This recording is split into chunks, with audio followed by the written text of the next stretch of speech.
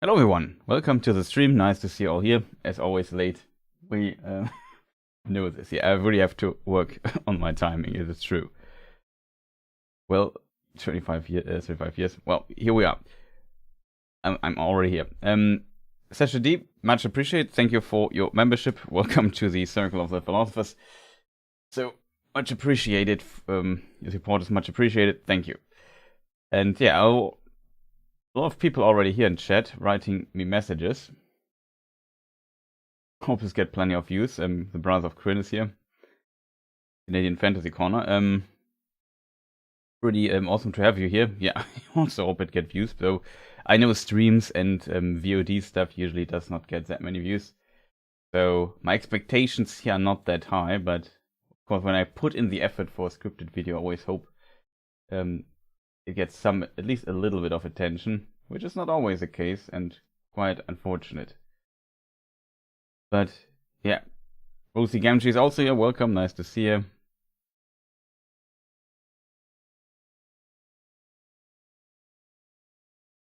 And yeah, very good also here. Right, hi Chris. Even with your disagreements, you still have still one of my favorite creators for Tolkien stuff. Much appreciated. Thank you.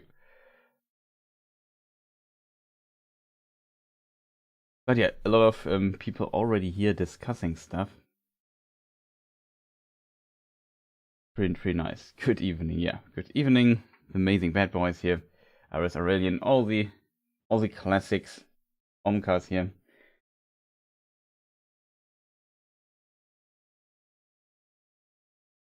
I've not checked it yet, to be honest, but I've seen you posted it. 44 minutes, 45 seconds. Very curious to see.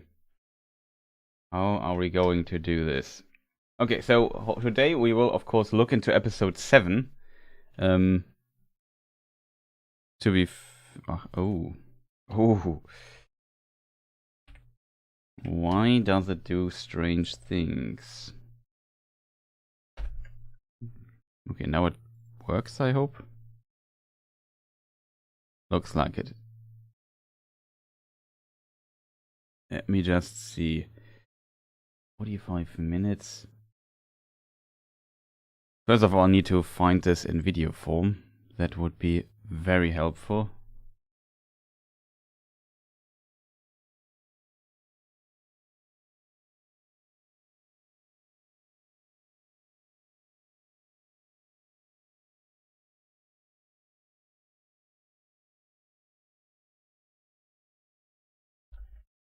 Let me just check a message here real quick.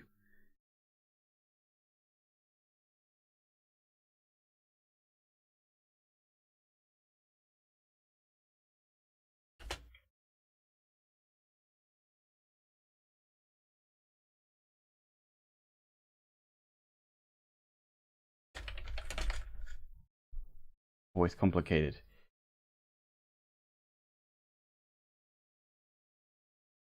Quite strange. Okay, whatever.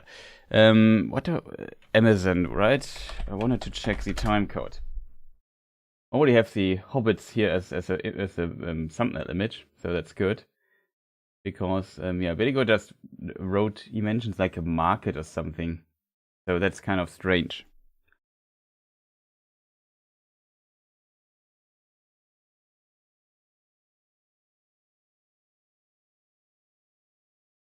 Just have to load up the episode. And get rid of the sound. 44, 45. Very curious what this might be.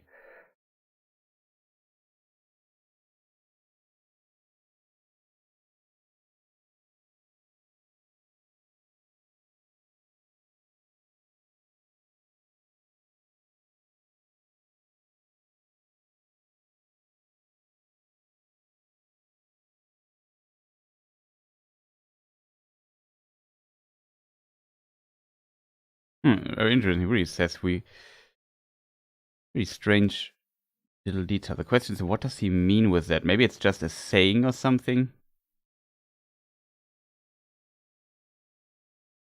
Doc says, well, we will go to the market with that crop, won't we? Interesting. What does he mean with that? I assume it's just some kind of weird saying which makes no sense in context of the hobbits being very isolated, right?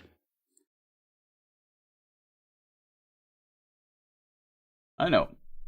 Some thoughts on chat on this. Probably can't bring this up to you, but yeah, it's in case people wonder. It's really interesting scene. It's 44 minutes, 45 seconds. Let me just see if I find it in my thing here. As I said, sadly I have not recorded it with subtitles.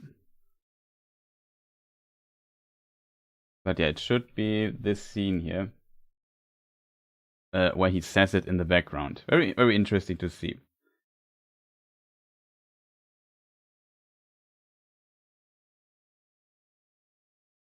Be right back.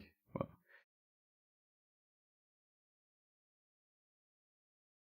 I think the market must be in Tiganelli. Yeah, it's pretty hard to say. Maybe, like, they also talked about frozen fish, which I assume is a place name, but market is not written in capital letters in the subtitles, so I would assume it's not a place name.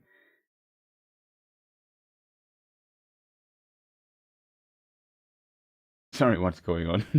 We're just discussing that Sadok says something strange in this particular scene here, which was a comment I got in the YouTube comments by Beligur, and he says he talks about the market. Sadok. It's kind of strange that said we can bring with this. What does he says exactly? Well, we will go to the market with that crop, won't we?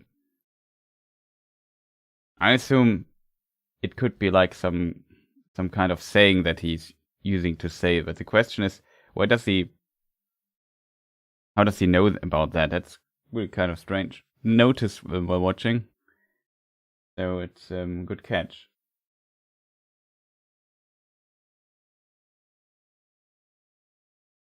Was just a writer writing filler dialogue. Yeah, definitely possible. It's just some filler dialogue for the background.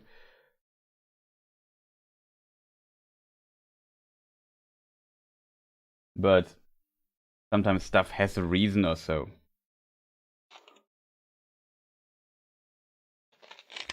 And this as always feels a bit strange, to be honest, because that would feels a bit out of place for the Harfoots, I would argue.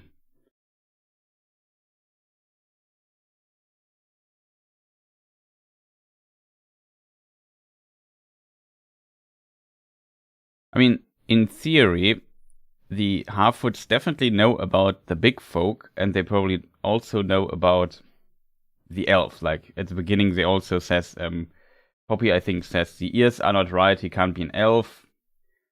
He can't be, I don't know, an orc. He can't be he's not a man. He's not from men, like he's not human. So stuff like that. It seems like they have some limited knowledge about the outside world, about other people. Maybe some hobbits hid somewhere and overheard a conversation, and as a result, they know about it.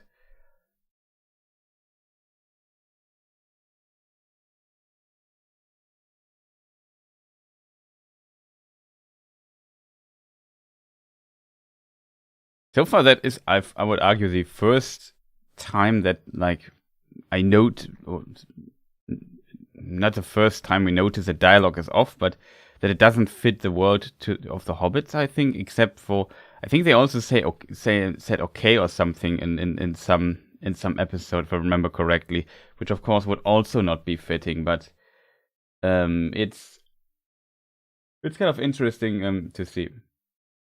Tutor the replicant.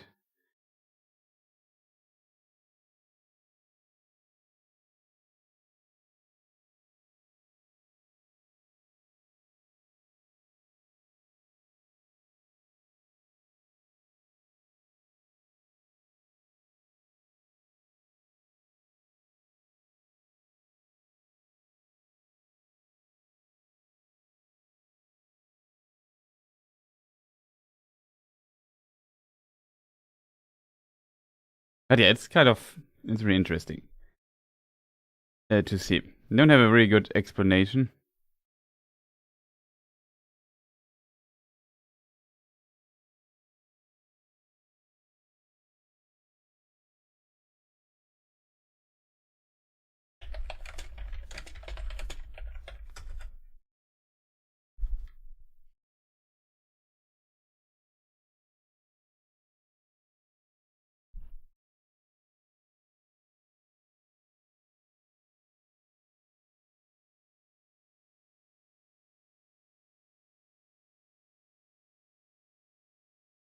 You mean the episode, Salvador? Overall, yeah, I also liked the episode, I have to admit. But maybe we start at the beginning. But it was just a comment that came up in the comment section, so I feel like, yeah, it was probably a good way to start the stream.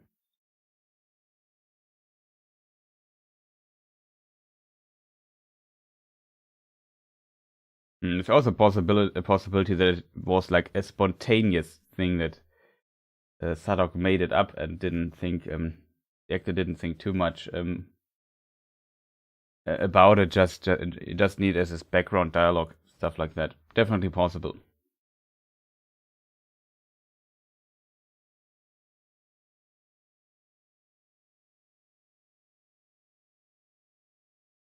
Yeah, do you think that the stranger is like Gandalf or one of the Maya? So, really good question. Who I think the stranger is? I'm not sure. At the beginning of, like, I don't know, when we saw him first time in episode 2, I think I was almost sure it is like Sauron or so. Then seeing him a bit act throughout the episodes, he seems too kind for Sauron, in my opinion. So in that regard, if we talk about Halbrand being Sauron, Halbrand is not nice in a way. Like, sometimes he maybe is, but sometimes he is clearly not, and sometimes yeah, I don't know, his what he says to Galadriel, how he works, like give your enemy the means to master their problem and then master them. And that's exactly what Sauron does. Like, that's playbook Sauron's in the Second Age, and that fits much more to a stranger who is sometimes, it feels a bit clumsy with his powers, as people have pointed out. And as a result, I would say, yeah, he could be maybe Radagast, he could be Gandalf. As said, I'm still a fan of the Man in the Moon theory, but now with him, seem like he's able to cleanse the power, to use his power to cleanse the burnt tree, to heal it and the surroundings a little bit. That was quite impressive, I have to admit, and feels less like Gandalf, more like Radagast, I would say. Also that he is so clumsy. Like, for example, Saruman, like, his name translates to Man of Skill, and Man of Skill shouldn't appear that clumsy at times, if that makes sense.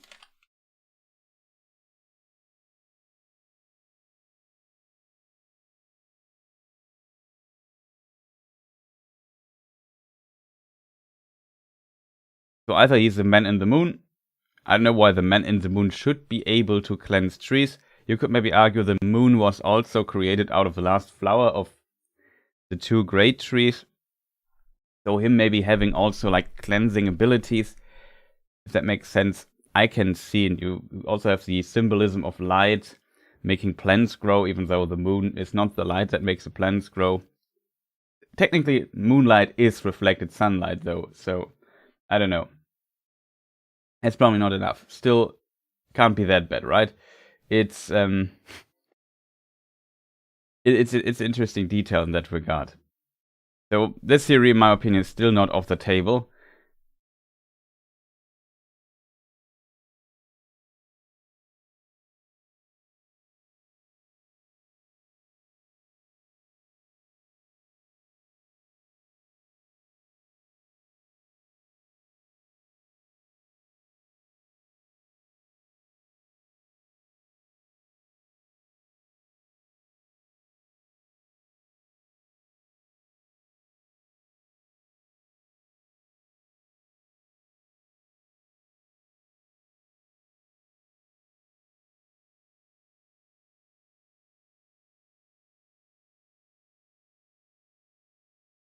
I think it has to do with Yavanna and the End Wives. Maybe.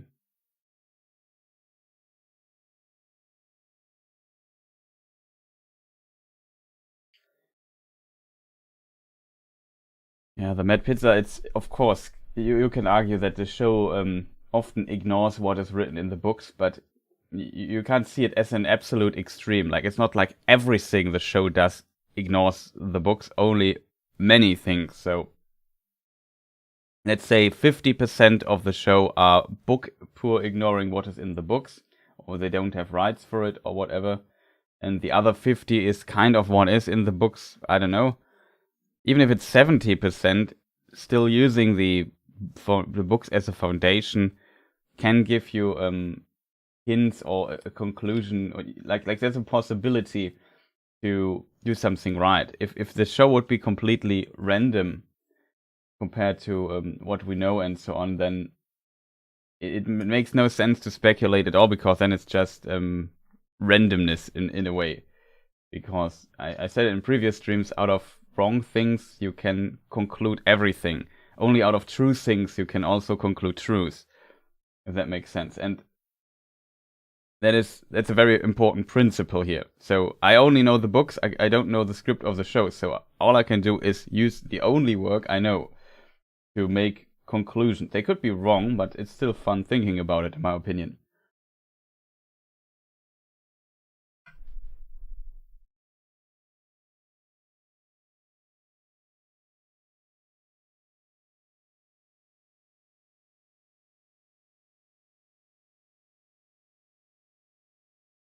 And then they do stuff like the mystery. Yeah, the mystery is just a weird thing they do. Maybe you could also make a poll, because I have no clue how people like this episode. I think this is a really mixed an episode with a mixed reception. I said it in the review already. Let me just think for a moment.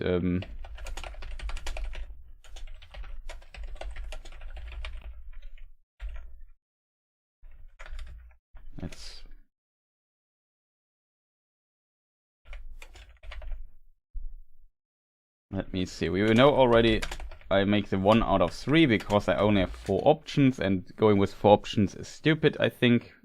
5 would be better. 1 out of 3, bad. 2 out of 3, 2 out of 3 is neutral, kind of. And 3 out of 3 is good. 3 out of 3.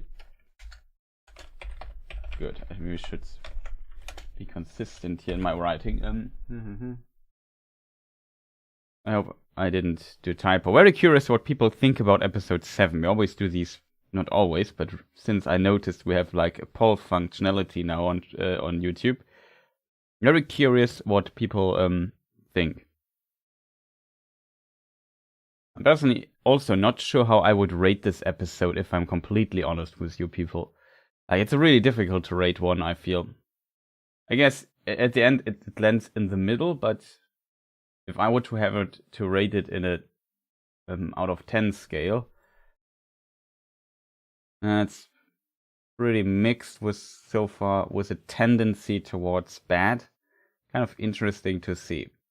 I would still say not the best episode for me, but it's also, I would also rate it 2 out of 3 or something, so I would also be more in the middle like you.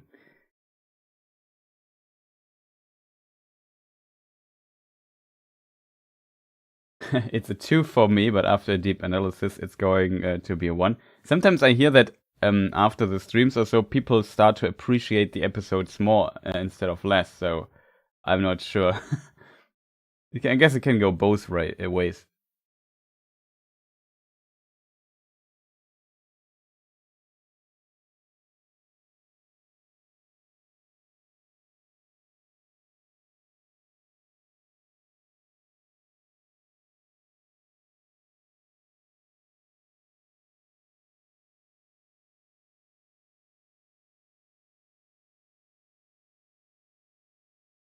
Yeah, I have to say, I mean, let me just see what screen do I have activated? Okay, I can search it. The title screen at the end was really weird. I have to admit this. Like the scenery and all look kind of great. Look pretty cool, I have to admit, but like this here, and then I don't know, a moment later, it switches to Mordor. I have to admit that was kind of cheesy. It's somebody cut it out, put it in a specific format, and said it looked like a 90s album cover, and it's completely true. Like, it could be like a album cover of a metal band. It's kind of funny, I feel. Maybe let's end the stream, not the stream, the vote.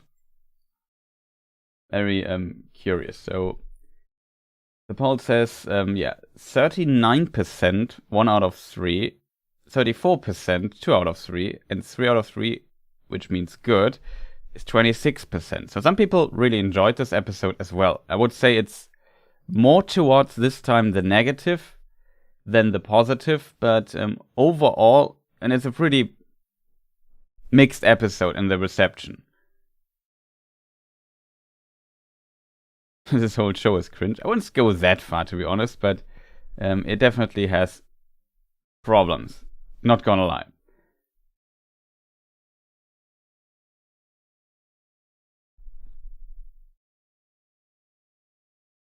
Analyzing it, you encounter all the problems and the few good parts and understand how it could have been done differently. That's why I'm losing scores for me instead of gaining. Okay.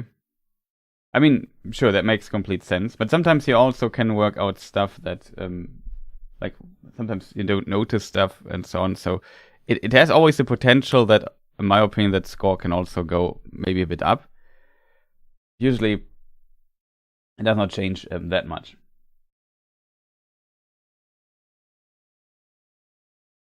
It was. That is not true. Orodruin was shown inside the episode. I know, not many times. And it makes sense that you don't see it that often because of all the foggy ashen mist going on. The view distance should not be that high. So I can forgive that kind of. But there's a scene where Theo and Galadriel walk through the forest and Theo watches into the distance, and there you see him, and there you see also Orodruin one time. I just have to find it. I think I marked it as a shot somewhere.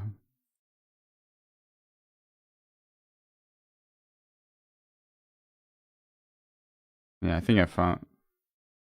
Did I find it? Maybe I marked this here. Yeah. Yeah, this shot exists. That's in the middle of the episode. I can't tell you the exact time code of this, but this shot also exists where you see in the background, you see Tir Harat here, you see Orodruin still pumping out fire and ashes, so that seems to be a thing now.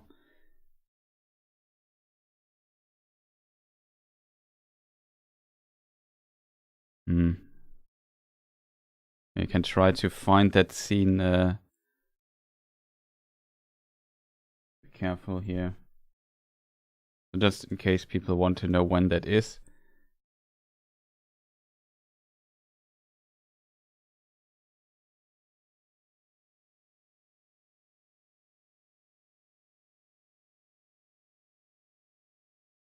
It is 19 minutes 19. So in case people want to know about this stuff, it's definitely 19 minutes 19.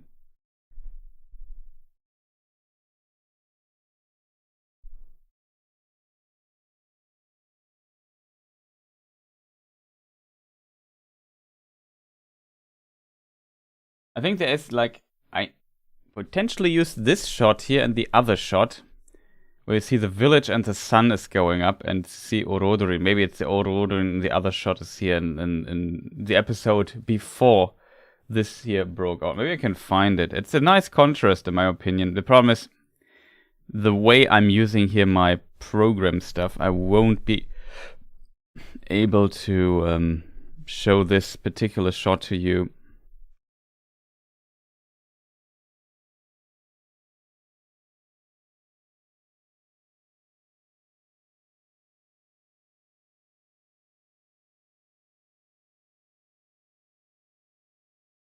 No, that's not working.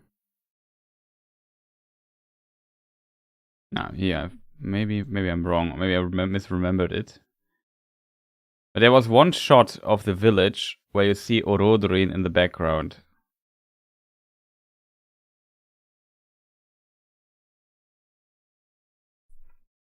I think it was in episode 6.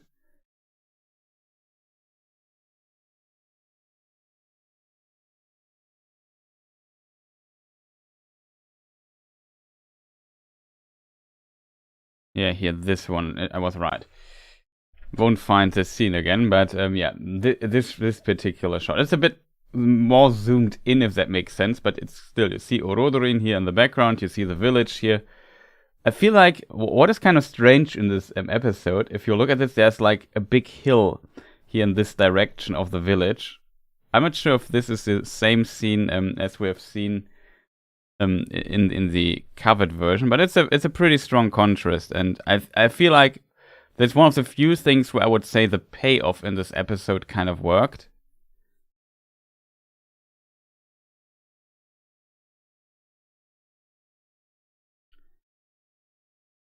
And yeah, that's pretty interesting. Like here, I mean, it's more buildings now, and the angle, like the other shot, is more from this direction, I think. So or maybe, you know what I mean. This mountain is more, the Orodrin is more here, but it somewhat feels like the landscape got a little bit less hilly, if that makes, if you know what I mean.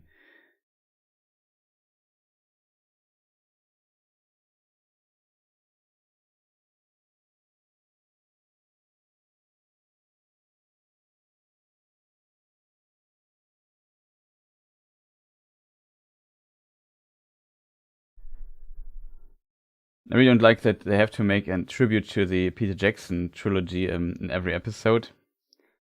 Yeah, I know what you mean. Like when they said they want to make something that is very different from what Peter Jackson did, they were, in my opinion, only half right, because they reference Peter Jackson so often in this show. It feels a bit strange that to see so many references every episode. Though I have to say, so far only episode 6 is the episode that takes a crown for most references. I feel like that was it was appeared very often. In the previous episodes, there were also, excuse me, to yawn, also a lot of episodes, but a lot of references, but not as many. And a few references. I mean, the Peter Jackson Lord of the Rings films are such a juggernaut, you simply can't get around it. Like, you will get compared to it. I find it fine. In a way, Peter Jackson also, like, copied really he really copied some of the scenes of Lord of the Rings Bakshi films and so on. Also some artwork that existed before, for example, by Ted Naismith.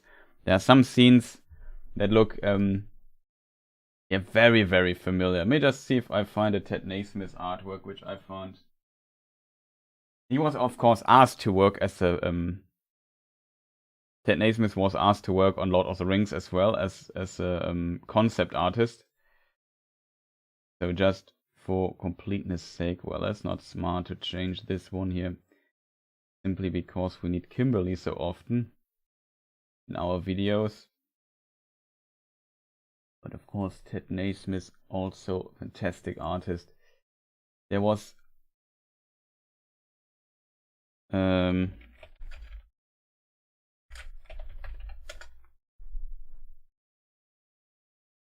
no.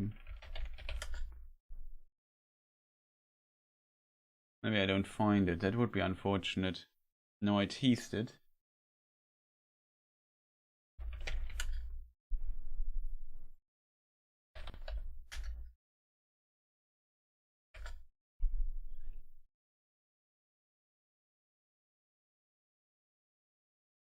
For example, this particular shot here, in my opinion, yeah, in Lord of the Rings, it's a bit different, but you still have, like, I don't know, the background, you have Orthanc, you have the eagle with Gandalf flying away. I mean, it's kind of logical to portray it like this, but everything in this, like, is very similar to this particular artwork, I feel.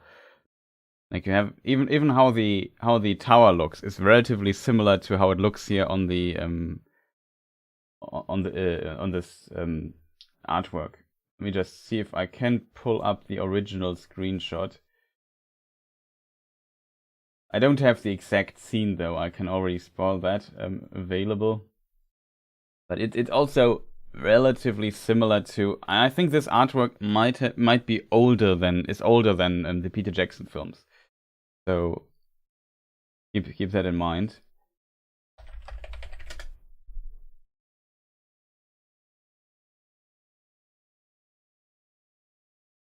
I mean, I really like this shot in the films, don't get me wrong.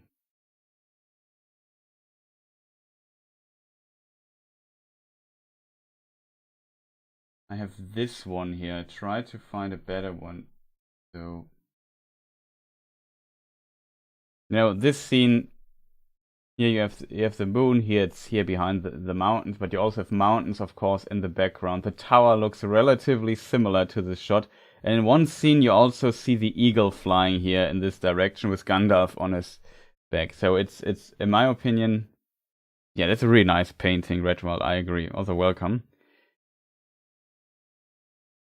It's kind of yeah, it's very, like, I definitely think you see the similarity here. Like, of course, the color is more fitting to the film, so it's a bit more into this greenish bluish direction, but you get the point. I feel like the scene composition is very, very similar,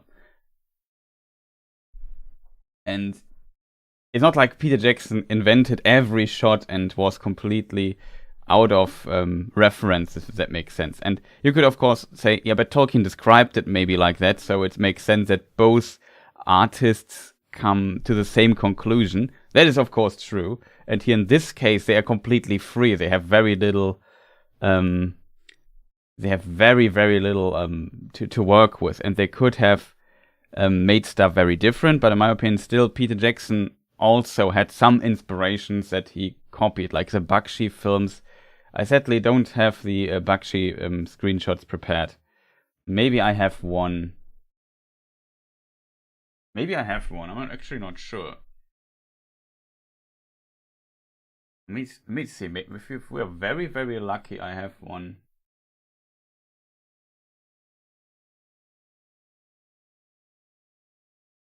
Oh no, that's not here in this folder, I think.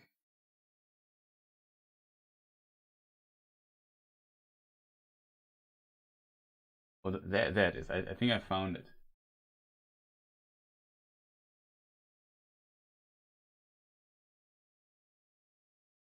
Now we commit the cardinal sin of oh, Chris, stupid. But yeah, this particular scene, for example, from the Bakshi film, where the hobbits hide under this root, you see the Nazgul looking for them above and so on. There's so many similarities between this scene and how it looks in the Peter Jackson films. It's like it can't be hidden. Like, this 100% a reference to that. And Peter Jackson for sure knew the Bakshi animated films. Shout out to Ralph Bakshi. Let me just think.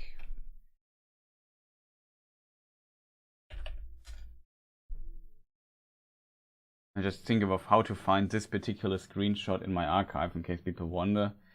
I have a lot of screenshots here. It's sometimes difficult to find the one you need. I've had it. Stop.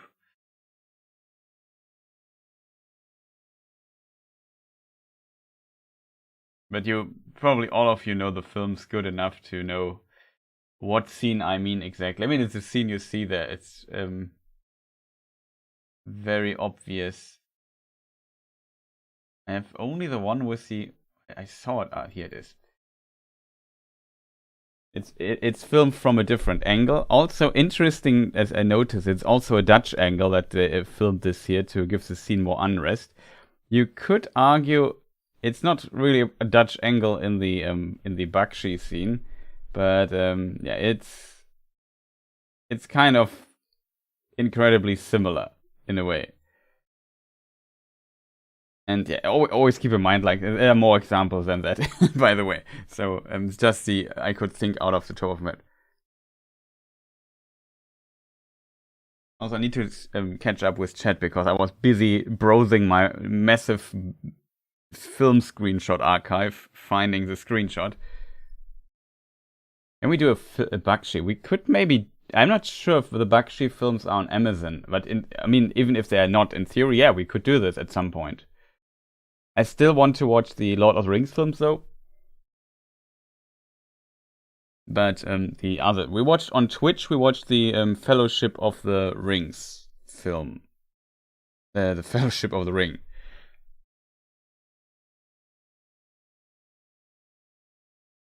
I think he later admitted that he knew the Bakshi films because he got a bit of backlash for it. It's simply too obvious that he never saw it. Like,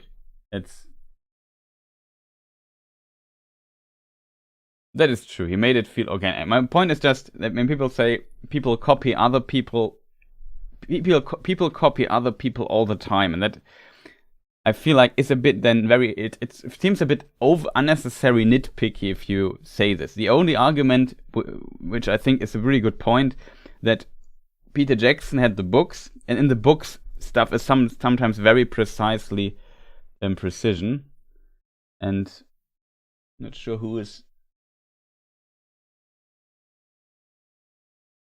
On YouTube, it might be on YouTube. I'm not sure if they are free or so. I'm not sure how the license stuff is. In theory, they're not public domain, so we have to be careful with that. Also, hi Rosie, nice to see you. Maybe you didn't say hi to me, but to somebody else. I'm not sure.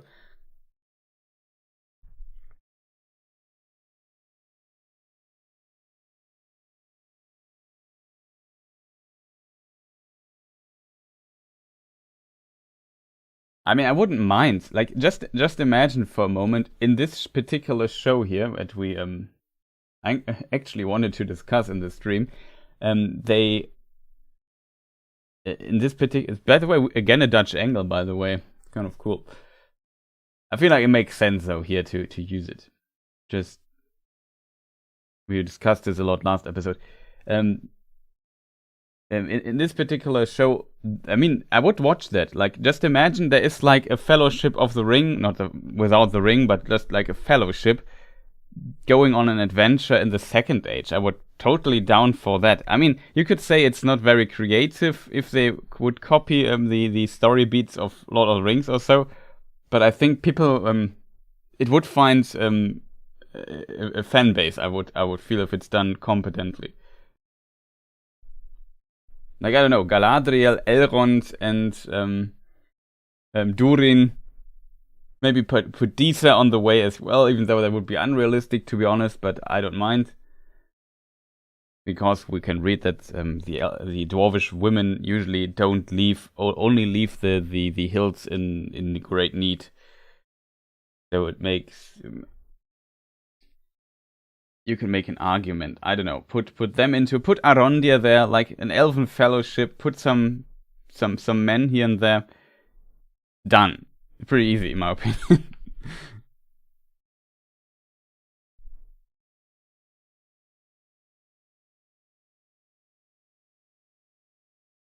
Turin and his band of merry men. Yeah, it's very merry men.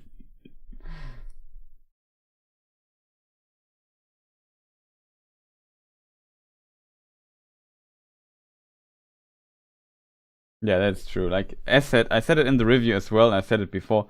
I definitely feel like the show is not the greatest adaptation of Tolkien. Like, it feels too different at many times. Sometimes they kind of nail it, in my opinion, but very often they don't, and that becomes noticeable, especially with all the weird changes and so on. Like, the problem with changes is always you know how it should be, and if you change something and it doesn't work, or it seems strange, or you don't see why did they change this exactly, then you ask them, why didn't they just go with what was written? That's like an automatic question. I feel like in an adaptation they have to change a lot of things. They have to invent characters, and so far I have to admit the invented characters in the show often work relatively well. Not all of them, I guess, but like the Harfoots I like. I like I like Arondir. Like, just remember how much unfriendly, let's put it diplomatically, unfriendly comments and, I don't know, messages and complaints the actor of Arondir and of Disa have gotten before. And I'm not talking about any interviews out there. I'm just talking about the announcement of the cast. And I think Disa is for sure became one of the favorite characters of a lot of people, or is at least in the top list of the favorite characters in the show.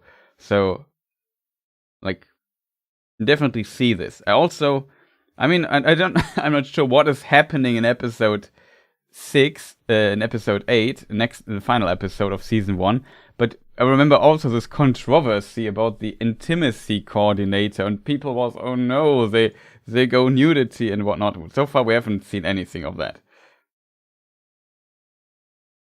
I think the most romantic thing, or I don't know, intimate thing we have seen in this show was a kiss or something. Like, we have seen multiple kisses, to be honest, but that's it. And I'm totally fine with that, but sometimes people also blow stuff out of proportion, in my opinion.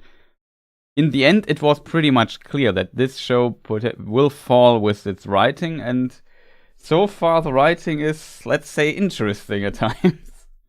But still, like I said, we made the vote. I haven't said what I would rate this episode. Overall, I don't know, the show, and I recorded a few times already. I tried to record like a review for a review for episode 6, I think, or was it 5? I forgot, in German. And there I said like that the good stuff and the negative stuff is present pretty much in every episode, and it's mostly writing, and they neutralize each other. And at the end, you land somewhere in the middle, and it's a big problem for the show. And yeah, it's the same with this episode, I feel, though I would not be as negative as some people. I would maybe land definitely at a 6 out of 10, or maybe even a 7, but 7 would be maybe a bit too generous. In the context, I mean, you always have to put it into context, I guess, but that makes stuff different to rate. The Petro writes, Arondir is my favorite character so far, surprisingly. Yeah, Arondir, I also really like him. Like the actor, like what he's doing. He does, in my opinion, a really good job. Yeah, we also saw you mentioning that in the comment section, Beligo. Where do you think Disa's sudden outbreak of greed comes from? Maybe a dwarven ring of power already? No, I don't think it's a dwarven ring. I think her motivation here, why she's like, it was already hinted, in my opinion, a bit that she has ambitions, that she wants to be queen with Durin of Khazad-dûm, and now she had, like, her motive is, you have seen it in episode 2 already, that Disa likes Elrond very early. She is very welcoming and embraces, he hugs him. You remember this dwarven hug? And it was kind of funny. And you notice that over the past few episodes, when Elrond was working together with the dwarves and with Durin and Disa and visiting them, even though she also lied to him once because she's 100% loyal to her husband, but she really likes Elrond, and she sees that Elrond is coming to them and asking for help, and the dwarves don't want to help Elrond and the elves. And she sees this as a mistake, and she sees this as, that makes her really angry in this episode. I think we have never seen really angry. In this episode, she was really angry at everything that happened there. And this anger, I feel like, kind of makes sense. in the context of that. In a way, Durin III, the king of Khazad-dûm, is right that digging too deep there into these mithril veins could lead to a lot of problems and so on. But on the other side, if he doesn't do this just from the book perspective, and not from a book perspective, from the perspective that the elves are gone, and it would also be as bad as finding the Balrog. It would be also the end of the people there. Like, in the case the elves are gone, Sauron will win in the Second Age. Like, he was so close of winning in the Second Age. And the only reason he didn't was because the Númenóreans came. Else, Sauron would have dominated Middle-earth in the Second Age. The only factor that was too much to handle for Sauron were the Númenóreans, and also Tolkien writes in one interesting text that it had to do maybe that Sauron again was a bit too impatient, and maybe if he would have attacked potentially earlier or later with greater force, I'm not sure how Tolkien phrases it there, he could definitely gotten a different outcome from the war against the elves in the Second Age. So you have to kind of keep that, in my opinion, in mind if you discuss this. However, when it comes to Disa now, I think that she's really angry, and her ambitions are less driven by greed, less out of that she sees the need to help the elves. And it won't be done because Durin's father is so incredibly stubborn in this regard. And, I mean, it's a tough decision for him, so what on earth is this? Log on with this. I have to just check something really quick here in the technical department. Durin is in this Disa in this regard really wants to help, and it seems not to be possible. That makes her really angry, and that is, I think, it's in my opinion, not necessarily her greed. Also, why is this now not in English anymore?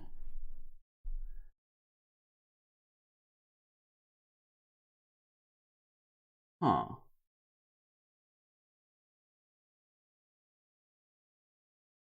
Just have to switch a language here. But I'm not sure if Chad agrees with that, but that is how I understood Disa in this episode.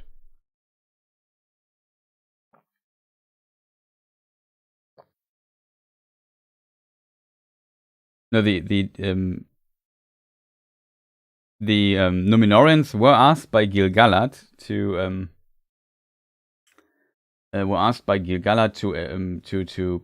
help in the war, or not in the war, against Sauron. He said there was like an evil coming up in the Unfinished Tales.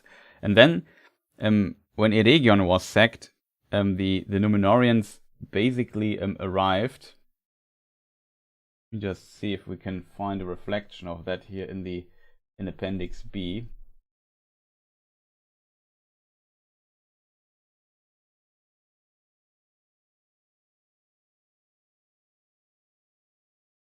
Yeah, here. 1700, Tar Minas Tir sends a great navy from Númenor to Lindon. Sauron is defeated. Like, it's very briefly only mentioned in Lord of the Rings. It's more fleshed out in the text from Unfinished Tales. But here, at some point, after the One Ring is forged, 1600, there's a huge war breaking out that lasts for like 100 years or so. No, not 100 years, a few years actually. But it takes 93 years till Sauron attacks. And this potential hesitation, maybe also haste Sauron has, depending on the perspective, I guess, potentially leads to that Tar Minas Tir surprises him and can destroy his armies. So, spoiler for the show, by the way. Because I think that we might see next season.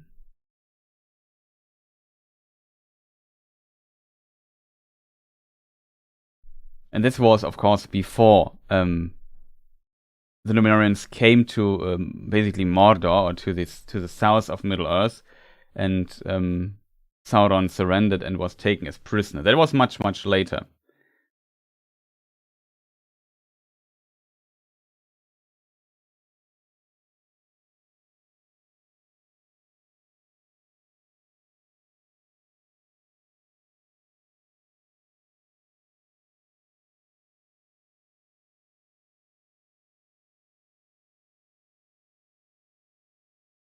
Yeah, Chemist writes, thought the Durin Elrond scenes were good this episodes, but considering that it seemingly confirms Mithril preserves the elvishness is a huge red flag for me. I lost a lot of points for that one, yeah. Sadly, this episode has a scene that confirms the stuff. I forgot where it was. Oh, that's the wrong stuff here. It must be later in the episode. Here it is. Yeah, here we see like the cursed, the I don't know, decaying leaf, whatever you want to call it, with the black goo. It's lying on the table. Then, in sadness, that he potentially won't see Elrond again. He flings over the Mithril to the leaf, and suddenly the goo is disappearing from it, and we hear these whispers. Very interesting. Somebody mentioned that in the Discord. I think it was you, the real bad boy, right? And yeah, it's kind of interesting to see this detail. Like every time we have maybe this interaction, or we see it, we also hear whispers. So that's an interesting detail.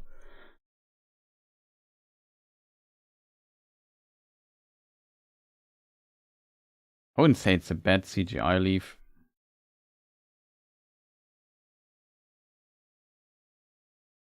So it's bad.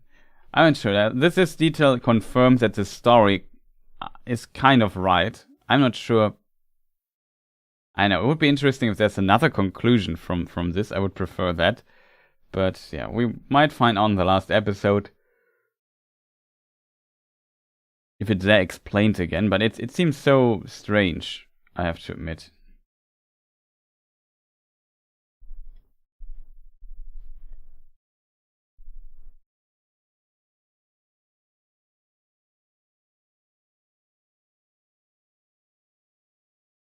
Yeah, the whispers are seen usually also when the sword comes, right? And then here again.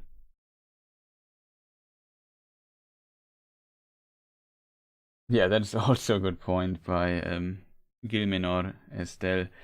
The show fails to explain why the fear of the elves is linked to the tree in Linden. Yeah, are because it's plural.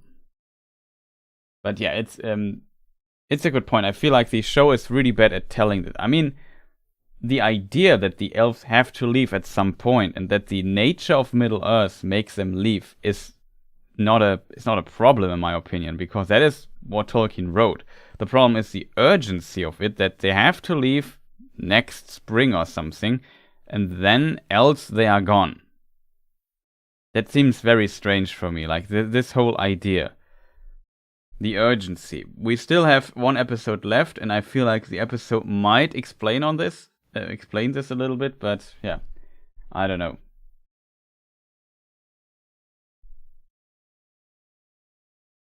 Frodo should have cleaned the nature by walking around with his mithril shirt. Yeah, he probably should. Some also suggest that mithrils may be platinum.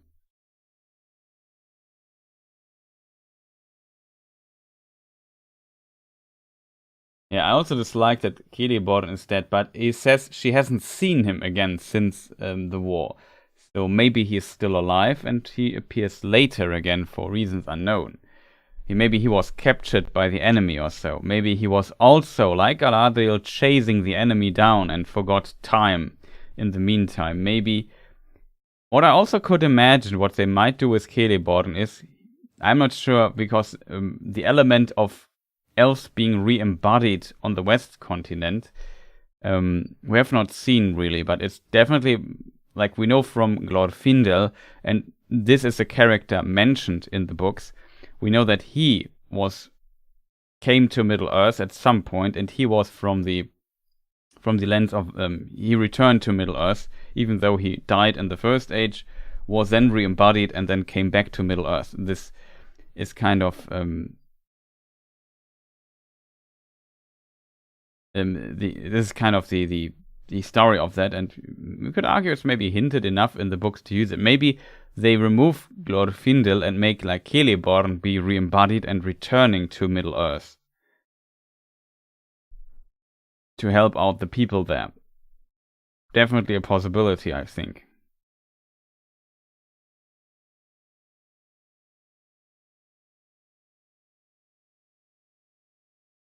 I agree with Zushan there. They never said he is dead, and I assume, like, just imagine, it is such a strong motive. Like, they showed the death of Galadriel's brother, and he has seen at least the corpse or the dead body of her brother in this one scene. She has not seen the dead corpse of her husband, which is a very interesting detail, in my opinion, because it would also be like, of course, losing your brother is already bad, don't get me wrong, but losing your husband, I feel, is the person you have a very strong love bond to, that's even greater. So it would be far better motive to show him. I mean, I don't know. I'm also not convinced he's actually dead. Maybe he's chilling with Círdan on the seas or so. Yeah, we haven't seen Círdan as well, so maybe this is connected. The problem is, if we are 1,000 years into the Second Age, we need really a good excuse why Celeborn was missing for 1,000 years. I mean, they said he might appear, so it could also be that Celeborn is really dead, and they go for a completely different timeline here than Lord of the Rings, which would be strange, to be honest. But let's consider this option as well. Then he could appear in flashbacks in Season 2 or something like that. So there could be a Celeborn in the show and cast for the flashbacks, but an actor cast for Celeborn in the show, but he's not alive, if that makes sense. So that's also a possibility. Even though he was killed, he's re-embodied in Valinor anyway. However, in this regard, like in this context, it would be a very strong reason, and that is a thing I don't understand. Like, let's say, for Galadriel, who lost all her brothers, her husband, and so on and so forth, everything is terrible. Like, the only place where she can go, where she can see those people again, is Aman, the West continent, because there, elves at least get re-embodied when they did nice things, at least. I mean, Fëanor not, but yeah.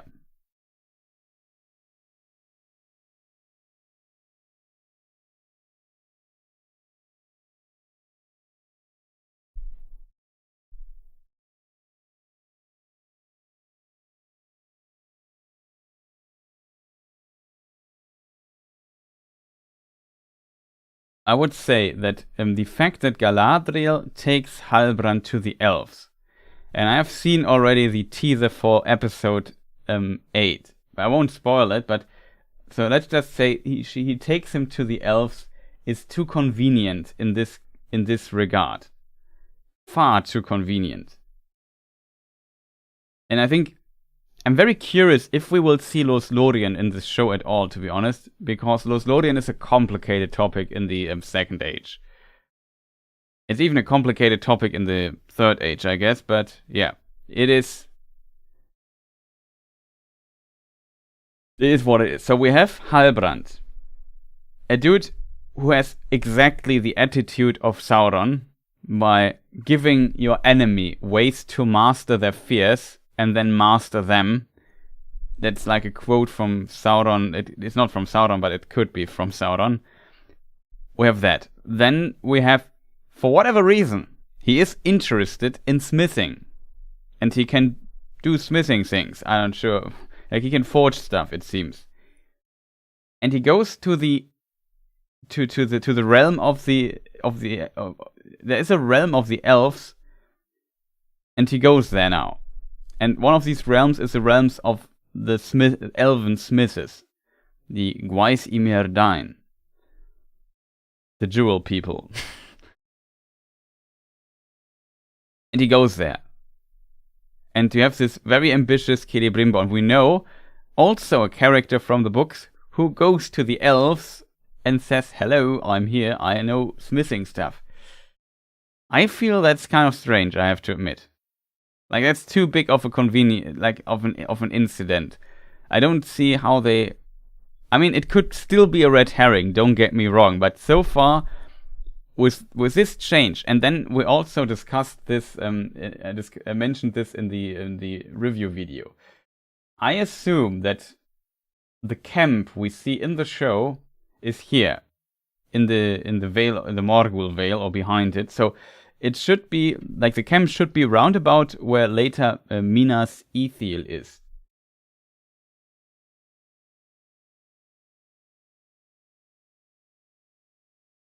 Let me just see, chat. Minas Ithil.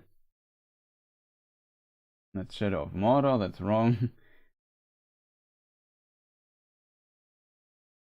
This place here. Looks distant, like the landscape looks distantly similar to the camp, if I'm honest. Maybe let me check the camp scene. I forgot just where it is. It must be next scene where Galadriel shows up. Numenorean camp. Here it is. You see definitely the parallel here, kind of. I mean, it's just a valley in the background with both scenes. Looks somewhat similar, I have to admit. Kind of fascinating. I assume it's exactly where Minas Ithil is later founded by also a potentially dead character, Isildur. And he has to travel.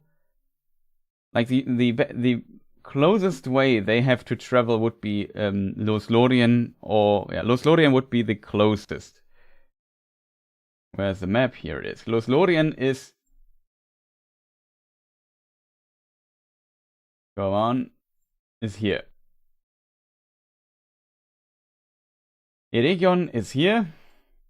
And this Eregion is around. I used the map of Tolkien. I got out a little measurement device. I used the index of the map thing to know how the length, and I roundabout measured, let's say, 800 to 850 miles.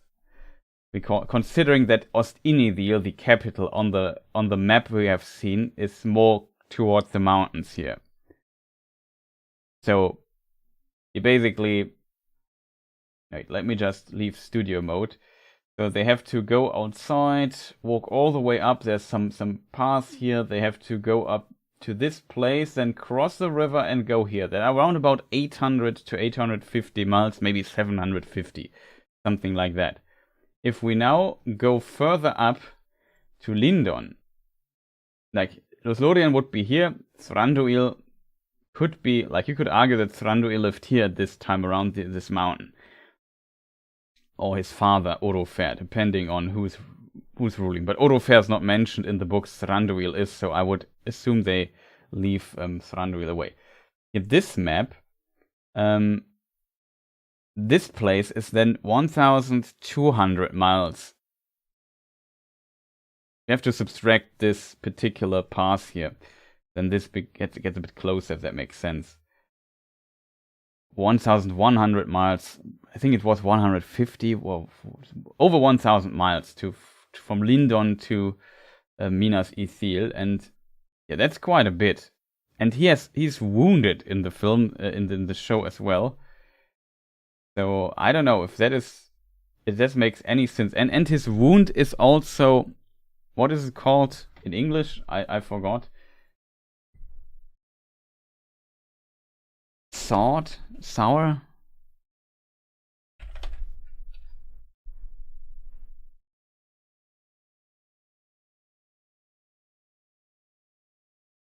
And his wound is infected, maybe?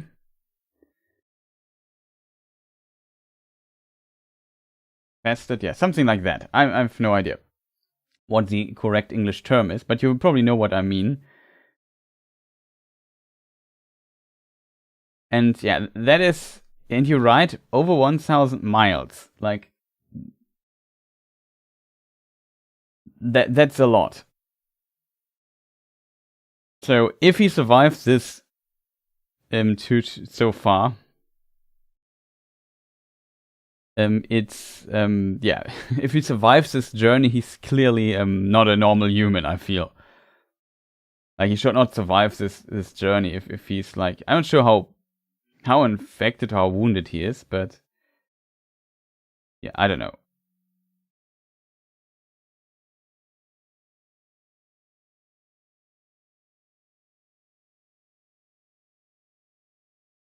Yeah, we don't know it exactly, but for Glorfindel, like Xemet writes, it was my understanding that it takes an extremely long amount of time for elves to physically reincarnate out of the Hall of Mandost. If we take the example of Glorfindel, also I have somewhere a pretty good artwork of him.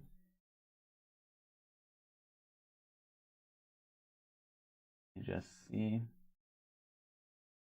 where we have it, so we know who we are talking about.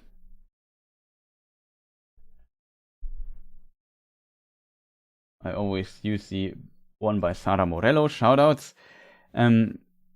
Glorfindel died in the fall of Gondolin. Gondolin was one of the last elven cities that fell in the First Age. If I remember, I forgot the date of his death, or when Gondolin fell. It was, I think, 490, 510, 520 in the First Age. In the years of the sun, I should say, not the First Age. The years of the sun in the First Age.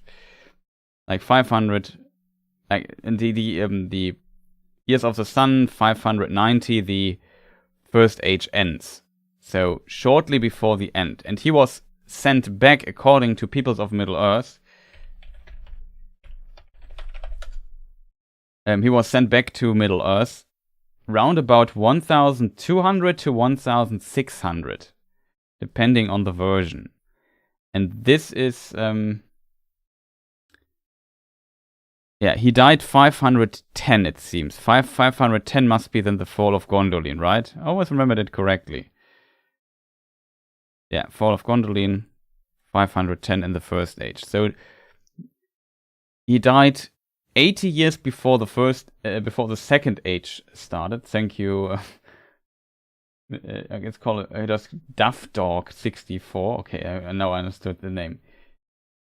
Is this a Simpsons reference? Just out of curiosity.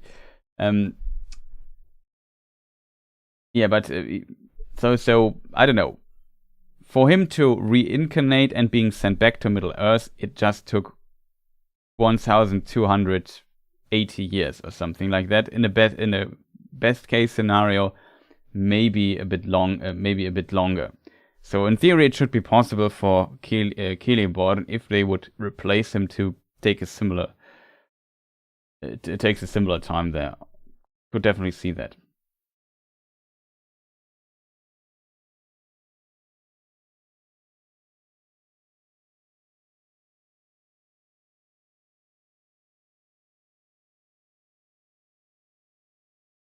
Yeah, it might be that that was a mistake, or not a mistake, but an accident by Tolkien, that Glorfindel is not the same person, that he's like the reincarnation of the First Age hero.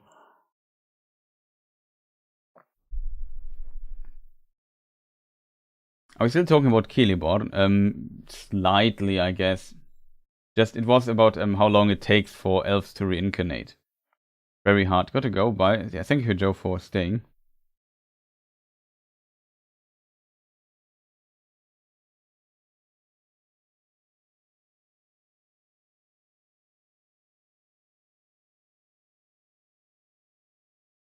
There's also the mentioned, I think, the mention in the Silmarillion that also Finrod was reincarnated and lives with his lover or with his girlfriend, however you want to call it, his potentially future wife. Was it Amaria? Could be. In Aman / Valinor. If he lives in Tirion, is Tirion part of Valinor? Probably not.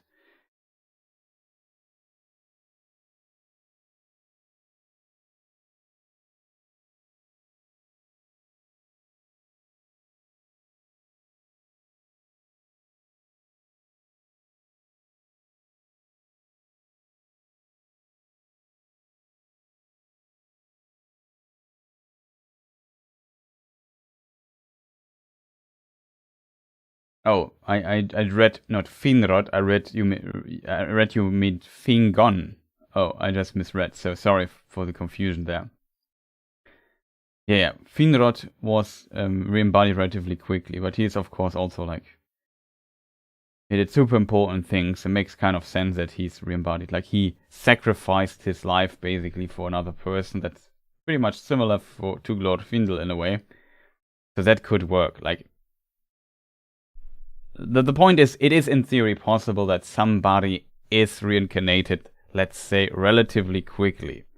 How long it takes for it's not mentioned. I guess I wouldn't say it doesn't matter, but you can make an argument for it for sure.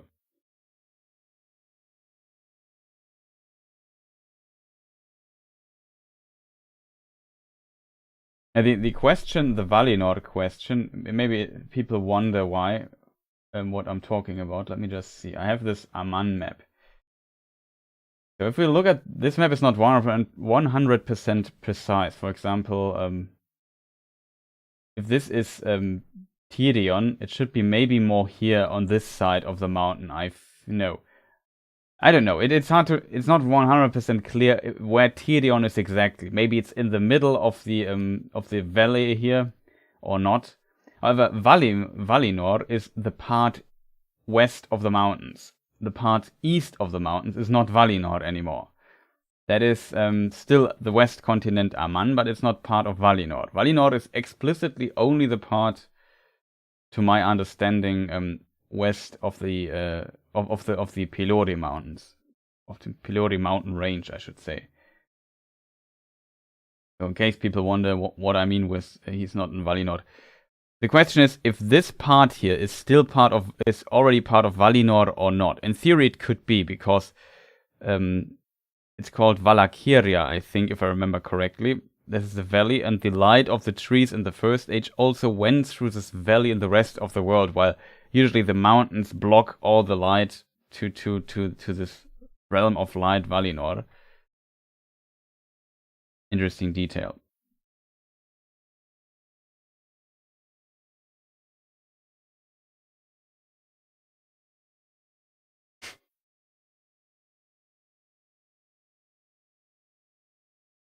The Undying Lands are, in my opinion, pretty much.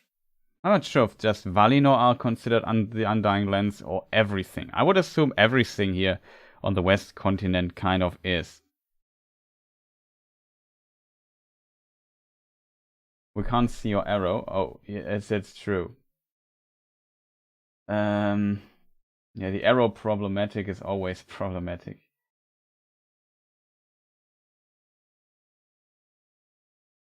But yeah, this part here is west of this mountain range is Valinor. This part here is part of the west continent Aman, of course, but it is potentially not here. It's not clear if, like I said, this is Tirion. I placed it here on this map. I think the main reason why I placed it here is it's on a hill, and I always assume it's maybe somewhere here. You know what I mean? But I placed it too far. Like I should have drawn this differently. This here is supposed to be Valkyria, so it should be more here on this spot, not over there.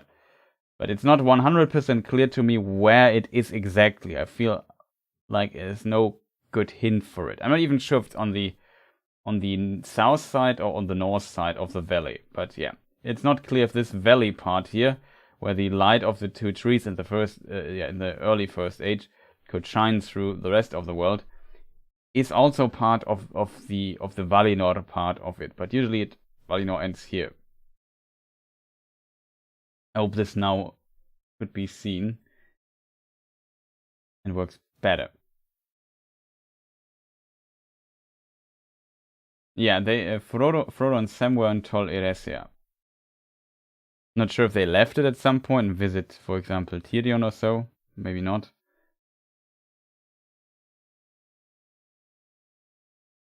It was asked in chat, Spielkalb. Because I said basically, I'm not sure if we talked about Tirion, if Finrod lives in Tirion or not. and I said something like, "Yeah, I'm not sure if that counts to Valinor or not."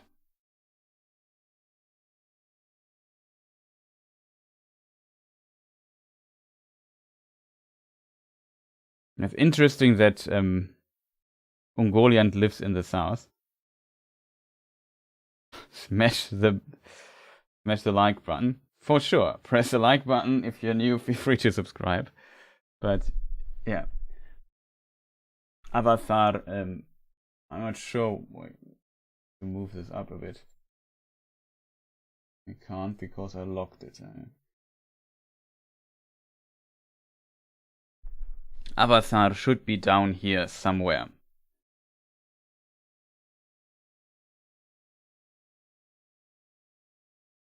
Got to go. Okay. Have fun, Spielkalb. But yeah, the whole thing is called the continent of Aman, and Valinor is just a region on it. Sometimes it's used synonymous. I can't say the word, but you know what I mean, as a synonym, and synonymously. That's what I want to say. With the whole thing, but in theory, it's not correct. In theory, the Valinor part is just west of the mountains. But I can't hit twice. That's true. I think if you hit it twice, you undo. I'm not sure if you undo it then. Would be.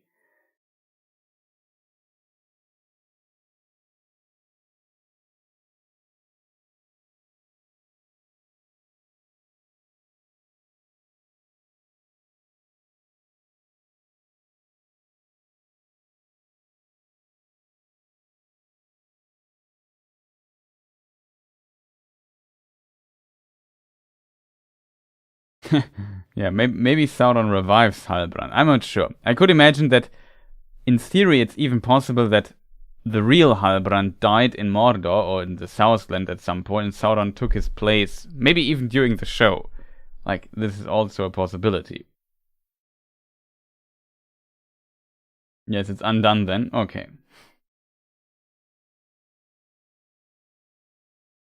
Yeah, like Numenor and Elena.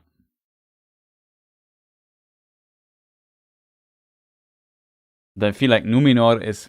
I usually use Numenor more in the context of the realm of men and Elena more as the island, if that makes sense, even though that might not... It's not necessarily correct.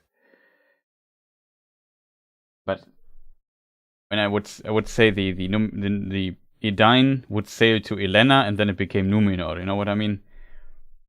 Though in theory it was Numenor before, because Numenor simply means Westland.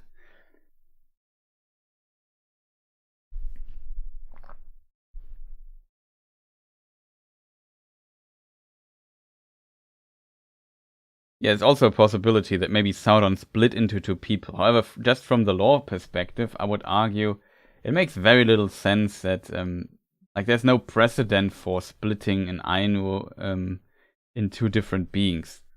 Yeah, he says he split him open. He killed Sauron.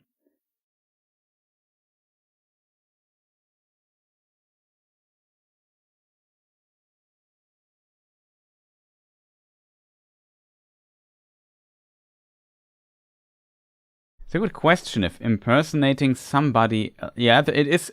Now as you said, it is mentioned once. Sauron, like there was the companion of Beren. Beren was the father, not of Beren, of Barahir. Beren is a son of Barahir. We know Beren and Luthien and so on. The father of Beren, Barahir, had companions, including his son. They were fighting, I guess, against Sauron and so on, and hiding somewhere. And one of his companions was called Gorlim. And this Gorlim had a wife, and he was sad, and that he could not see his wife, and so on. So he went close to where his house was, and then he saw light in it. And he thought, and maybe that's a special case in a way, but he thought he heard his wife or saw his wife even. I'm not sure if a visual contact was actually established. But yeah. He was then lured to the house and was then captured by Sauron. It's a very dark story, the one of Gorlim.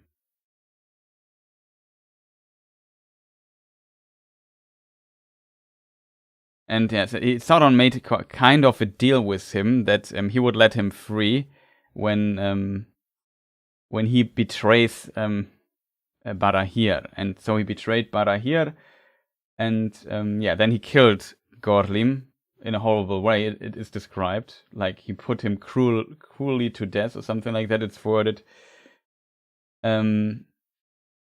And yeah, because his wife, he told him his wife was long dead, and he just basically tricked him in this regard. And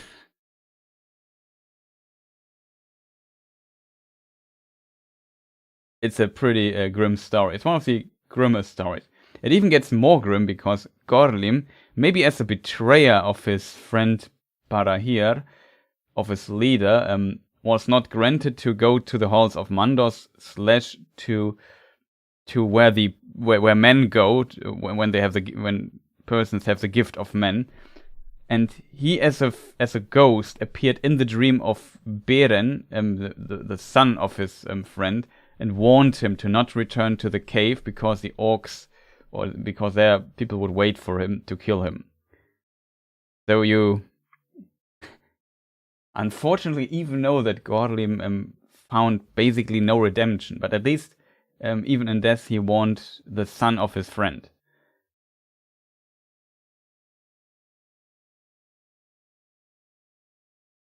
Yeah, the deal was he could be with his wife. And I mean, it didn't fulfill because his wife is probably in the halls of Mandos and then goes to the, I don't know, afterlife of men, and he was not going there. Maybe he could have went there as well, but declined to warn his friend, which would be a huge sacrifice to be in a way that makes sense. So it's a very tragic story. And yeah, never trust Sauron, but of course, he betrayed Barahir, but in a way you can't blame him. Like if I guess a lot of people would have betrayed their friend when they were captured by Sauron.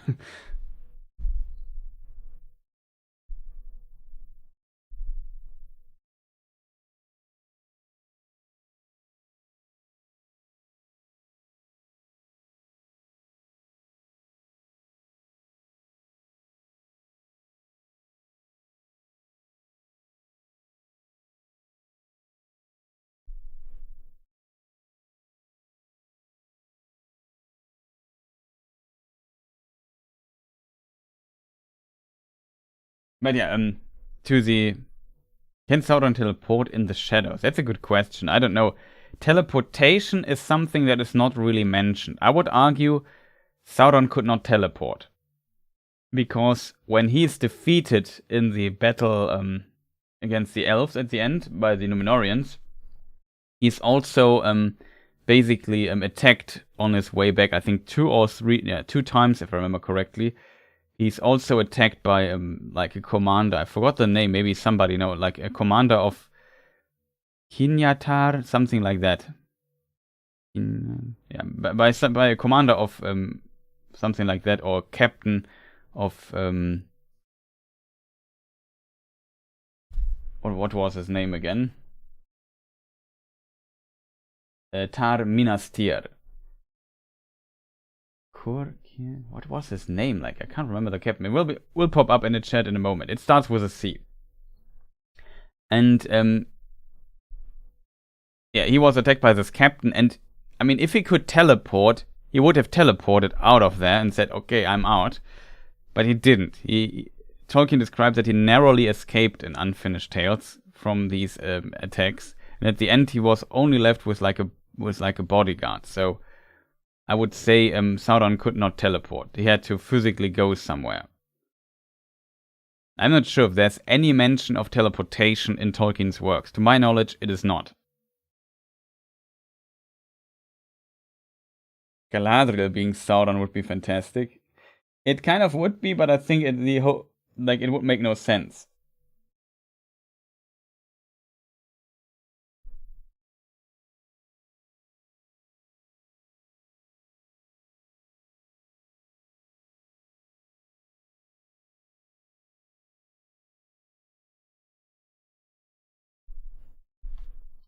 Okay, since nobody has posted the name, I have to look it up myself, it seems. Tar Minas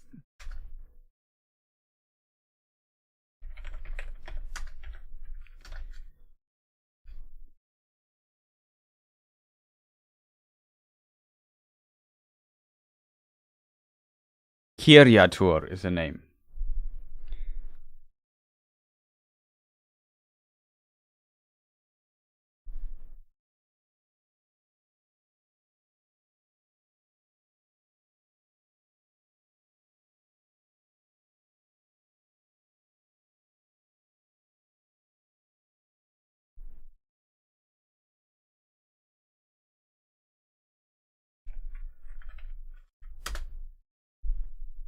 Yeah, it was a commander of the Numenorean fleet sent by Minas Tirith, the heir of the Queen and some force. When Sauron arrived, yeah.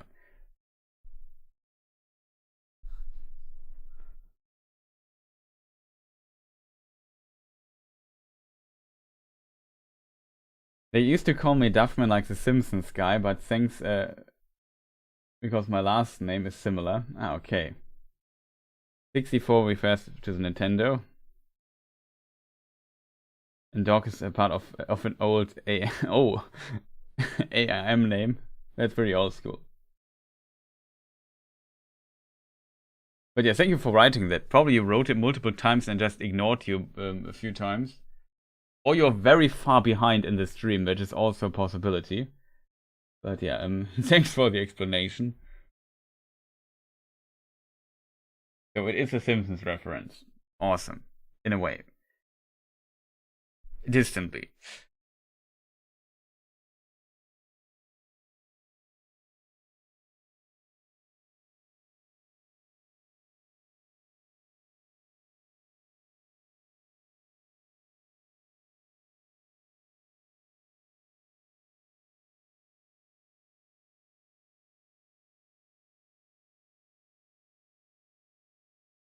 I mean, in the show, people teleport all the time, don't get me wrong, but I mean, in the books.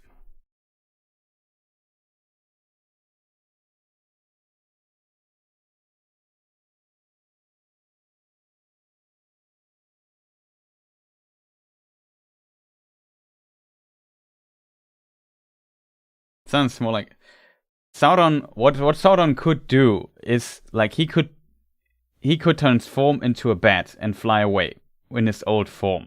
When he loses his body, he appears to be like a dark wind or something like that, and could move with the One Ring in the wind.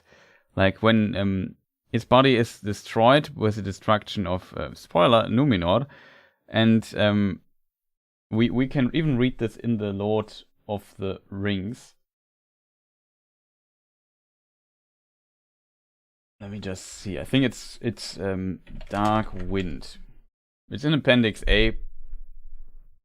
Unfortunately, I don't know the page. I only know the phrasing Dark Wind, but that's all I need to find it, I think.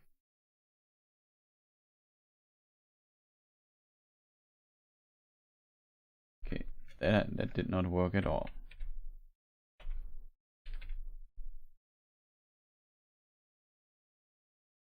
Sometimes I hate this program.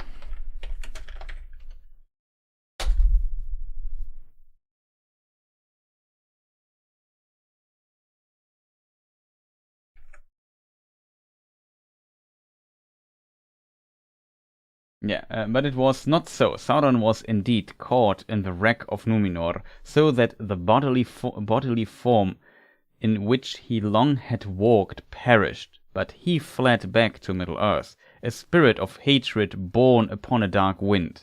That's the only thing.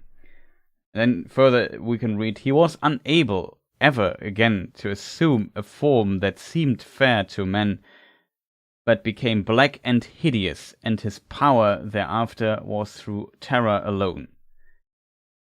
So that's what's written in Lord of the Rings. Maybe that is what they're referring to, but I can't remember that he could, like, I don't know, walk in the shadows, or maybe there is a weird reference like that somewhere.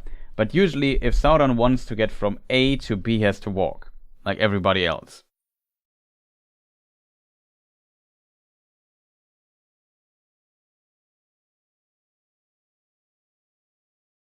what everyone, it has been fun. Have to go watch football. Okay, much fun with it. Not the Europe one, lol.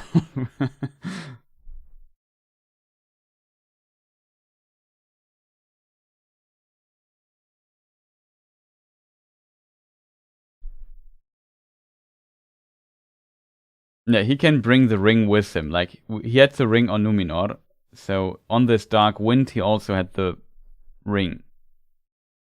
Which makes kind of sense in the context that Frodo also does not lose the ring or anything when he goes into the unseen wearing it. And you could also argue the Nazgul also still interact, even though they are mostly in the unseen world, they can wear a cape. And that also blocks their aura of terror a bit, and so on. And if you consider that that Sauron is a spirit being, like in nature, in his nature, he is a spirit basically, and that a big part of his will and power is in this ring, it's still part of his body, so it kind of makes sense, even though it might seem strange.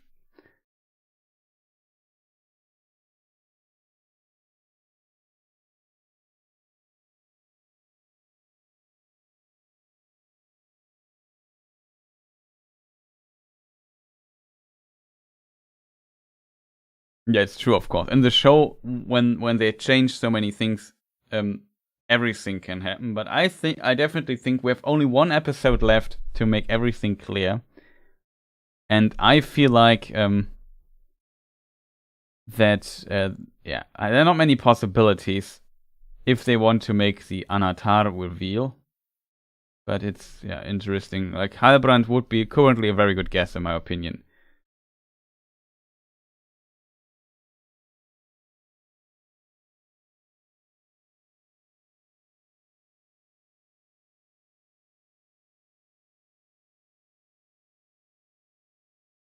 Yeah, exactly. I said it also when I talked about this scene. He also took the One Ring with him in the spirit form when he was a Dark Wind.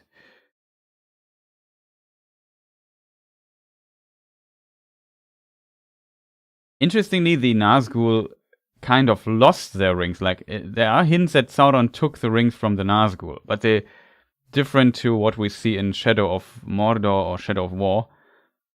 The Nazgul don't need their rings to be Nazgul.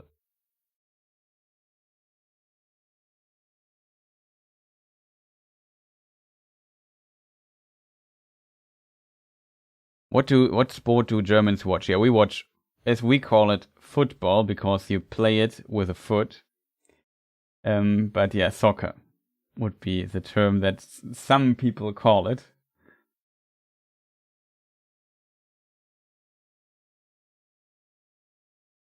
Yeah, only the United States calls it because for confusion reasons. But the American football variant is, I feel like, very, like, you don't play with your foot. You have it in your, why is it not called, I don't know, American handball or something like that? It makes no sense for me. Always wondered. But I've also no clue about the football there.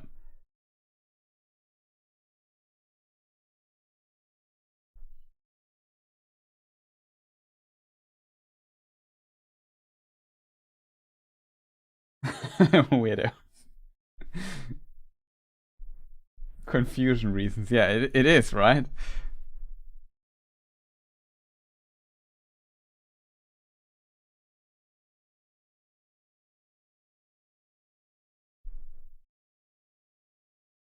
I think rugby is, from the principle, very similar, but it has different, more complicated rules, I think. So it's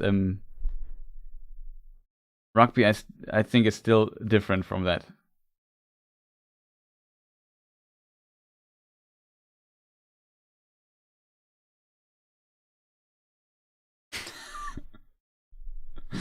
No wonder you Germans love this show.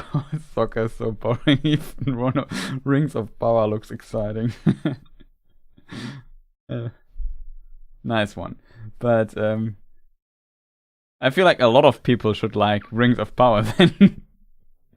It's not like we are the only one who like soccer / football.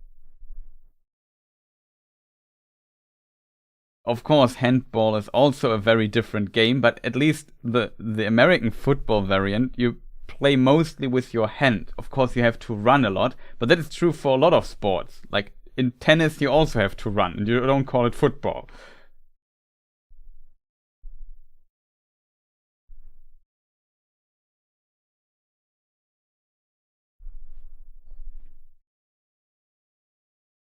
I mean, there is a kick, I think, in football. That is true, but it's only like and I wanted to call it an exception, I guess, but you know what I mean. It's headball.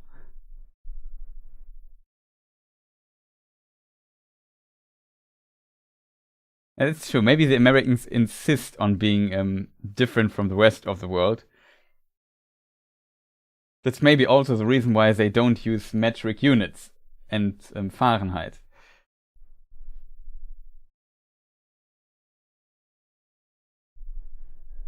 As one of like 4 countries in the world.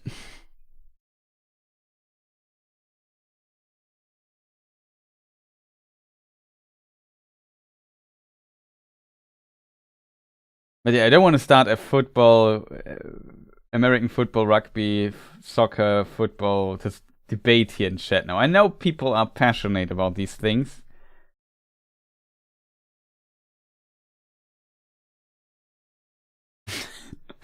The goalkeeper to handballer, yeah, that is true.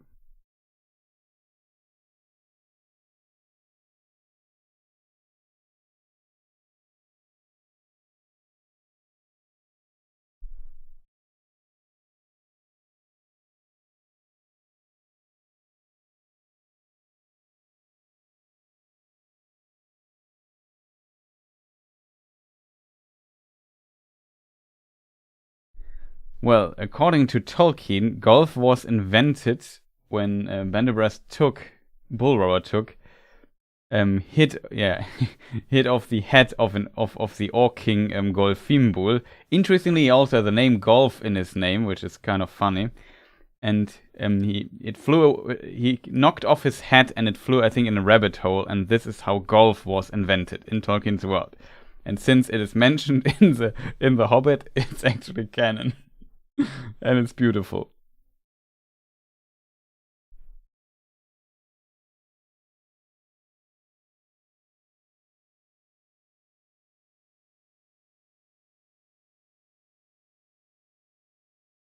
Yeah, that's true. Galadriel is skilled in athletic feats, I think he says, though. Not sure if you phrase it with games.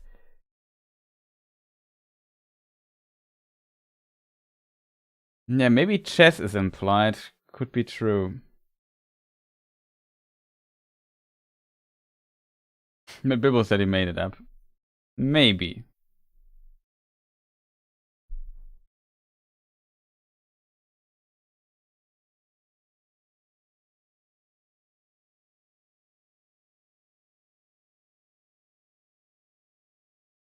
Somehow peace is being said. Yeah, that's possible.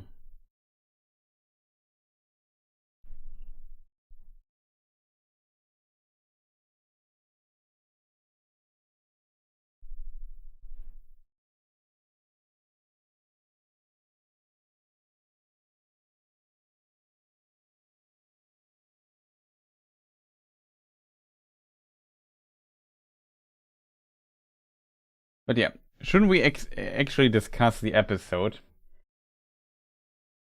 I mean, we did a little bit of that already, but we were distracted deeply into other things. Before we talk about sports here, we should definitely return to the Rings of Power stuff. I just want to say.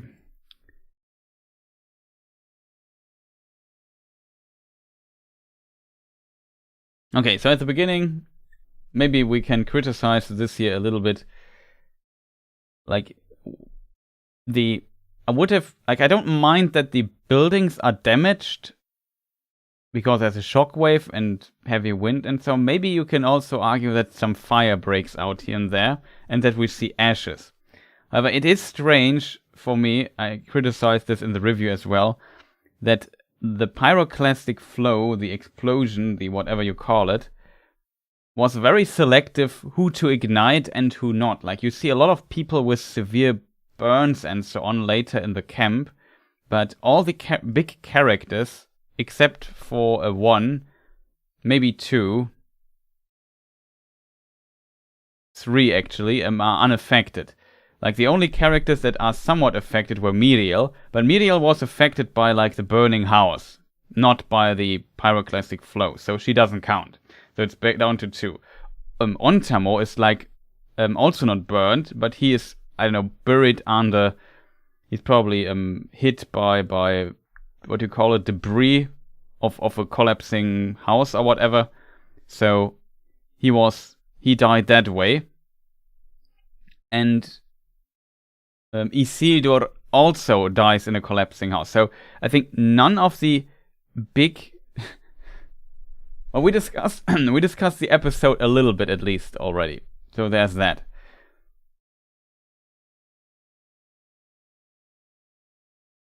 But yeah, also the orcs are not burnt or anything. I mean, you could argue they only burn in the sun, not in fire or so. I don't know. But it's strange, in my opinion, that the characters, like, I would have preferred if we would have seen no burning. Maybe Isildur. I assume Isildur is not dead. Just to make this clear, I think he might survive.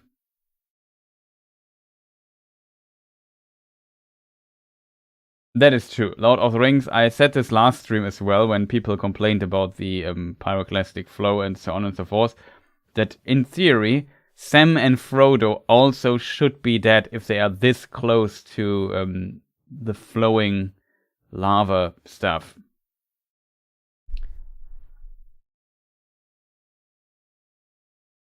I mean, don't get me wrong, it looks really hot where Sam and Frodo are waiting for rescue, kind of, or whatever at the very end. So I don't fully blame them, but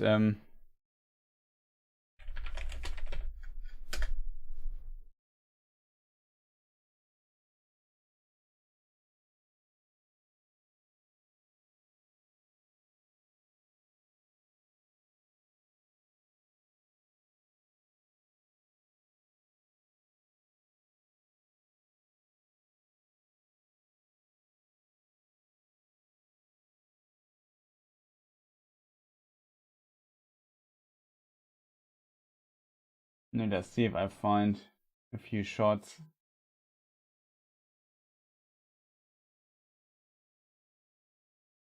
Like, how did they survive this year?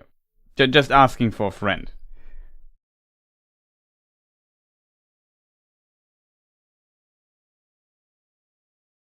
And there's another scene. Let me just try to find it.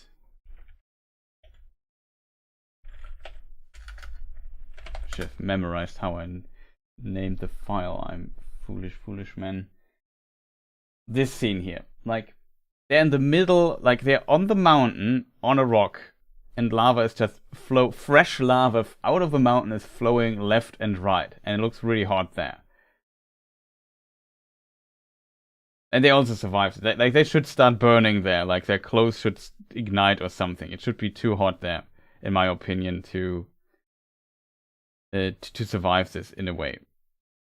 So you can make the argument. I would, like I said, if we return to the show, I would have not minded if nobody would have burned, because then you could say, yeah, it was magical Mount Doom fire, and it was not there to burn people. It was there to transform the Southlands into Mordor. It's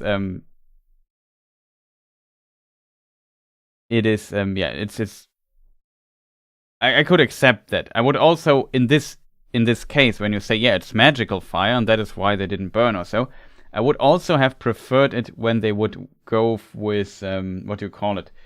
Like a magic ritual, like some words you have to do to activate Mount Doom. Something like that you have to call upon Morgoth to activate Mount Doom or whatever, and channel his powers that he infused into this region or whatever.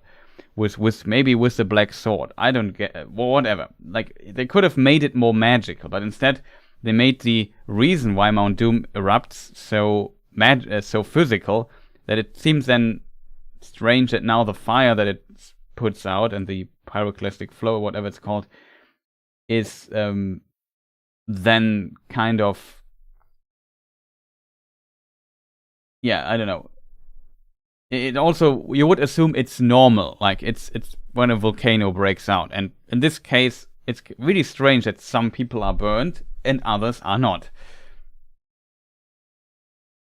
I mean, to be fair, a lot of people seem to have not have burnings or so. You could maybe argue they were in a burning house or something, and that is why they go have the burnings, not by the mountain or by the pyroclastic flow itself.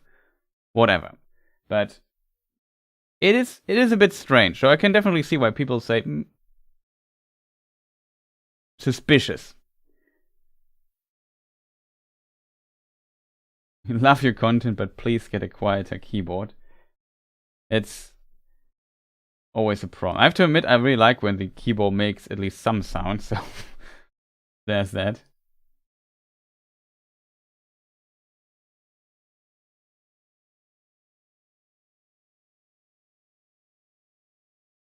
I wouldn't even call it plot armor, I would just call it inconsistency, but yeah, in a way, of course, it's plot armor. I mean, a lot of other Numenorean soldiers and so on that we don't know the name of are also not burned, so it's not exclusively plot armor. No, the keyboard sounds perfect. Well, I could maybe try typing a little bit quieter.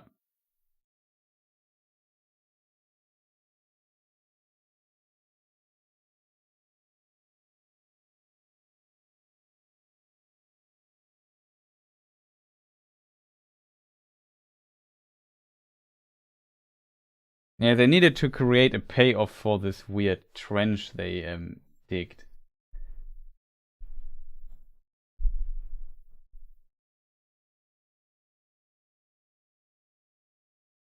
Yeah, I agree with the Amazing Bad Boy. There is a definite issue with writers' reliance on common tropes. Like, there's many stereotypes or cliches or tropes, whatever you want to call it, that they use in the show a lot.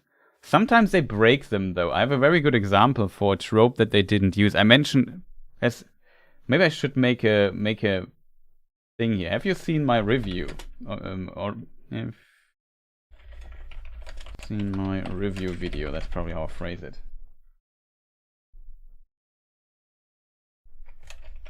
For episode 7, of course.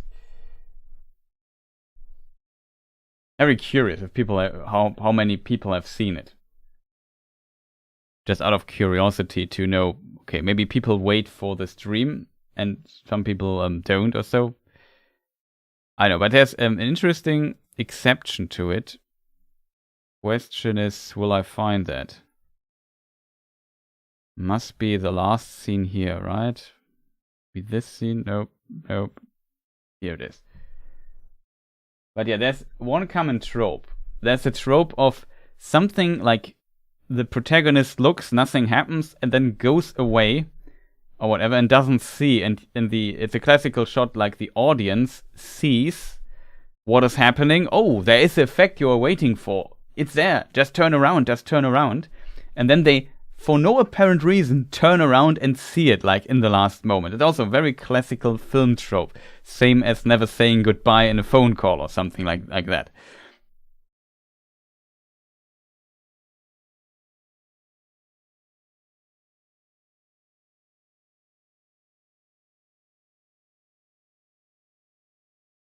But here in this particular scene, Sadok does not turn around, and I really like that.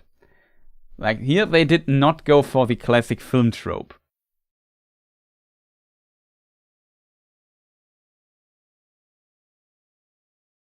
Yeah, not to mention the inhalation of volcanic gases and all the ash and so on in the air. That's probably not healthy, being in this place.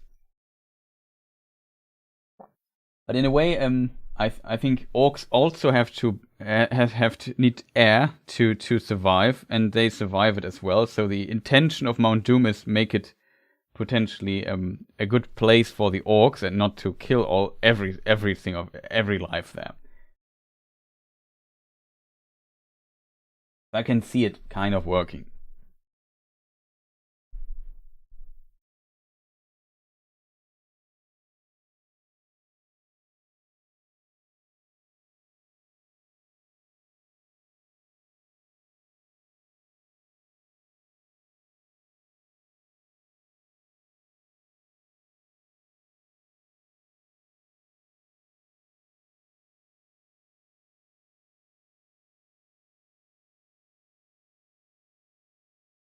But yeah, let us return to the other scene. Now I have to find it again.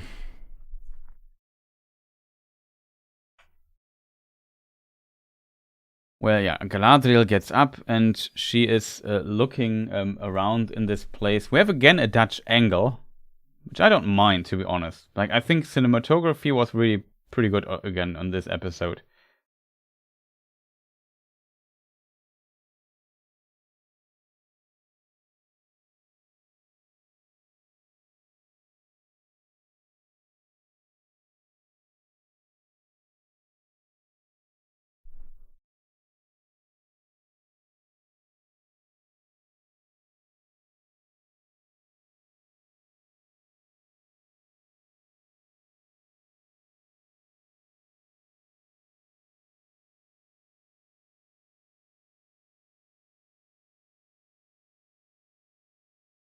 Now, also, I should end the poll. So, 24 have not seen the review.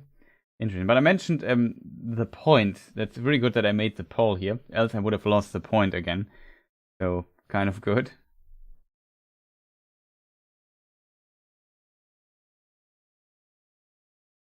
But yeah, 76% have seen it. So, yeah, I don't know.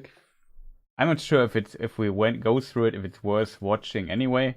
But of course, I appreciate the support. So in case people have not enough of episode 7 yet, maybe check the review. Feel free to do this. But the point was more... I also made this point with Sadok in the video. And the point I was going for was... it's kind of interesting that... and I think it was also... Beligor or so, who mentioned that in the comments, and it's kind of noticeable. This I did not mention, unfortunately, in the video, though I also noticed it while watching a little bit. That when Galadriel wanders around through this area, like it seems like she finds nobody except Theo. Like she sees a few dead people here and there, but yeah, she's helping nobody. And if you think about this village, literally consists out of 6 buildings or so. Like, it feels a bit like the village grew.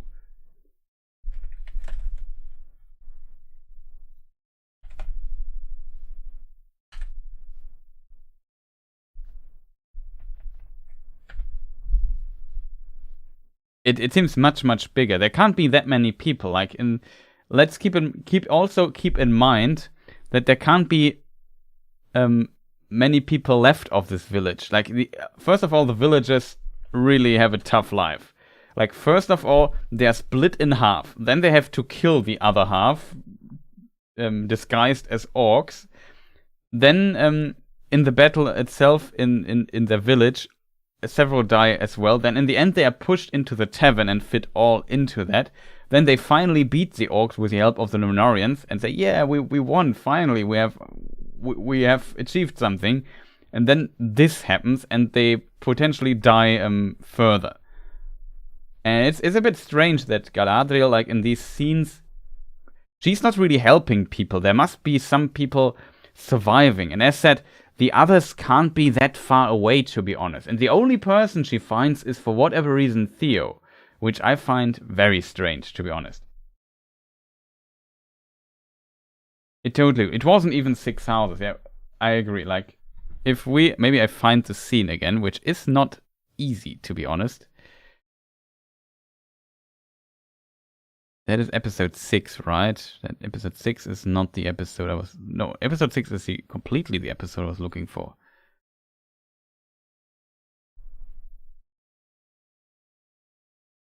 I should have marked it. There's a saying, mark my words or so. I should have marked the scene instead in my words.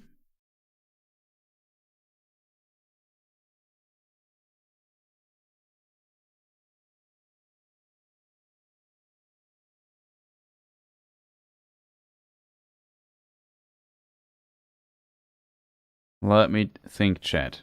What is this? Tir Harad Village Dawn.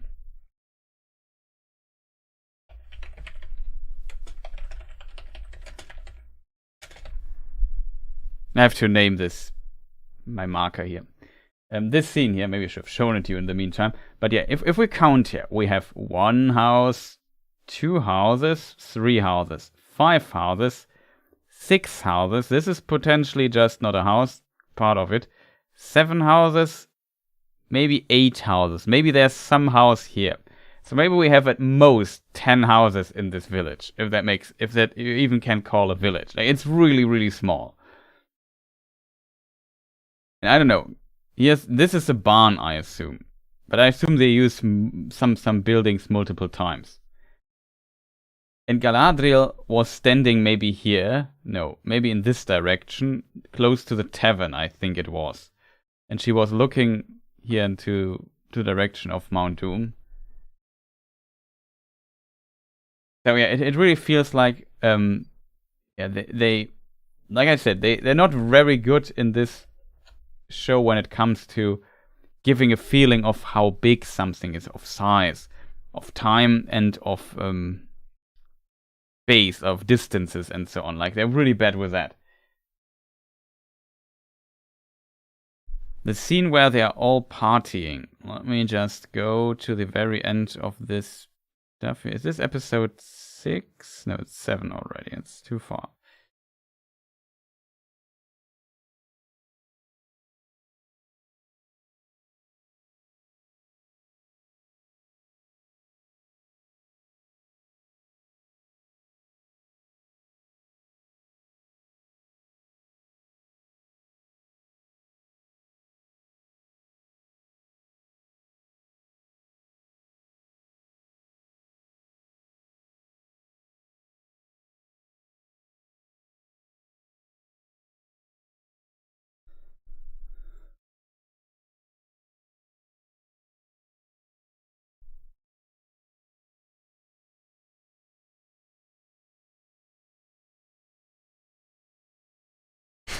Sorry, I'm just having to go through the episode. Every time I expect to see, now I'm in the barn with Galadriel.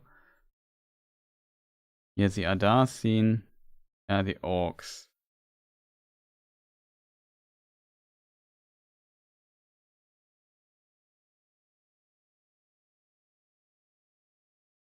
Oh, it is after the barn. No, chat.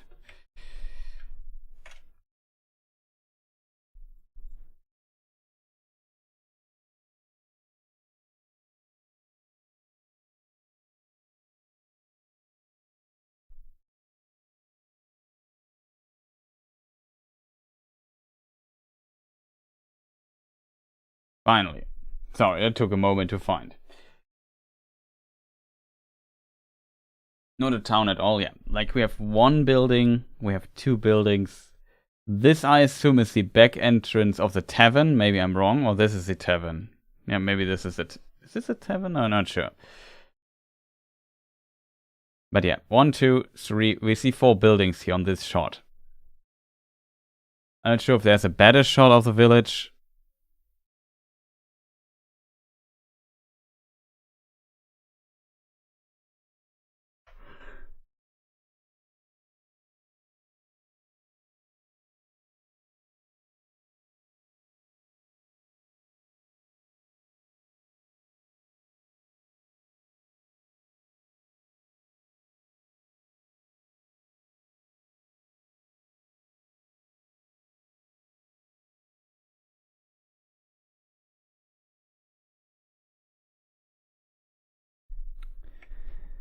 Like I said, it's always difficult to find the exact shots. I've not prepared.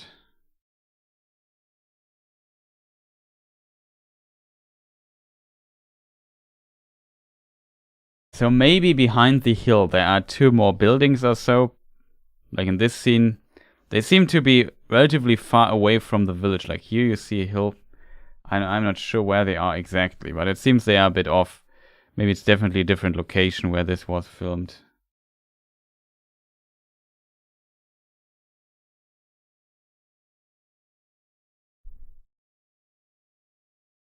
It zoomed out a bit again. So yeah.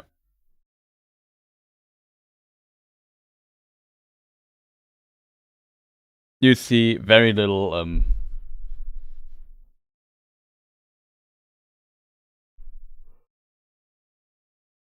I mean, considering how many people are living in each house, like there must be quite. I mean, it's a tough life there in the Southlands, so it's not like everybody lives like with 1 or 2 or 3 or 4 persons in one house, but it definitely is quite a bit noticeable, in my opinion, that Galadriel could have helped the others there. She could have fought off the orcs there that maybe escaped or so, or came back later.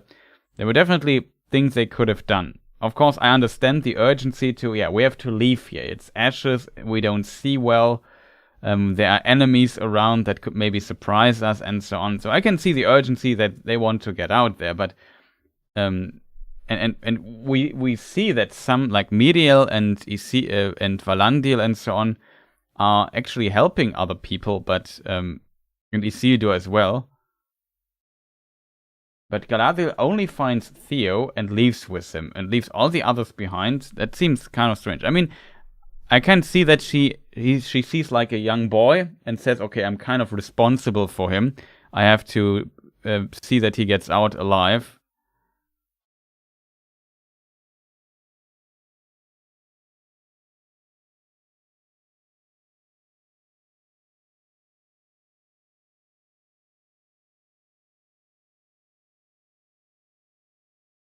But yeah, Miriel, for example, as queen, also helps the people there. So I kind of find this strange. Like, this village is not big enough for this to make any sense. And when the whole stuff exploded last time, Isildur was also relatively far away from the others. So the constellation, in a way, is a bit inconsistent. Let's put it that way.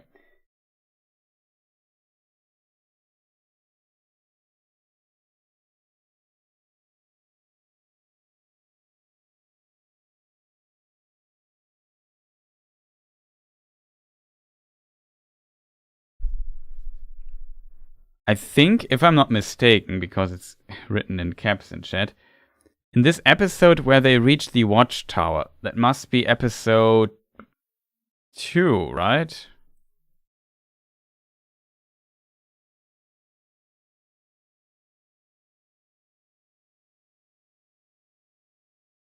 Three? Which episode? Which is the orc cut? Orc head is cut off episode.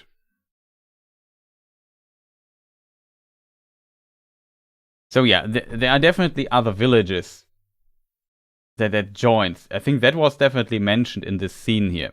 Here we see them all wandering. And it's quite a few people that we see here. So that in the watchtower there are a lot of people makes kind of sense. But the point is more not that there can't be that many people. The point is more that they are really bad at showing the amount of people. Like it feels consistently that it's like these amount of people then later in the watchtower is split in half already, and the one half is killed of them. And then they fit all in a tavern when they have this fight going on. So it's kind of strange.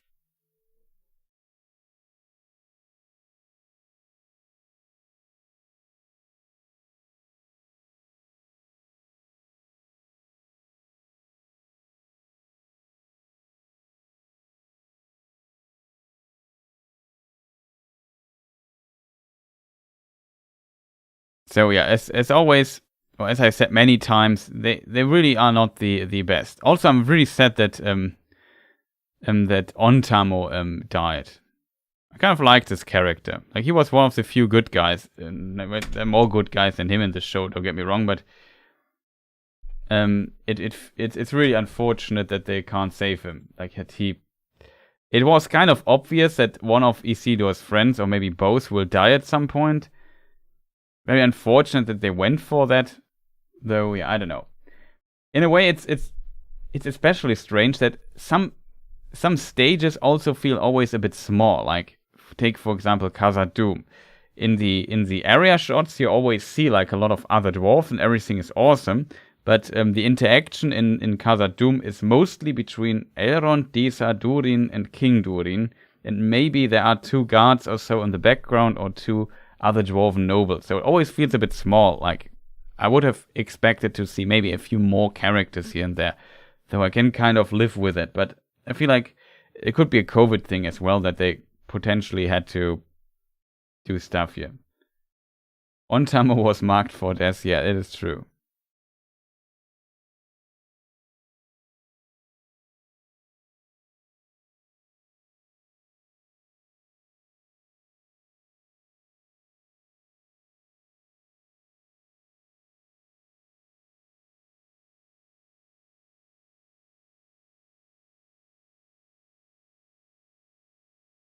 I don't think it was the same head. Maybe I'm wrong though.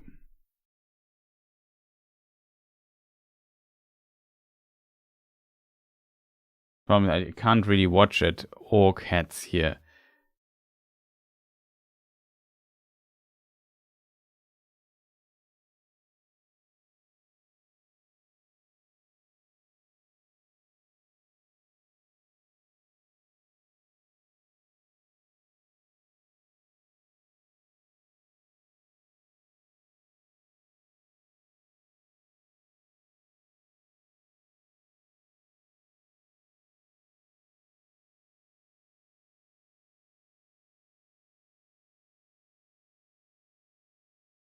But yeah, if you have a lot of free time, maybe check the scene again. I think the orc head looks a bit different.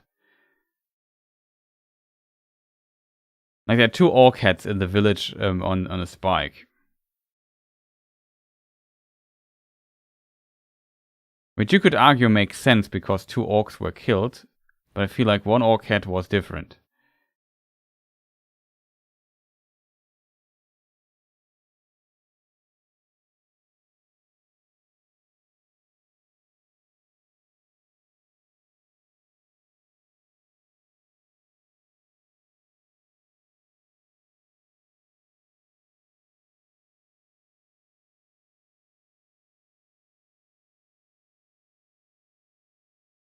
Like the 1 orc was like the first orc we see in the show. He looked really different compared to the other orcs.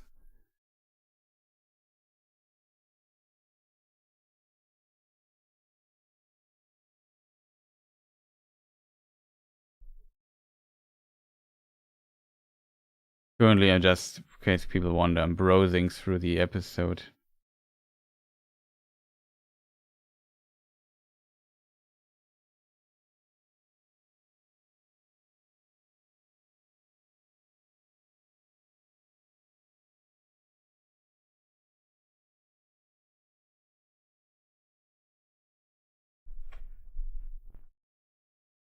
But yeah, this was one of the mole orcs. Here you see him. Like, he looks really different from the orc head. Like, his lips are so spiky in a way, you know, and his eyes are far more inside. He looks really scary, to be honest. So, and I feel like the orcs we see later look a bit different from that. The orc heads on the pike. So I would say it's not the same orc. Like, this orc is very, very unusual looking, I feel.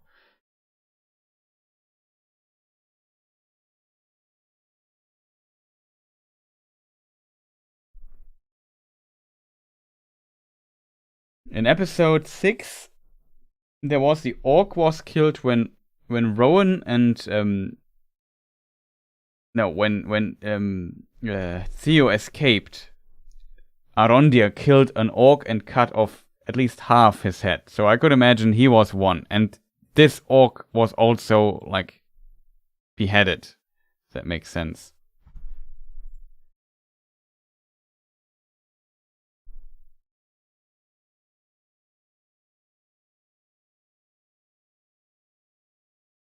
Ten lives of armor. Well,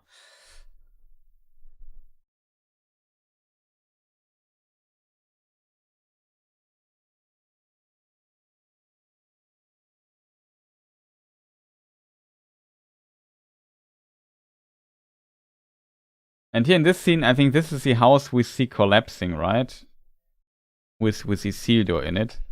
That was a pretty big shock for me, I have to say. Like, okay, are they really going to... No, here we have them. It's not... Like, it is the house where Isildur is helping. But yeah, I assume the reason why they leave and think Isildur is dead because the house just collapsed and looked very desperate. But they could have looked for their friend. And though Miriel...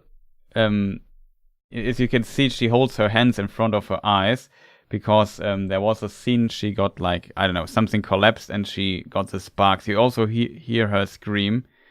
And yeah, we see Isildur getting buried by that. Like this scene here. Something happens and, I don't know, her eyes are damaged in this process. Which is very unfortunate for her. I feel like I said it in the review as well, it seems like a very strong consequence for Miriel.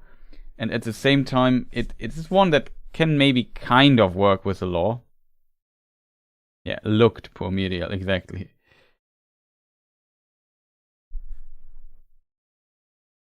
At least they portray that her eyes got damaged. And here we see Isildur holding this thing still. I think he's still standing in the house. That is why I might think he survives. You know, he was holding up this particular part here. And all he has to do is now kind of leave this place to the back entrance or so. And yeah, I don't find a better screenshot of him in this scene, but yeah, he's, I don't know, here we see the thing. I think he's holding up one of these beams, these wooden beams, so that the children and so on could escape.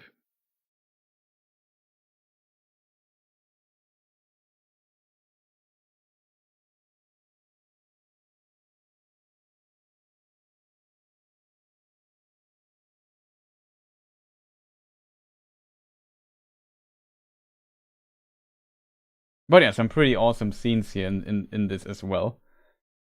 I also wanted to get out of there ASAP, but it's kind of noble of them that even the queen, that she's helping the others. Risking her life or her eyesight.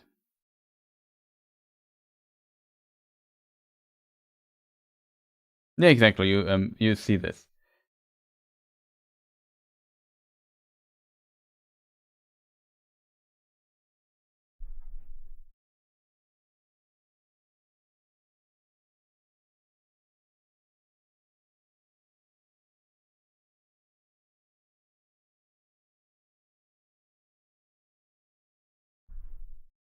Here she basically is out and re-enters the building again, and then she's looking for Isildur, and then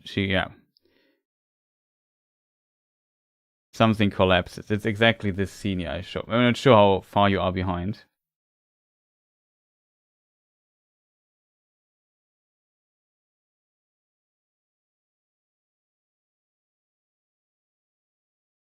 I think in this situation she doesn't really have any guards more, like it's just help, and she's like a good person that helps. Like Miriel is one of the persons I felt like, okay, she's a really good human being, and that's why she helps others. She doesn't take herself for too important. She has a lot of patience with Galadriel as well. Oh, Japan uses soccer as well. That's good to know.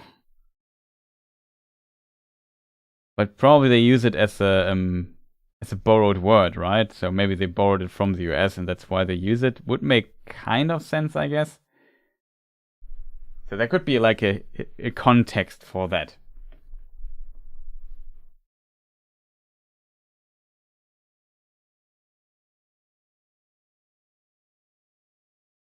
Yeah, she could maybe see with the Palantir again or so. That would be an interesting idea.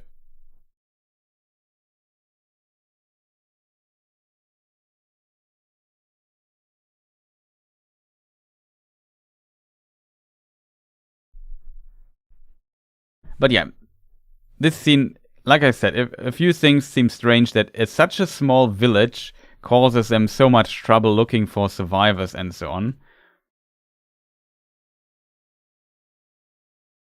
And that Galadriel walks off alone with Theo. Like, I don't know. Suddenly the village looks much, much bigger in these scenes, and it's kind of strange that she doesn't see anybody standing around or so. Like, Galadriel should... I mean, she also has to potentially get her senses together. Oh, I can do this. Interesting.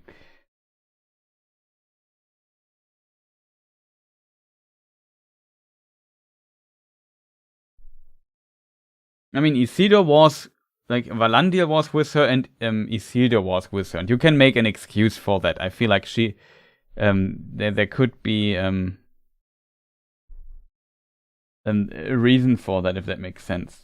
For example, that Valandil is looking for or helping other survivors in the background. It's not like there were that many people around her helping and so on.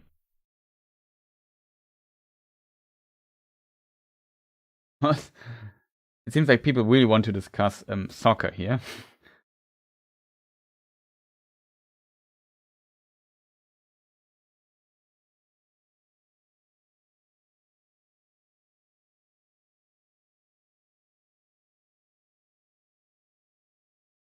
And I think it might boost Miriel's ambition to allow... I think... Like Pharazôn was portrayed as very ambitious in Numenor when it comes to maybe establishing more what is it called, outposts there, and so on and so forth. So maybe Miriel supports him now in this endeavor and maybe she wants more army now and wants to get back and take revenge on these orcs. And this kind of fits, I think, in the motive of Pharazôn a bit better. We will see how it turns out in 2 years. I assume next year there won't be a second season. I think it will come out in 2 years.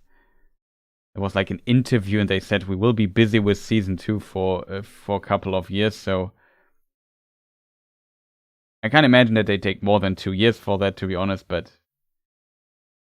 yeah, well, it's a bit unfortunate, to be fair as well. I would like to see more, but now they also have to move to the UK and establish their stuff, so that's interesting. I mean, we now learn at least that this particular set we won't see again in this form because it burned.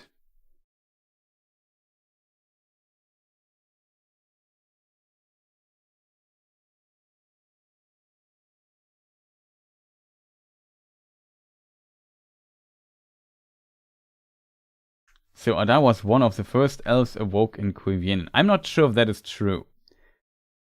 In theory, yes, but the when do elves awake might be, the timeline might be completely different in the show. But in theory, yes. If he would be one of the first elves to be captured by Morgoth, he would be from that time. Like, he would be... I'm not sure if he's an unbegotten or a second generation or something, like a very early generation.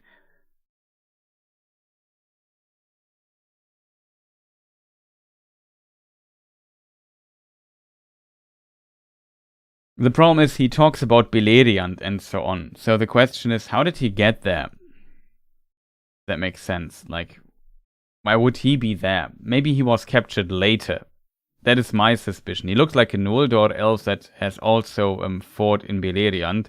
So maybe he was captured later and this transform elves into orcs was still a thing at that time. We don't know if Morgoth stopped doing stuff like that. Also, much appreciated, Omkar. Nice. Thank you for your subscription. Much, much appreciated.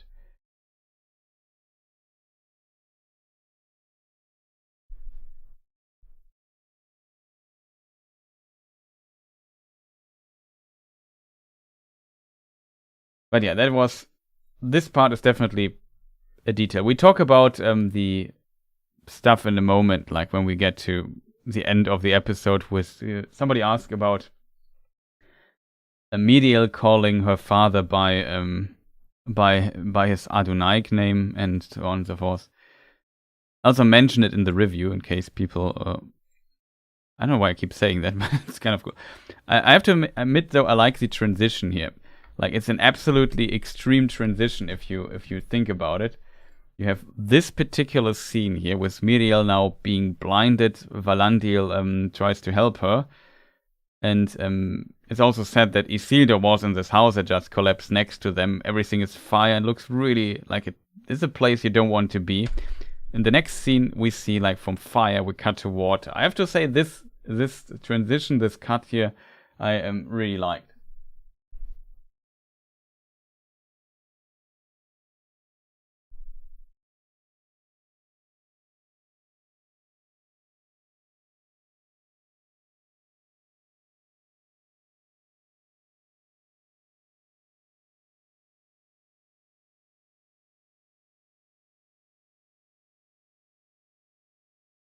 Yeah, I also think he's one of the Noldor. Also, if he knows about the tradition of burying, like, placing seeds before the battle started, then he has to learn this in Beleriand later, because the elves' first battle, I think, is the first kinslaying in Aman. And then when they return to Middle-earth, then their battles happen. But before that, I think they never really had battles during their great journey that we know of. Like the Valar, for example, clashed with Morgoth for some time. Battle of Powers. And yeah, that is, I think, the only battle I know of that happens this early. But I think the elves were not really included in that one.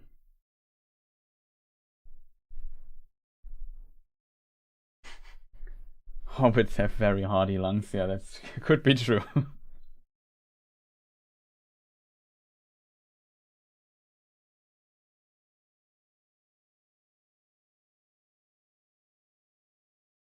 Yeah, something like that. Like, especially from the Noldor perspective. Like I said, he is a Noldor, and the Sindar could have had battles before, I think, but because Morgoth was living right next to them. So in theory, they could have come into contact already.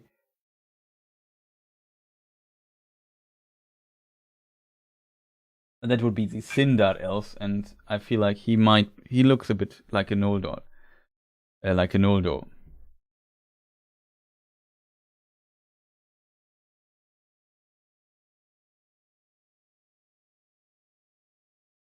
Yeah, the first orcs were very early. I guess it might be multiple version stuff is always complicated. But yeah, the hobbits now reach the grove, and we like the poor stranger has now to pull the cart alone, the big one, while Poppy and Nori pull Poppy's cart.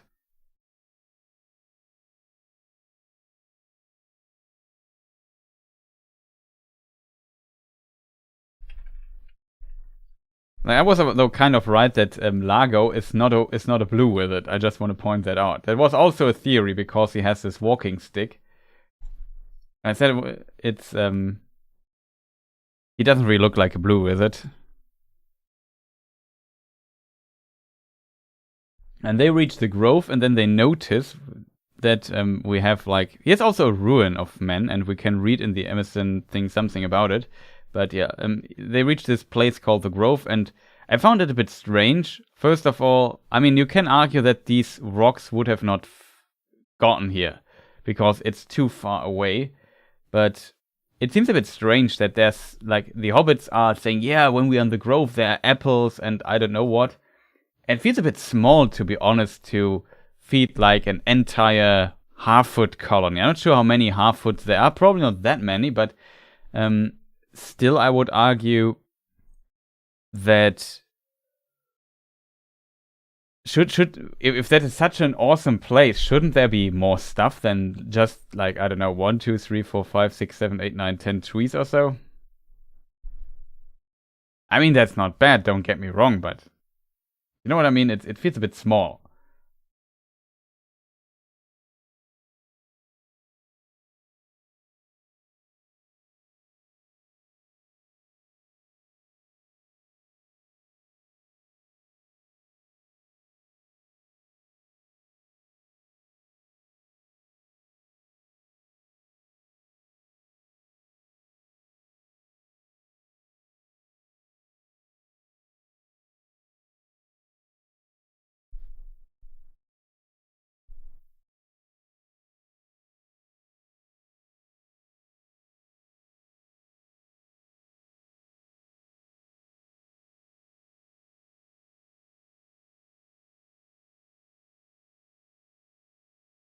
What's a little voodoo doll about?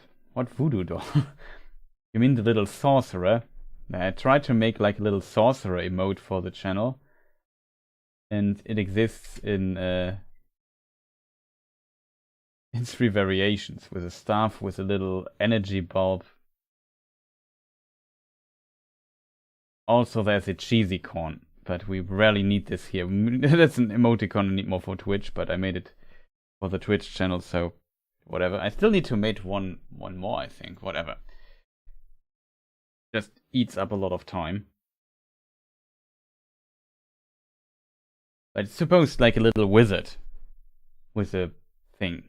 And yeah, depending on how long you are subscribed, or a member of this channel, you get like a different color for it. I think the starting one might be blue. I think Paul Freeburn has already the purple one. I can't tell you though how long that is. Which is again a feature that you can see on Twitch. That's why like Twitch is quite advanced when it comes to that.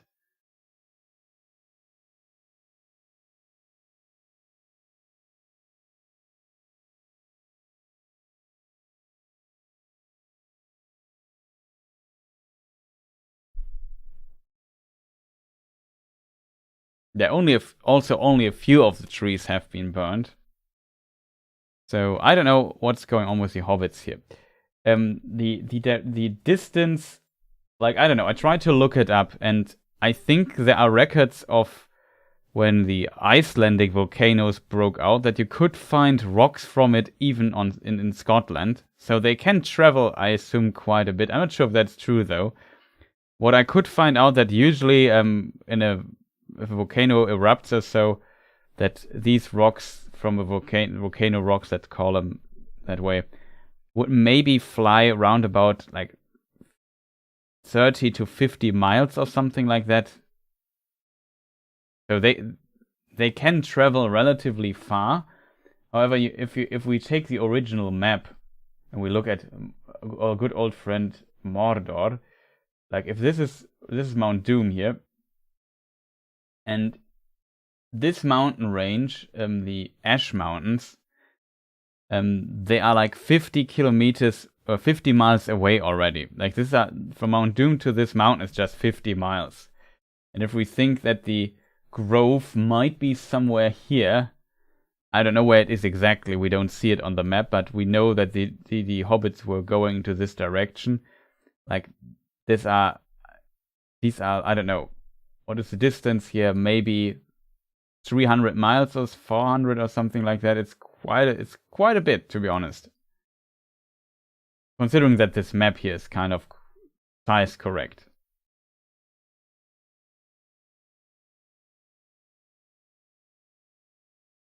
But yeah, whatever.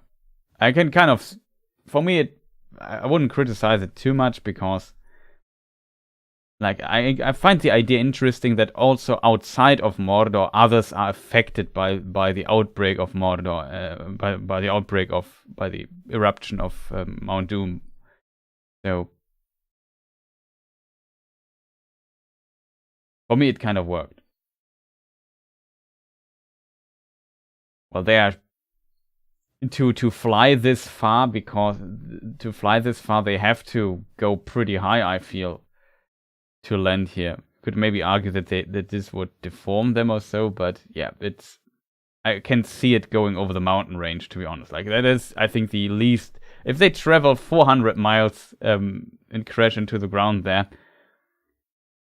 I guess that's the least concern. But it maybe implicates also that this place is closer to Mordor than we might thought.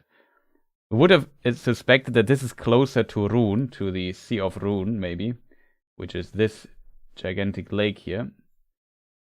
And yeah, maybe. I would have thought they're maybe somewhere here or so. That said, could be wrong.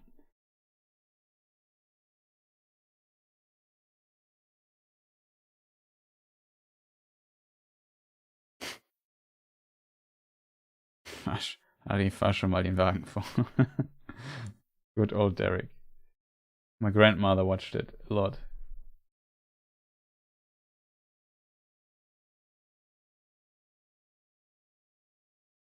if you wonder, Derek is like what do you call it?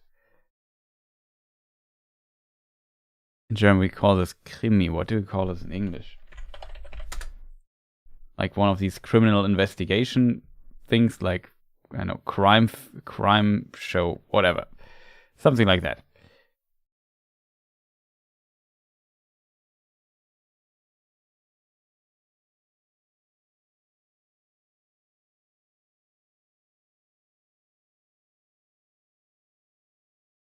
Yeah, he could see Mirkwood in the distance. That's a maybe potential good hint.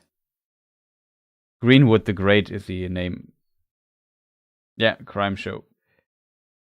Like, I think he was like working for the police and was investigating crime. Yeah, just a German thing. From, I don't know, when was Derek running? In the 90s? When earlier? I don't know. But Germans love their weird German crime shows.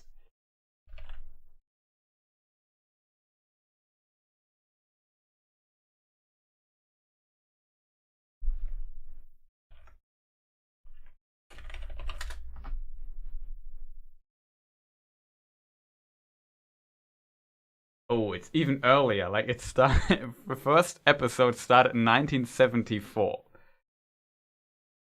The last episode would be interesting.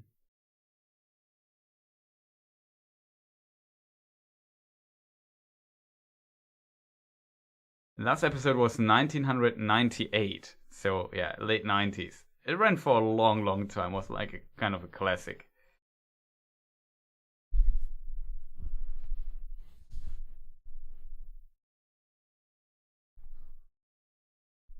But if you're considering how old I am, I would have seen it even in the 80s, probably late. I don't know, I'm not sure.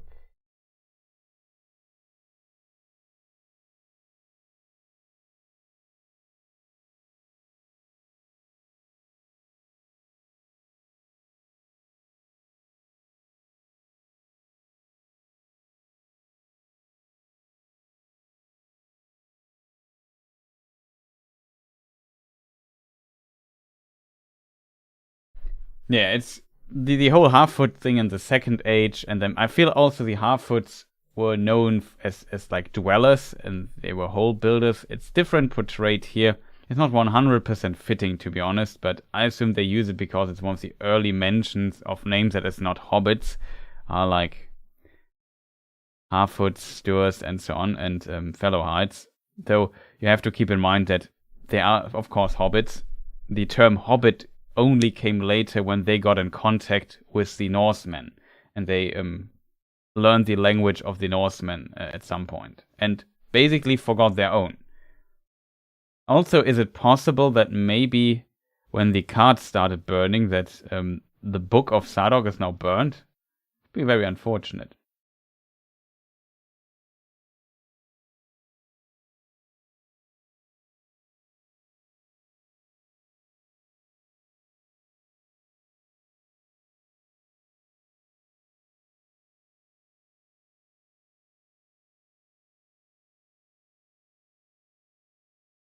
But yeah, the stewards are also kicking around. Let's return to the show. There's not much to say here about this scene, I feel. I found it interesting that they look at the stranger, and Sadok wants to ask him. So after the wolf incident, it seems people are a bit more happy and have warmed up towards the stranger, which is kind of nice to see. And then, yeah, he has this particular scene. Oh, I forgot to post my translation, right? But yeah, he's doing his magic now. And it's kind of their fault that they don't, like, stay a bit away from the stranger. And yeah, he says multiple things. I have tried to translate those already. The problem is I don't have it copied, so I could post it in chat. Wait a moment. I could just open my review and then copy it from there.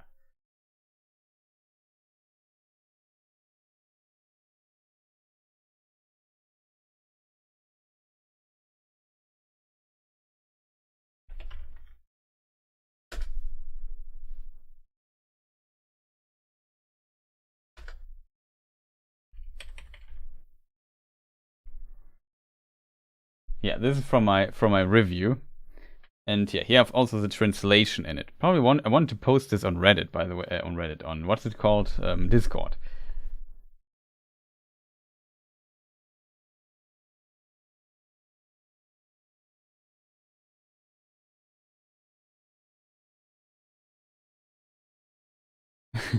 Chris posting this translation is like my transcriptions I give up upon. Probably.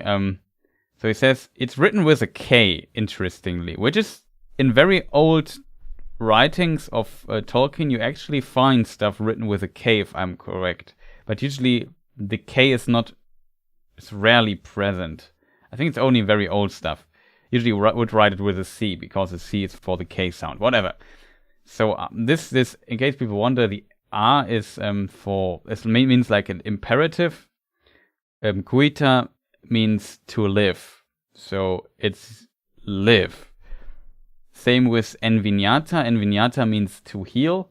A envignata means heal. Lotena is interesting. I assume na is the imperative form of to be. Lotte would mean flower. So be flower. I would translate it with bloom, to be honest. Then he says Tule Kuiviena. Kuivienen, we know. Kuivienen means water of awakening, translated. And Tule means to come. I think Tool is come, and Tule is a weird form of it. I'm not sure which form it is, to be honest. It might be something like, what do you call it again? Chat. Not constructive. Can't come up with a name. What was it called? Like, what's wrong with my brain? I can't come up with the fitting word. That's of course a problem.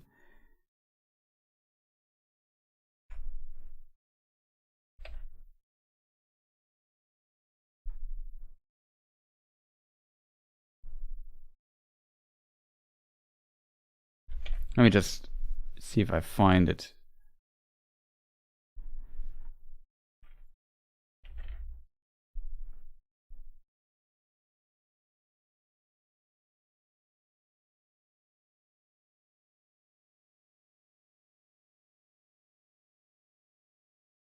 I don't find it.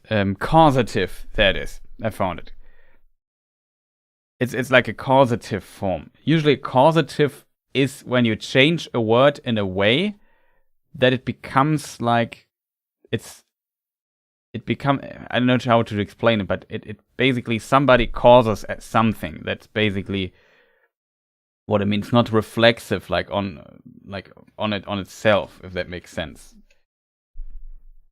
I don't have a good example, to be honest. Especially not in English, if I... Or maybe we find some here in the list. I mean, there are different stuff. It's probably very imprecise explanation I try to give here. It's too complicated for my taste. Need a good example. Like in German,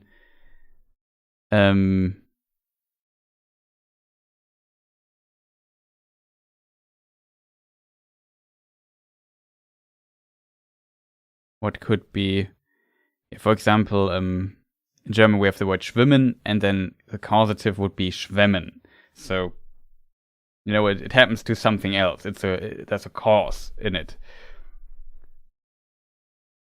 And yeah, it's kind of strange in this thing. So it could also be some weird form of an infinitive, whatever. Kuivie means, I think, or Kuiviena means awakening. So kind of. It's kind of strange, to be honest. It could also mean life, if I remember correctly.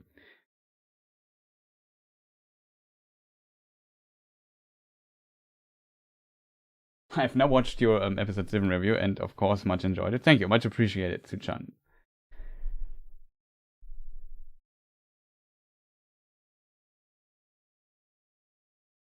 I think it's less maybe something wake up, or maybe it means that yeah, that from his power to the tree there should be awakening. Then he, like when Lago speaks, he says Envignata again, which means just to heal. Maybe he says A Envignata and the A is lost and I couldn't hear it. And then at the end he repeats A Quita again, which means live, live, live multiple times. And then the tree starts to change, and we see this little flower stuff going on there. I wanted to post this on the Discord as well.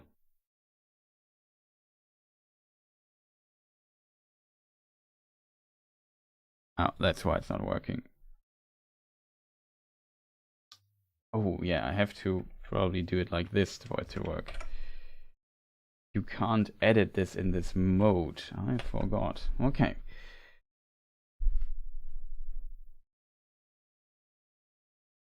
Captain Caveman.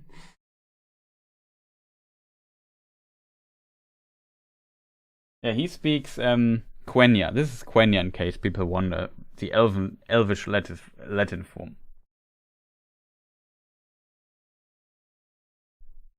No, it's not my first language. Like some words like Envignata I knew from previous videos already. I think Thule I also have heard. Kuivien I knew it was something awakening. Lotte you like in I think it becomes Loth in Sindarin, and that means flower. So if you know that connection, that Lotte and the Sindarin form is very similar, makes Sin Quita I didn't know. So yeah, I don't know. It's at this point just we translated a lot of stuff, or I try to translate some stuff which might not always be correct. Keep this in mind. The Thule Kuiviena is definitely like there's interestingly for Thule Kuiviena there's also no subtitle, which is seems unusual. The other stuff was actually subtitled. In Vignata also had no subtitle, but I'm not sure.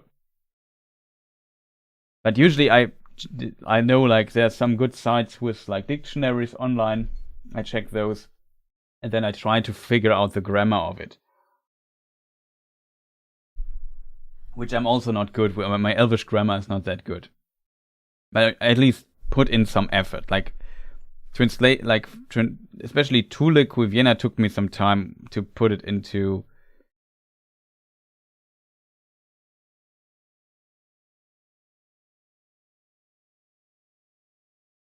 Maybe Thule could be also translated like when Thule usually means to come. Thule could maybe mean something like bring, but you know what I mean? Like it comes to somebody, so it's brought there. Or maybe send, if that makes sense.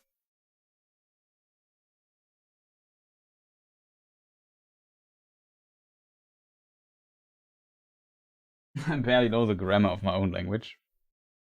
Uteshire, yeah. It's kind of interesting. I wanted to post this on the Discord, right? I forgot to do this yesterday. But I was really tired when I finished this video. I even had to take an additional nap today just to compensate for the lack of sleep yesterday. Because I got up at 5:30 a.m. in the morning, and I think I uploaded the video, I don't know, 3 in the morning or something like that. So yeah, that was a tough day yesterday. The problem with the video was it was 20 minutes. With the review was it's over 20 minutes long. And as you can imagine, 20-minute long videos or 28-minute long videos take quite some time if you have a scripted video. You'd have to write that and so on. It takes forever. It was really like to be really fast. I basically would need to restrict myself to 10-12 minutes or so at most. Then I could maybe finish. Maybe I really wanted to be faster this time with the video, so maybe have the first review out, but not even close. Like I think everyone was faster than me.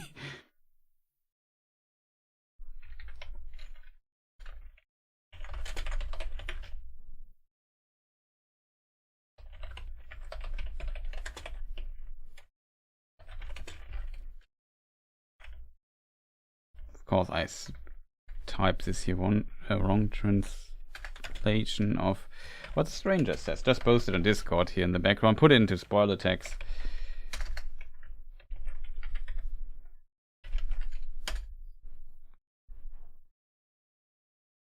Okay, posted. I'm still watching it on a loop in the background. Thank you, much appreciated. Don't overdo it though, because yeah, I would appreciate if just people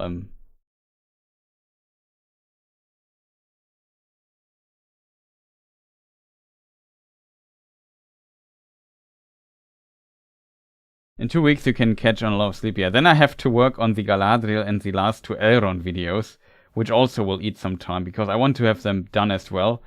And yeah, I don't know. Currently the channel is again losing massive views, which is unfortunate. I would have preferred like keeping the amount of traffic I have, but currently it goes down a bit again, which is very unfortunate, to be honest.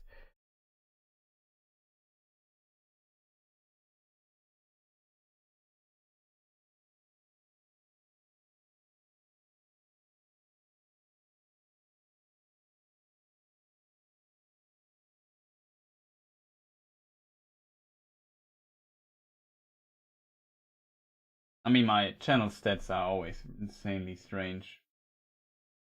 I'm always wondering why my Galadriel video gets so little views. Seems so strange to me.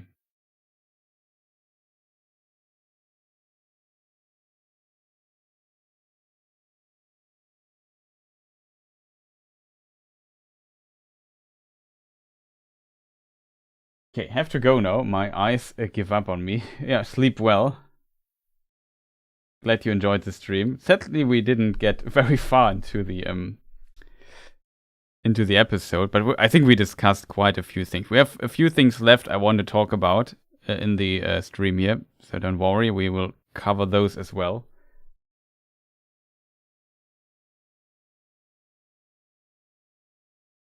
Yeah, I know that nobody comes around, but the problem is currently my longer, like even like I don't expect many views on the VODs or so.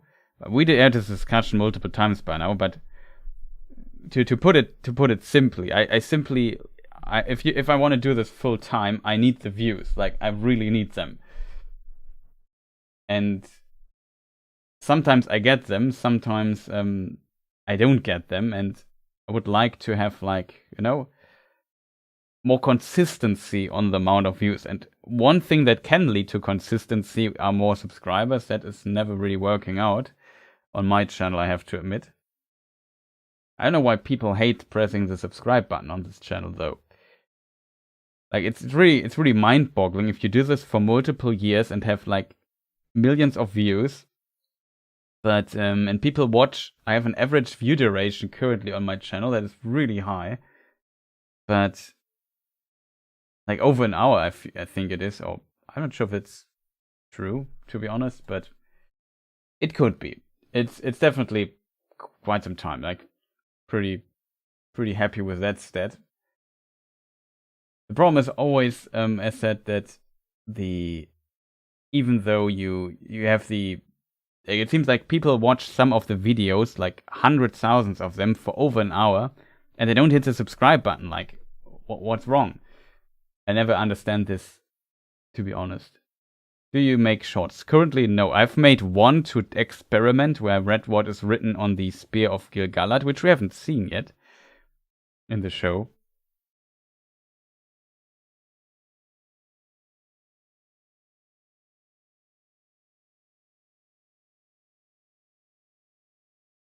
That is true that people can't focus for half an hour, but the problem is I get the views, and people seem to watch my stuff for over an hour at times. Like I have this one, I have one VOD that has like, I don't know, 56,000 views, which is quite a lot for a VOD, and especially for my channel size, and it gets consistently views. I don't know why.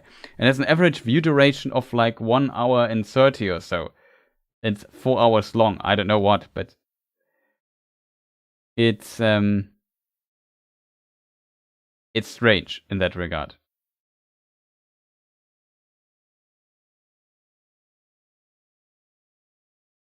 The problem is more that people watch this stuff and then never seem to become subscribers to this channel. Like, most of the people watching my videos are not subscribers. I also did like what's it called? Like a survey on my channel, a vote, a poll, and like people could vote if they get notified if I upload new videos, and the results were kind of shocking. Also, Mr. Mirabilis, thank you for your membership. Much appreciated, and welcome to the people crazy enough to support this channel.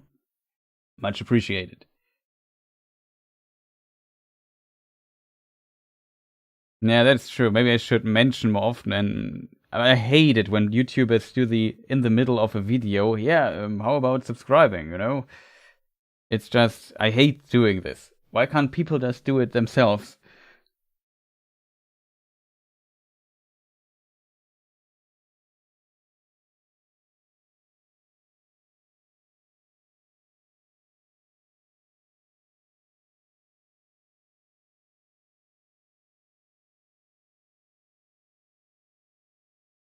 Yeah, I don't know. You have to keep in mind, like, there was a time Nerd of the Rings was sitting on 5,000 subscribers. I was at 38,000 or so, or 35. I can't remember. And then in just like half a year, he surpassed me. Like, it's, and he deserves his success. I just want to point out, I do this for my channel started 2013. Keep this in mind.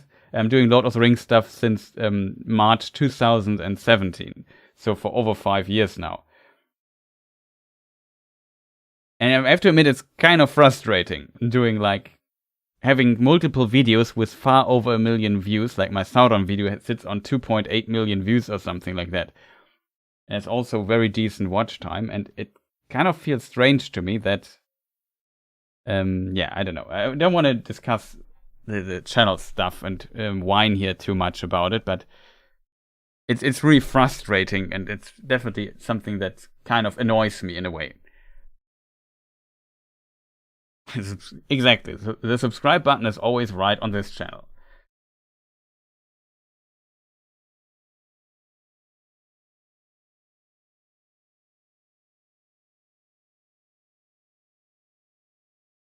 Yeah, that's an interesting theory, Meteor Man, that Halbrand might die in this place and he comes back in a different form later. Definitely possible.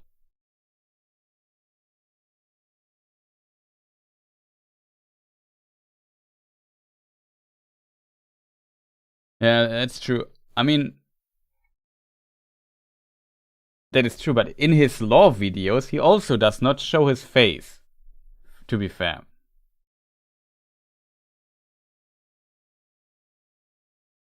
Like so far my conclusion is also that it has nothing really to do with my content itself. I think that's usually,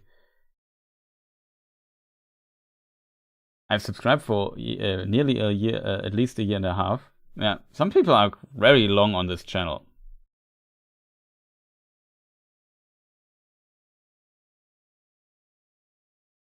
Maybe not enough rent. If you just praise everything, not many will care, especially when you want to be Tolkien lore expert. Yeah, it seems like it. I don't know. It seems like my formula of making longer, more thorough videos is not the most thing that helps you grow a lot. You would need to make stuff more frequent, though. I don't know. It feels like, especially in this show, it often feels like there's like an artificial limit set how many impressions my videos get in suggestions on YouTube, and I can't simply push past that limit, and it kind of is annoying. Plus, people don't subscribe.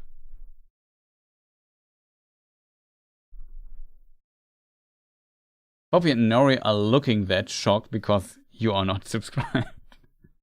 Yeah, something like that. The problem is I'm preaching to the choir, because I assume most people that found their way into this live stream here are subscribed already, so it makes no sense.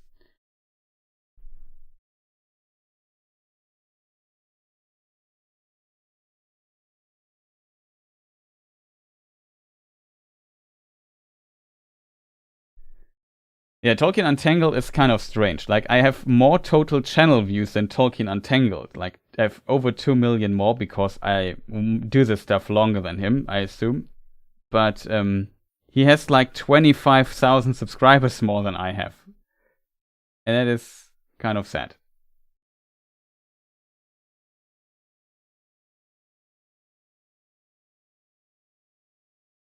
We need close fangirl to give a flash, yeah. We could be busy currently, so or in the next couple of days, weeks, I don't know. Well, years, I should say.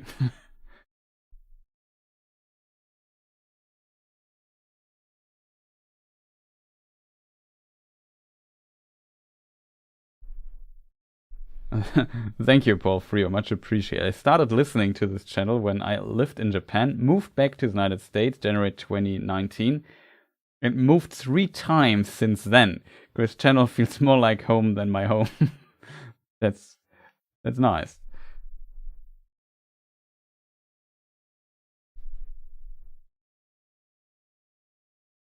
Yeah. What are your t-shirts?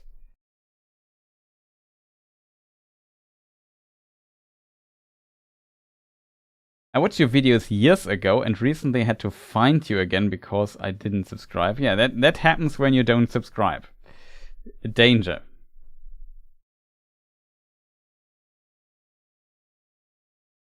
There's a question if you need it in your channel title. I feel like shouldn't that be not a problem in my opinion? Because you never get channels suggested, you always get videos suggested on YouTube. So I don't really feel like that might be the problem.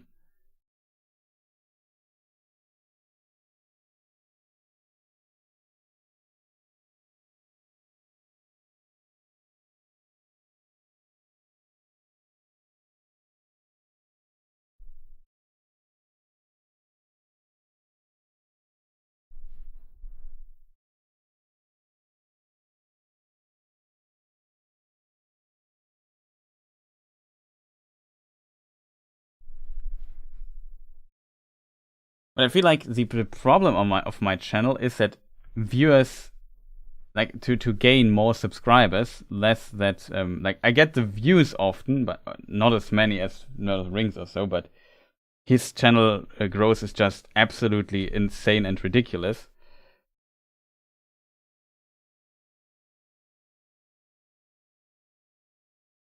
The Ring of Barahir is in Numenor by this time. This is a good question. In theory, yes, it is.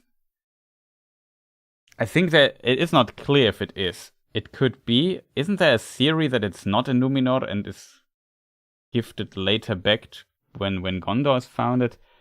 But it should be in Numenor, yes.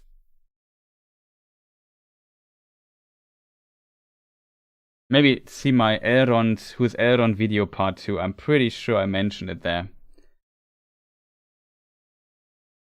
There are also chapters, so probably I would have to look what I said about this because I know that my research was probably best.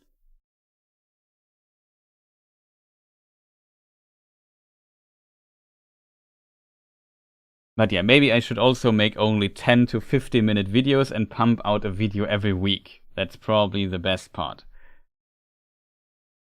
The best possible strategy. But it's not my style to do this. And usually I like having, I don't know, 2 weeks or so to make a video. That's usually not too stressful. And I can focus on research and some details that probably need a bit of time of getting your head around.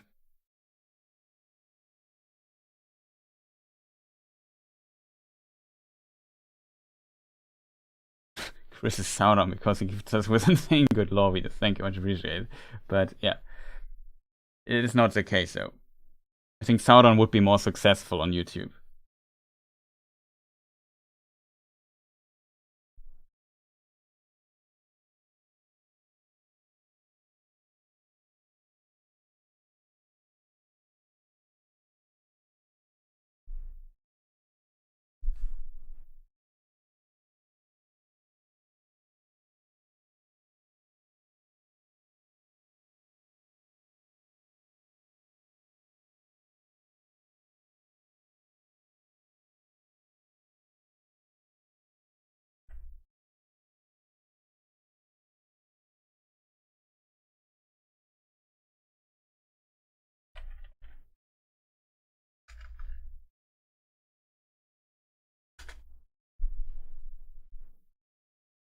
forgot how they are called.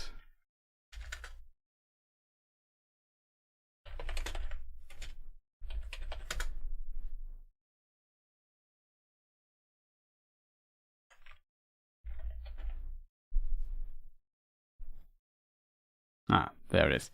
Yeah, when I would be an Ainu, I think I would more be a Salmar, if that makes sense. And exactly, you ask yourself, who was that again?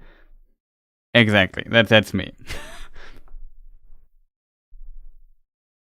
I make cool stuff, but nobody knows me.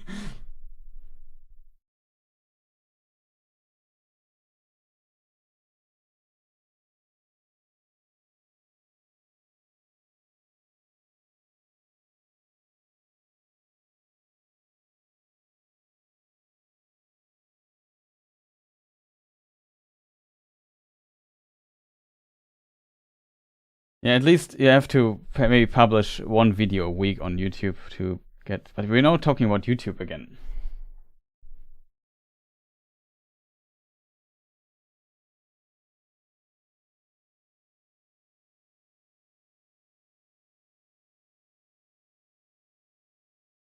Yeah, that might be true that the channel name is not really sound like a Lord channel. But I said originally it was. Yeah, he's the one making the Ulumuri. I think it should be the plural. What's the singular of that? I don't know.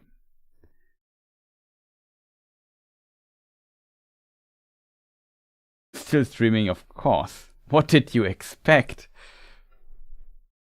We are now leaving the territory of a very short stream. We are now getting to like normal stream length.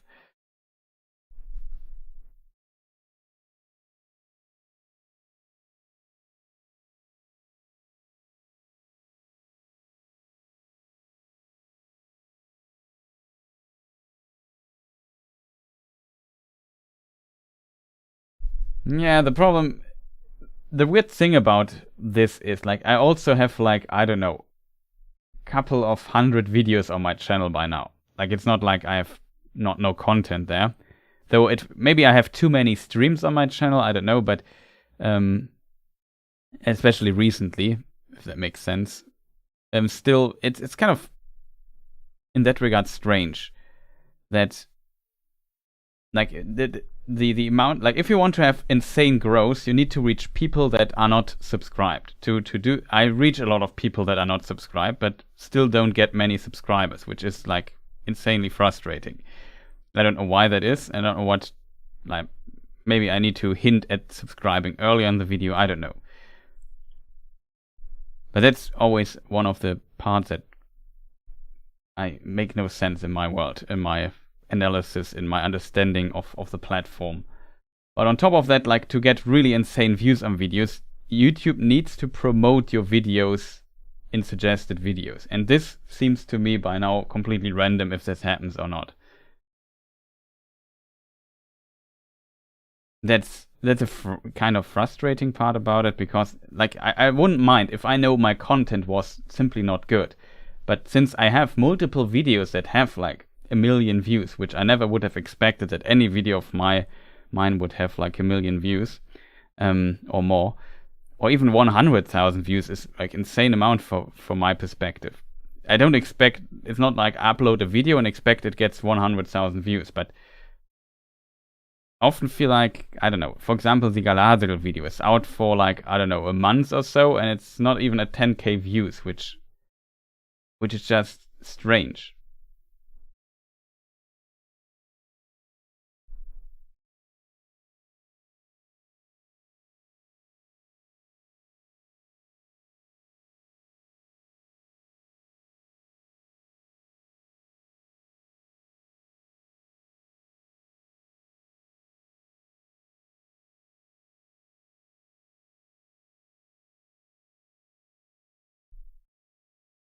But I don't know, it's just, I think Nerd of the Rings did, like, his first very big video was his travels, or one of his travel guides, I think he said, or the All Travels of Gandalf or something he called it. I'm not sure if it was Gandalf or one other character. And this suddenly blew up, and from there he just gained a lot of traction. And yeah, I don't get it, to be honest. It's just, for me, frustrating. Really, really frustrating. And it's just, my views are very highly dependent on how many impressions I get on YouTube. Like how many, if you open a page on YouTube, how often my video is suggested there. That's a very important metric for me, and it goes up and down all the time, and it feels completely random. That frustrates me greatly.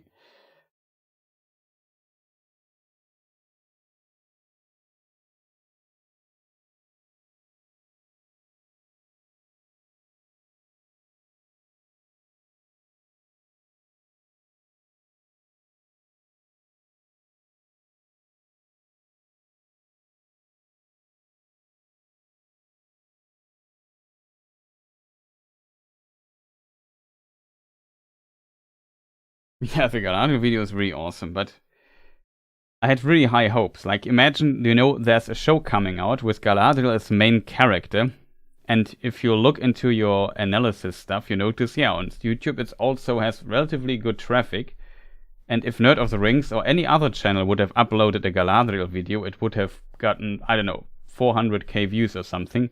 You do the same, and you struggle getting on a 43,000 subscriber channel, you struggle to get 10k views on it. It makes no freaking sense. It's just depressing. Yeah, the Círdan History of the Elves video also has over 1 million views. Pretty awesome. Stream on Twitch in parallel. I can't. If I do this, I can't have you could argue it's not worth it anyway, in a way. But then I can't be affiliate on Twitch. If you're affiliate, your Twitch stream content has to be exclusive for Twitch.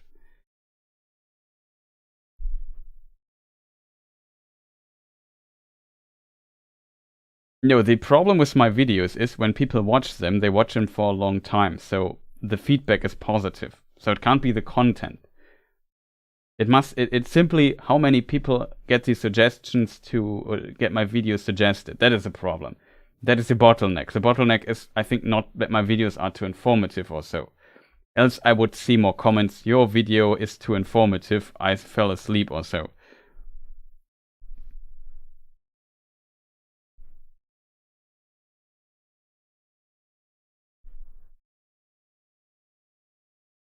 Yeah, I don't know. Maybe it has to do with because every week I express my frustration here, and people are here for watching the actual lore content or so. I mean, it's a 3-hour stream, but yeah.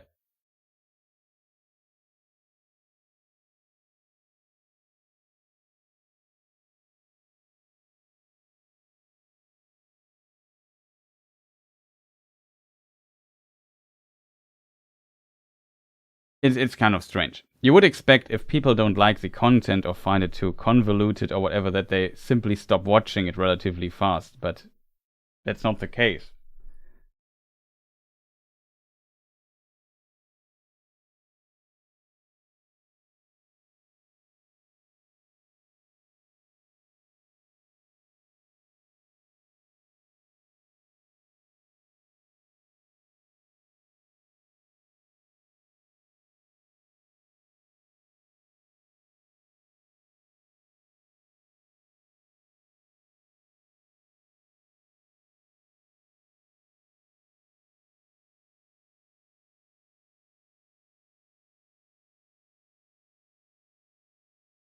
Yeah, maybe too many stuff, but I think there are not that many videos about Galadriel actually on YouTube right now. So I was very positive that this might be a huge success, the first part of it. Maybe when I upload more stuff, I can't get it.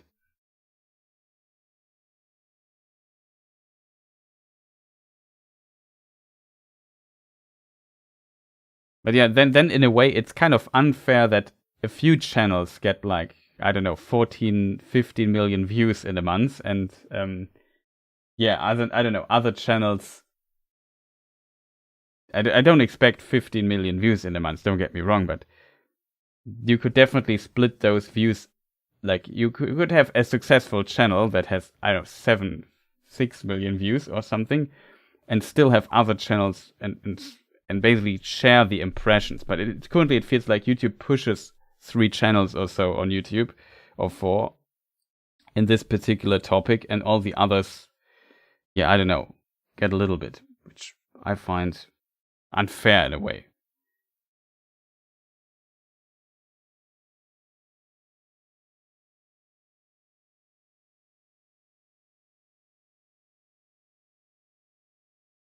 The strange thing is my long videos are the most successful videos on this channel. As soon as I make a normal length video, let's say, for me, half an hour is already a long video, which is longer and more detailed than most other channels.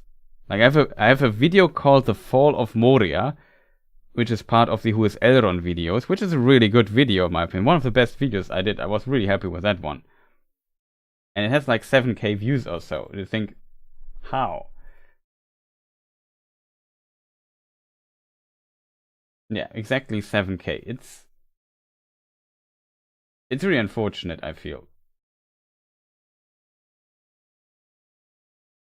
Also funny, I have made a video called Nazgul Misconceptions. And I made this video in parallel in German on a completely new channel. And here on my channel, in the English version, has 5,800 views. On the German channel, it's the same video, literally the same video, just in German, has 11,000 views. On a channel that had like, I don't know, it was the first video I uploaded, so the channel had no viewers. So on a completely new channel, I uploaded a video and it gets 11k views. On my main channel with 40k subscribers, I not even managed to get to 10k. You know, you can't imagine, that's why I talk about every stream about this. You can't imagine how frustrating that is to see this. Like, I don't know. But yeah, whatever. It's just how it is. More map talk, maybe. Maybe more map talk, yeah.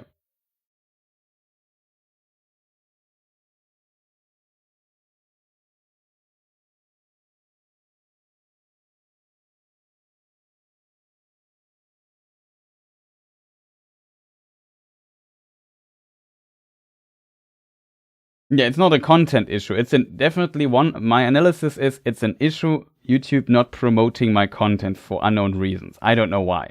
I think YouTube simply hates me. That's the reason what it is. But I mean, it works. I can still do this full time with the current numbers. But I would sleep better if it simply would be more, you know, smooth. And I don't know what to do against this.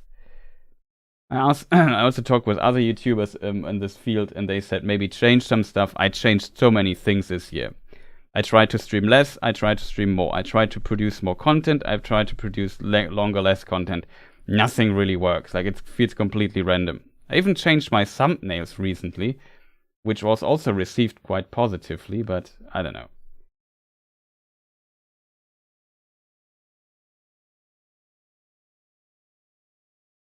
I mean, don't get me wrong. I'm happy when a few people watch this. The problem is, of course, when you want to do this full time, the pressure is on. You know what I mean? Like, I need to pay my rent as well without going full sellout mode.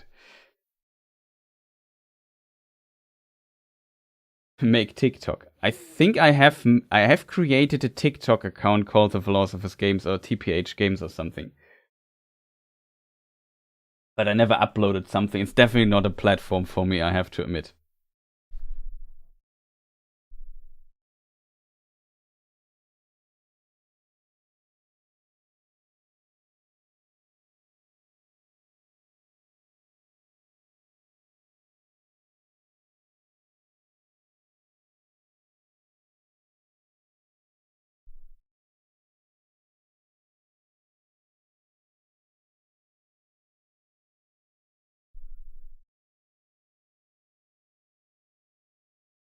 Hiring an editor. The problem is that I'm not making enough bucks on YouTube to hire an editor, sadly.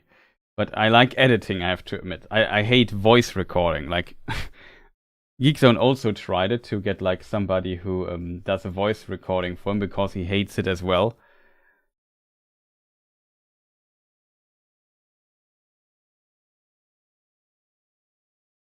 But yeah, maybe let's return to the show.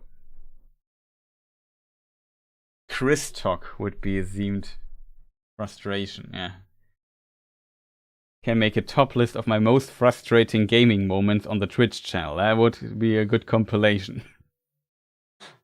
I would have limitless material, to be honest. Yeah, the character limit on YouTube is annoying, I agree. On Twitch you have also a limit, but it's much longer, much more. I think at least twice as much.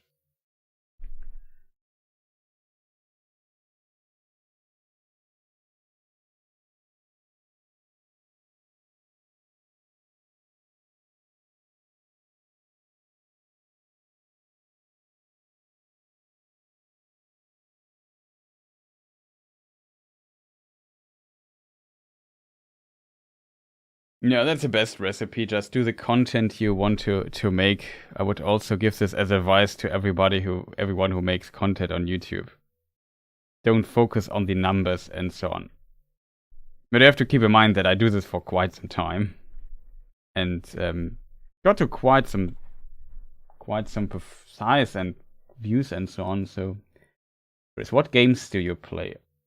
Currently, I tried out the Overwatch 2 beta, though I'm not planning on playing too much Overwatch, to be honest, but just want to check it out. A bit of Overwatch I've played. I play a lot of Souls games. Recently completed Elden Ring, and earlier this when it came out, and I started a level 2 run already. I also did a level 1 run through Dark Souls 3, so Dark Souls is pretty high on the list of playing Raft a little bit. No, I don't have Patreon.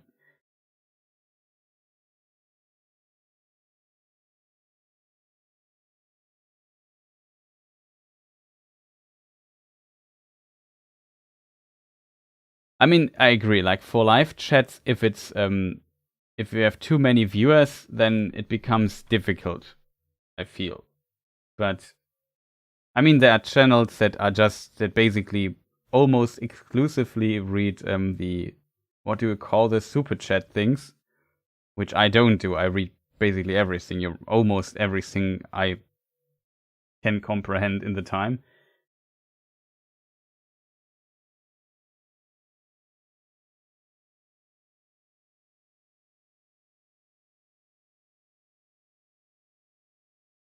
Yeah, that is true.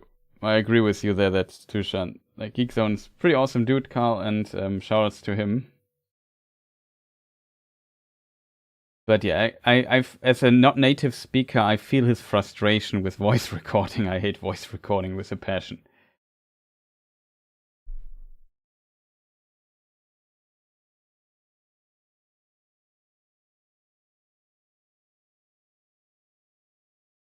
Yeah, of course. Don't want to criticize that, but of course, if you have like 2,000 viewers in chat and chat is just, you have to put on slow mode or something.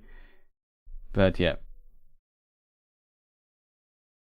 Yeah, sure, I could activate super chat, but you know, I don't know. I'm not the hugest fan of these mechanisms. I don't know. It's hard. It's really tough. I can understand why people do this. It would be probably smart to turn this stuff on. Same with super things or whatever it's called. But yeah, I don't know. It's in a way like the membership stuff I like most because I can basically give perks to it. I can say, okay, you subscribe here, of course, or you get a membership, as it's called on YouTube, and you get something for it.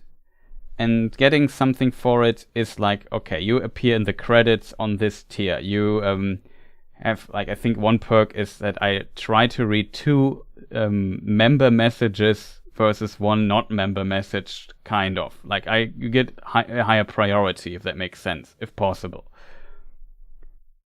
in reading member messages. It doesn't mean that I don't read messages of not members. I do this as well, but I try to prioritize that a little bit. Like, you get something for it. With like these super thanks, it's kind of, I don't know, a message shouldn't, posting message and the streamer reading it shouldn't cost you money. It's just range. Let's put it that way. On top of that, let's say my channel blows up for which I don't think it will ever really do, but maybe in a few years I get to 100,000 subscribers. That is my lifetime goal, basically. And yeah, I don't know. Depending on the amount of views. Like, if you see a channel and he has like more than 1 or 2 million views a month, let's say, be generous. Let's say you have more than 2 or 3 million views a month. This channel, and he plays ads on his channel, he doesn't need anything of the additional monetization. Like, if he also has like, which would be smart on this size, would be get like a sponsorship and say, yeah, that's kind of fitting for the channel theme or something, or maybe make some merchandise if this sees some. Yeah, if you have a certain size, that could work. But then you not really need any donations or so, because you get just really good money already from ad revenue, at least by my experience. And maybe it's different if you have a channel that has like only 2-minute videos or so. That is, their monetization is a bit less generous traditionally. But channel with like 10+ minute videos on average, I feel like if you have 2 million views a month or so, you should be pretty good off.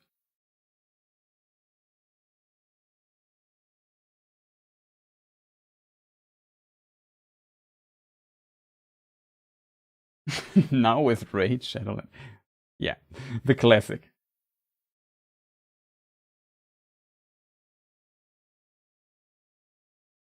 I mean, in a way, I can though understand that you put donation or super chat on, because in a way I already provided, and other channels as well, potentially years of content on YouTube already, and you can maybe say, yeah, you got years of content, and if you like the content and want to support, you can use that to do this,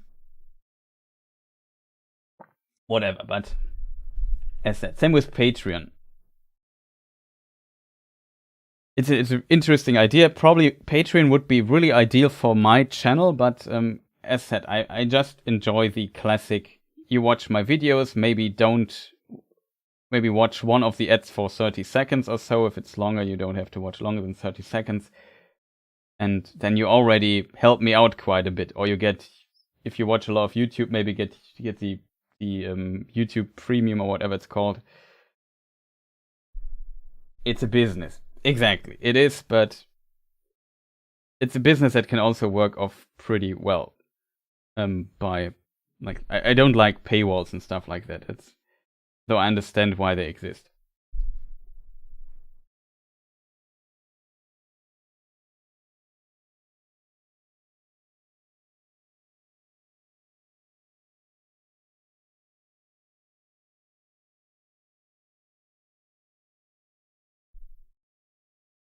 It doesn't blow up within the runtime of Rings of Power. It will probably never blow up. Yeah, I hope the franchise won't be dead after that. That would be very bad news for my channel, I have to admit.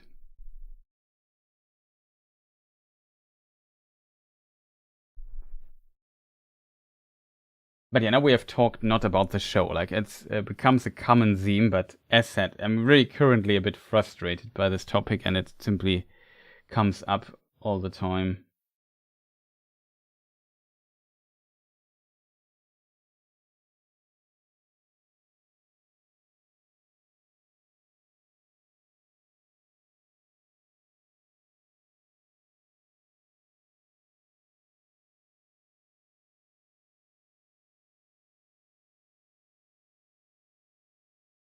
Yeah, the what's it called? The War of the Rohirrim animated film thing.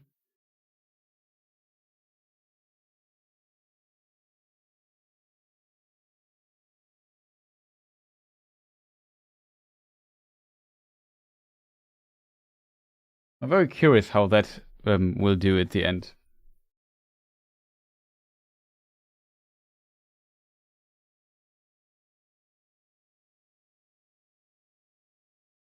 But yeah, if we now would finally return to looking into the show. Needed Largo inspiring. Yeah, I don't know. It's just sometimes videos can blow up on YouTube even if you don't expect it. Sometimes videos can even blow up after they have been out for weeks or months even. So there's always a possibility. It depends on some factors. It's really random at times. So currently it's not like my channel is dying or so. Like, it's working out. I just am a bit frustrated that new content of mine rarely gets views. But as long as people watch the old content, I guess it's good. Whatever.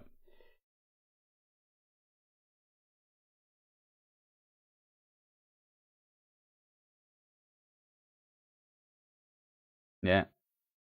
Not every anime is edge runner. It depends on the outcome. Definitely.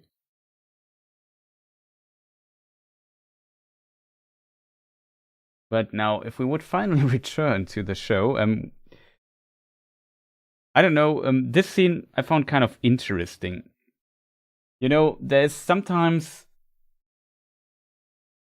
like in this scene, somebody could have seriously gotten injured. Like if you see like a tree falling on you, that's kind of scary.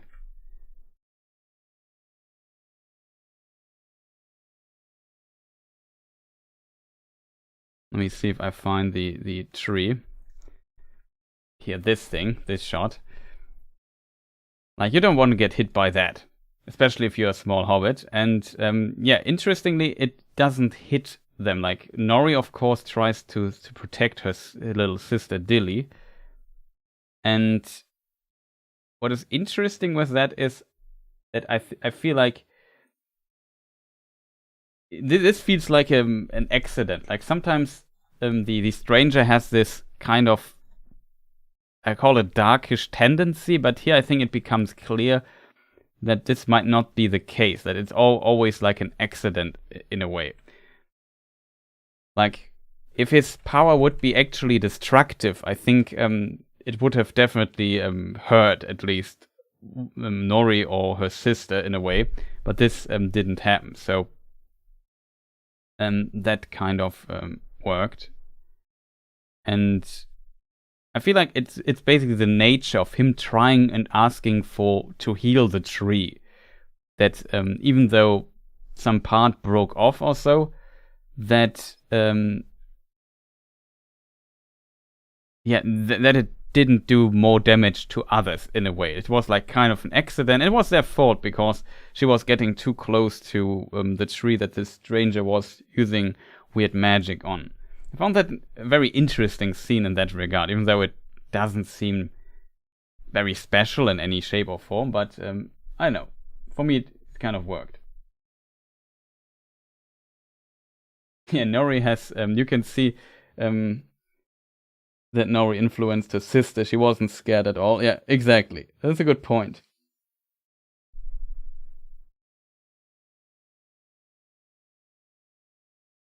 Yeah, maybe it's really something like that he's an Istar.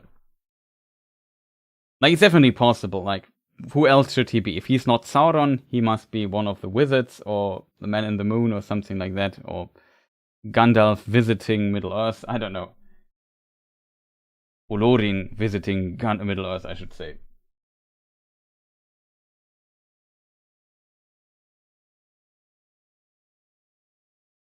Yeah, it's true. But, I mean, sometimes he has a tendency of destroying things. He's very clumsy in a way. Maybe that changes over time, but it's kind of interesting.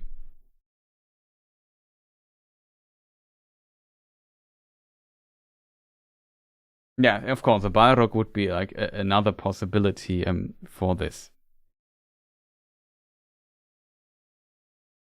And what I like, or what kind of like, is the reaction of the stranger, who seems to be also not happy with it. Like, he looks kind of sad in these scenes, I feel. We like the actor. does a good job. He always thinks, oh no, I almost hurt my friends. He doesn't want to hurt his friends, it seems. He's a real Gandalf to give them food.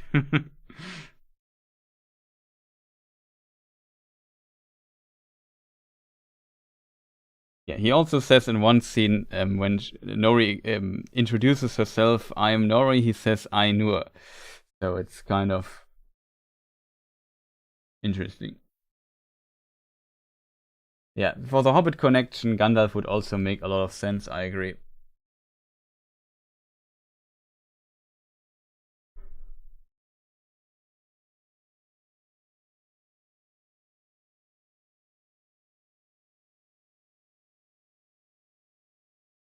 I think they don't banish him. It's just like they maybe fear and feel like he would be, his place would be among the big folk, and that would be a better place for him instead with the hobbits. Like Sadok even gives him his map, and I found it also interesting what he then later says there.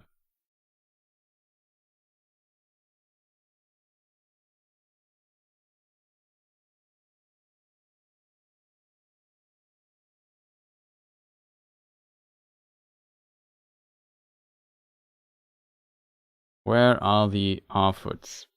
Yeah, he sits there with Sadok, and they talk.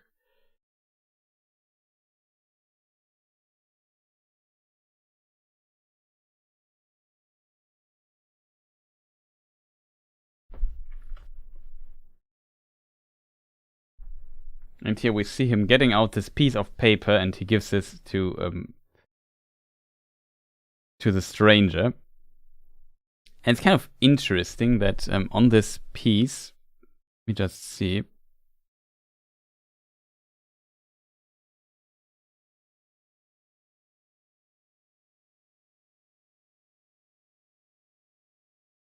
I didn't mark the scene again. What is wrong with me?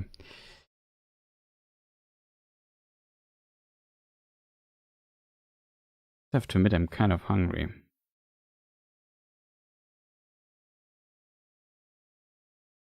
Yeah, and here we see the part again. What Sadok tells him, like I said before, that Sadok doesn't know anything, or that maybe knows more about it.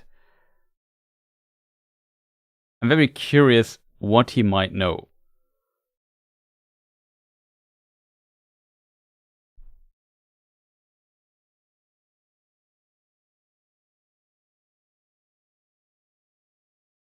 Because the symbol, he says these stars haven't been seen for 1,000 years or over 1,000 years or something like that. So quite interesting. He also tells about that his ancestors also knew about the fiery mountain throwing, or that the mountains could throw fiery rocks at them. So that happened before, it seems, and it says it usually marks the rising of evil.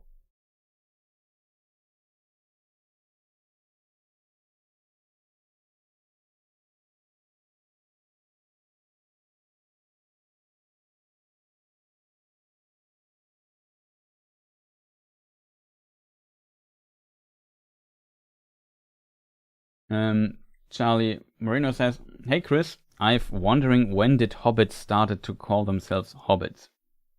That's a really good question, and I think impossible to answer. But we know that the hobbits in the Third Age don't have an own language anymore. Or maybe in the Third Age, later in the Shire, they speak Westron, and their hobbit names are also very similar to the names of the people of Rohan. And the language of the people of Rohan and their ancestors, which is represented by Old English, they are called Holbütler, which means hole builder, right? And this name is the etymology or the origin of the Westron form Hobbit. So they are called Hobbit because when they also adapted the Old English language, and at some point in the Third Age, I assume it's the Third Age. They have the, what do I want to say? When they adapt the language, they have the similarities to that language, and as a result, they must have had contact. And this contact to these Norsemen that spoke Old English, or the language that is represented by Old English, must be represented. This connection shows that they lived together and have to override their own actual Hobbit language, which I assume was at some point completely different. And interestingly, I would date, like the earliest mention of Old English names in Tolkien's works is the Third Age, I think round about the year 1000, maybe a bit earlier. Potentially, the problem with that is because if we go back into the history of the Norsemen, we at some point notice that the names they use were not Old English, but Gothic. Old English is a West Germanic language, Gothic is an East Germanic language, also pretty old. And yeah, we for example find a few names of those in the Lord of the Rings itself. I'm not sure who we find. Maybe Guido Marvi, it's really hard to say. Pronunciation is here pretty difficult to say. Because there was this Gondorian king during the kin strife, and he was called Valakar, and he had a son Eldakar. And Valakar married a woman called Widomarvi, and her father was called Widogavia. And though it's spelled with a V, so I would expect the V sound. Gothic had, I think, no V sound, but only the English sound as in Y or in well. So the W. That makes sense. And I'm not sure why it's spelled with a V here, but those names seem to be Gothic. And as a result, it seems if the Norsemen, if these people are related to the Eotheot, the horse people who speak Old English, maybe the language they spoke before it was like there was a transition phase, Gothic. And of course these names are also related. Widogavia, I have no idea how it's pronounced because my Gothic is really bad. But something like that means, for example, woodlord.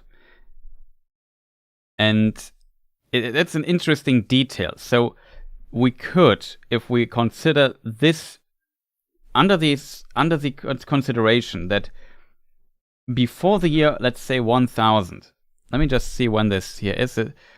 The Gothic names appear 1300 or so. Like Widomarvi was died at least in the year 1300. Her death is, I think, at least hinted at. Let me just double check. According to TypeScript D, okay, it's not 100% clear, but it has to be round about this time because we know Eldakar lived from 1194 to 1433. And during this time period, we find the Gothic names, and maybe earlier. After that, though, in the north, we suddenly find a lot of Old English names. So if we would date back the idea that the Hobbit names are actually are based on the Holbütler, on the Old English name, maybe there's even I'm not sure what Holbuilder means in Gothic, to be honest. Could be similar because the language are related, but also quite different, to be honest. Still, if we relate this, we could say that round about the year 1300, 400 in the Third Age, they must have gotten into contact with the Norsemen, and then they adopted their language, old, represented in the works by Old English, the Hobbits, or a certain group of Hobbits, hard to tell. And then this name for them, Hobbit, might have emerged. It could be that they were called differently before, and they were also called hole builders, because we know that even the Sturs and so on started to building or dwell in holes and so on. like the name Hole Builder is definitely a word that comes into to mind that could be much older than the actual term Hobbit. Like they could have always been called Hole Builders for even longer. But for the question, to answer your question, when were they called Hobbits? Probably around that time, roundabout. Third Age, 1300, 400. Let's say roughly around between 1000 and 1500. I would date it. I hope that answers the question.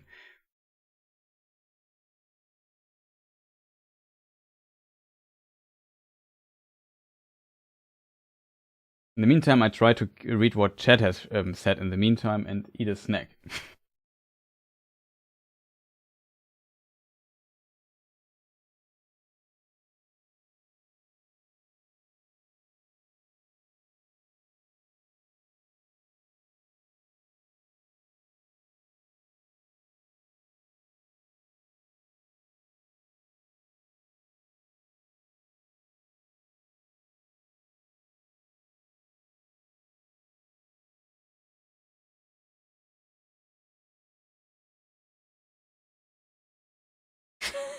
I like that. Cartesian coordinates system with interpolated function. Yeah, it could definitely look like a function.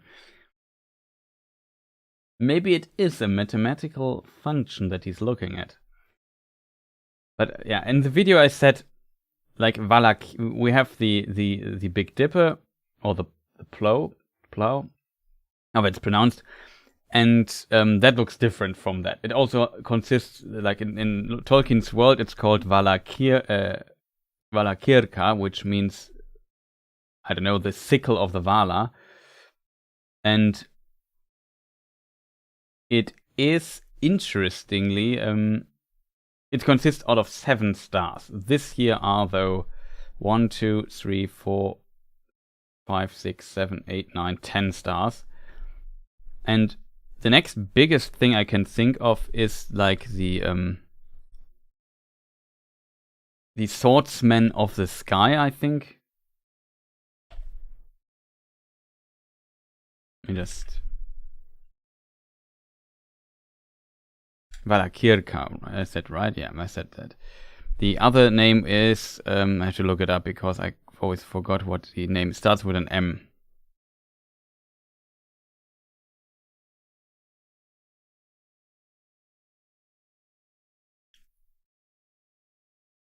Yeah, now I have to think for a moment about how it's pronounced. Minelmarkar. Yeah, Minelmarkar. Without the second R, Minelmarkar. Swordsman of the Sky.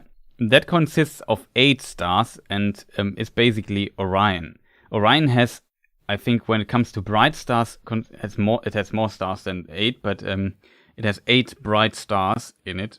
So it's pretty close. And you could argue that 2 stars, these 2 here, have like a different color than the other stars marked on this map. So maybe you could argue, maybe it's just mostly 8 stars. So it would kind of be fitting. The problem with Orion is it's more like a box. So you would have connected like this. These stars here should not be part of Orion then.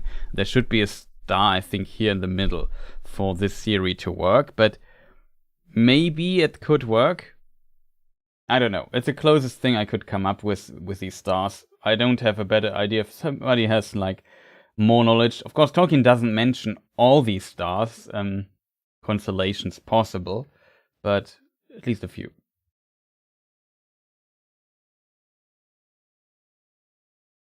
Yeah, definitely the Radagast theory also grew a bit on me seeing this here.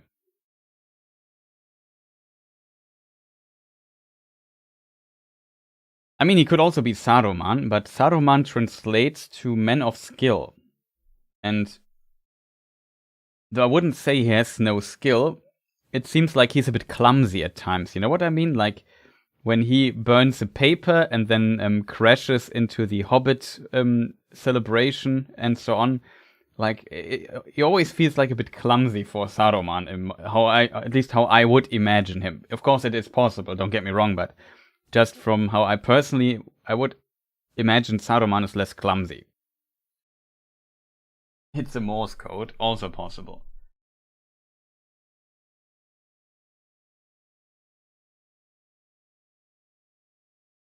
Is this a chat that memes about Rings of Power?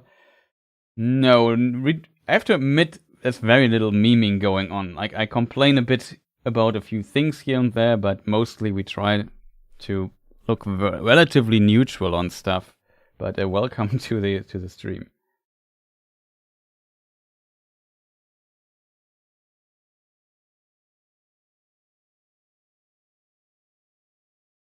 But since we have this tree scene here. No, it was on the other scene, right? I don't have it here. I have it here. Awesome. Yeah, we see, like, I don't know, making things grow. You can definitely see there's a connection to Yavanna or so. That would be Radagast. Good kind of work. It could be that it's something like that. There's also the theory that one of the star constellations, either Valakirka or forgot the name again, Minelmakar, was above the head of Durin, but really hard to tell. I think it's Valakir. Is it Valakirka that was above Durin? It's never confirmed though.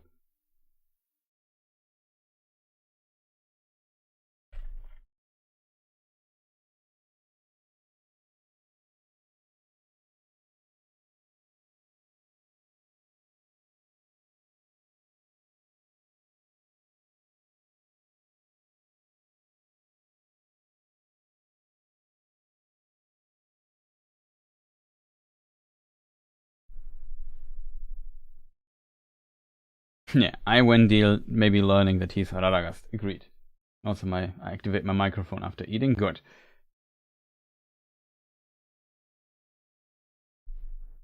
I'm just joking. Look forward to analytical criticism with argumentative. Currently, the stream was a bit derailed. Let's put it that way. We were just talking about YouTube too much, but let's not go back there.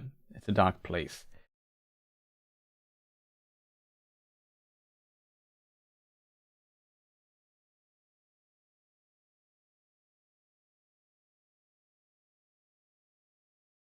But yeah, maybe it's a location. Interestingly, I won't find it that fast, so give me a moment. This star constellation is also on the cultist's plate. Not sure if it's a plate, but you know what I mean, I hope. I think it's at the beginning of episode 5.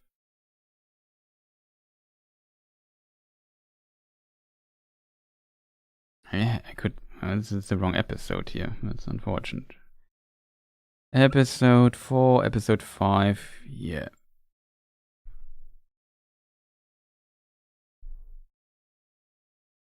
See, here we have it as well.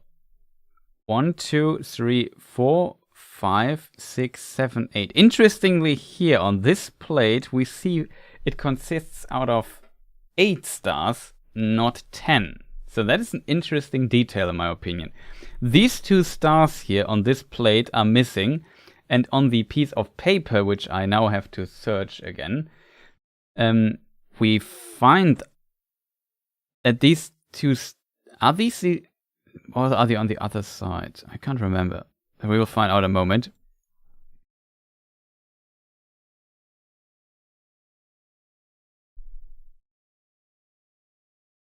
I forgot that I didn't mark the stupid screenshot with the map. Now I have to search it again, like the... Come on, look at it again, stranger.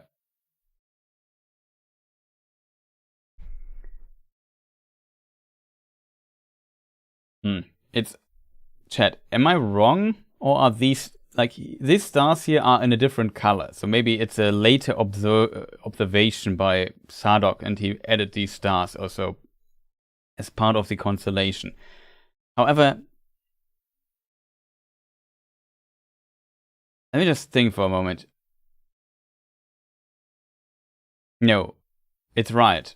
The stars on the upper hand, yeah, it's right. These stars are missing on the plate. These two stars here that have the different color. I'm not sure what the exact meaning of that is, to be honest. If chat has a really good idea. Yeah, the cultists also interest me. I have seen a bit of. Did anybody in chat see the final episode trailer? Because there was quite a bit of material from episode 8 already.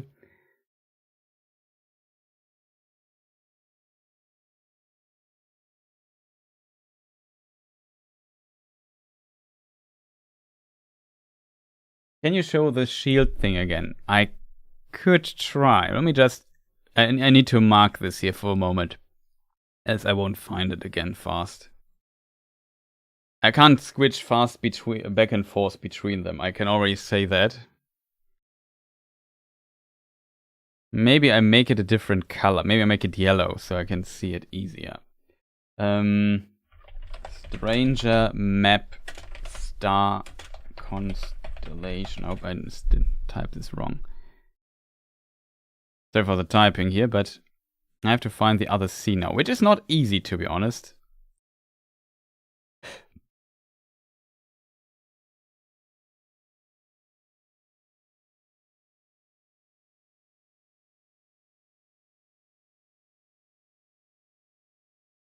See? This is on the back. On the piece of paper, I think it was the other way around, right? Like, this line here was on this side and it was going to this direction. I don't know, but I should be able to switch back and forth now a bit more smooth. Yeah, this goes into this direction, interestingly. So these two stars are definitely missing. A very interesting detail I also did not observe so far. Saw the trailer, but I forgot already. Also saw the preview of next poll. Would you hit the cultists? Yes or no?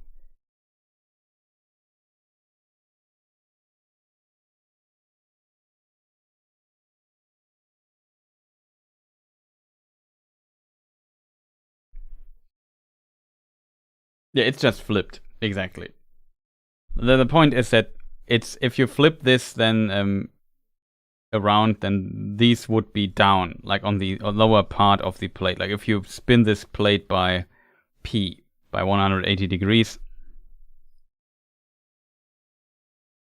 Do you say P or pi in English for the Greek letter? In German we say P, of course, but...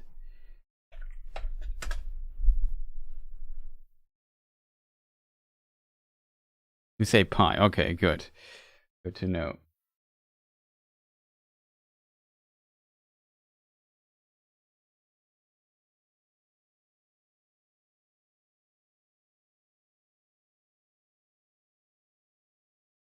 Is it mirrored upside down?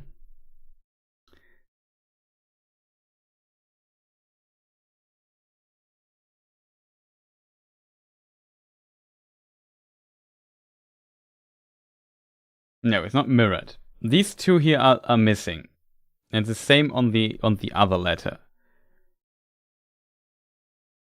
On the other piece of paper this way. It's not mirrored. It's just turned around. See, these two here are in a different color. They are missing on the plate, I feel. These here should be there, right? It's very interesting that these two stars are missing on this other thing.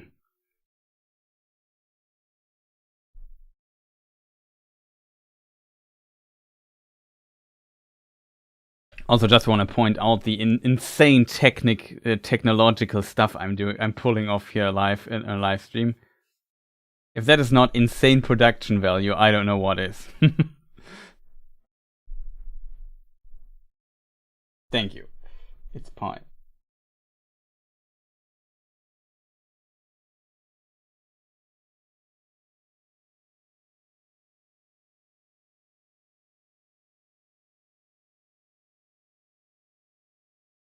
Yeah, maybe it will edit before the line was drawn. Possible as well.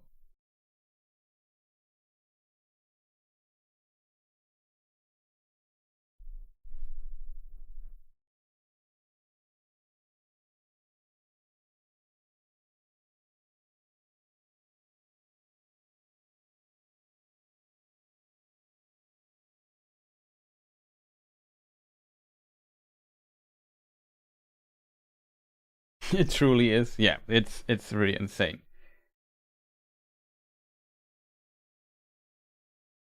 My dinner almost left me. Well, it's unfortunate, I have to admit.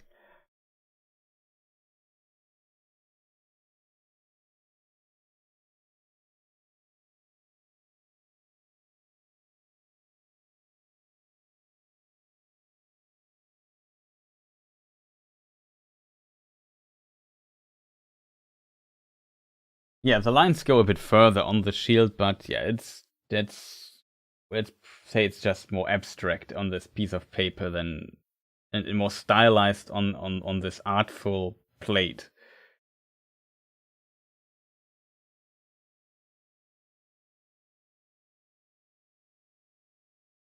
Roller coaster stream.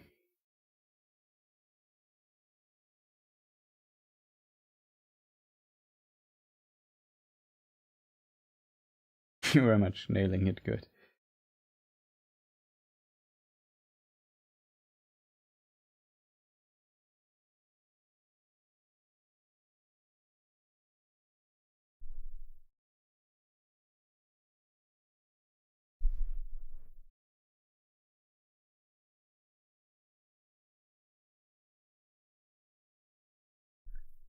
Like in the trailer, we saw quite a few cultist scenes already. So I assume we will maybe have answers next week. Probably we'll also have some questions left, but we will, I think, at least get some answers. But I also expect a cliffhanger next week. It will be a very big one.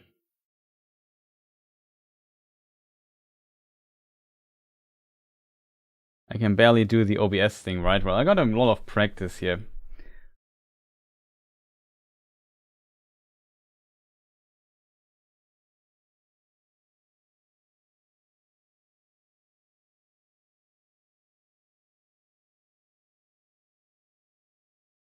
Yeah, it could also be like imagine it's Mordor again.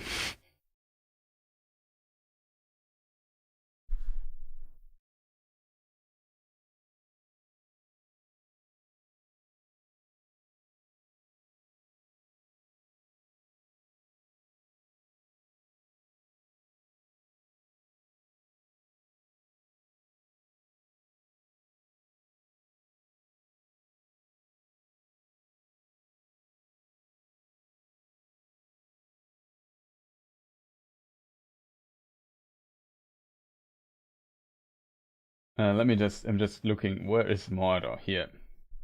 I mean, it looks a bit different. I can't think of any constellation that looks like it, but I don't know. Maybe it's supposed to be Mordor again. Though these stars here make no sense in this context.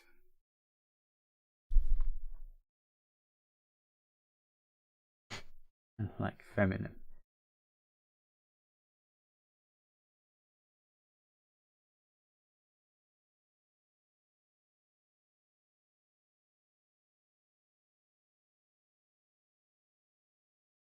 The horse becomes Sauron, possible.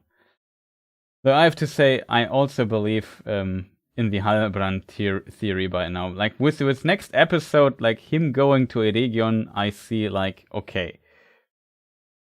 That is just too much hinting. I hope it would be a red herring or so, but it seems like they really go with that. I would not be surprised if that is a big reveal next week.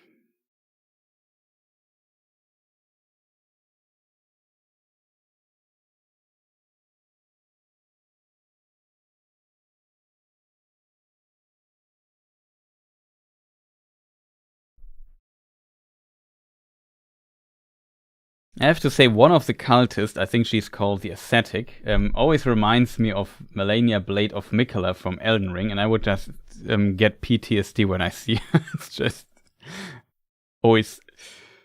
It would be very funny if she introduced herself next week as I'm Miquella, I'm Melania, Blade of Miquella, and I know no defeat next week. And then she would just start spinning, pulling out a sword, and just would start in an endless flurry of sword spins that's impossible to dodge. And I don't know, and does a ton of damage. It also heals her when she hits. It even heals her when you have a shield, and it blocks the attacks 100%. And it even heals her. Like, it's unfair. Kind of. It also took me, it took me like, I don't know, 15 hours to learn how to dodge that attack. So, I played this quite a bit.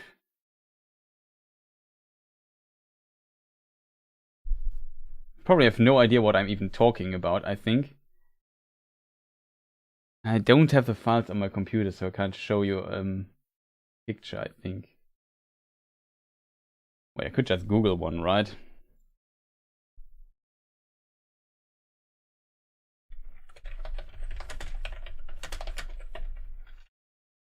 There's a boss enemy in a game called Elden Ring, in case people wonder. Probably the most difficult boss that exists in Elden Ring.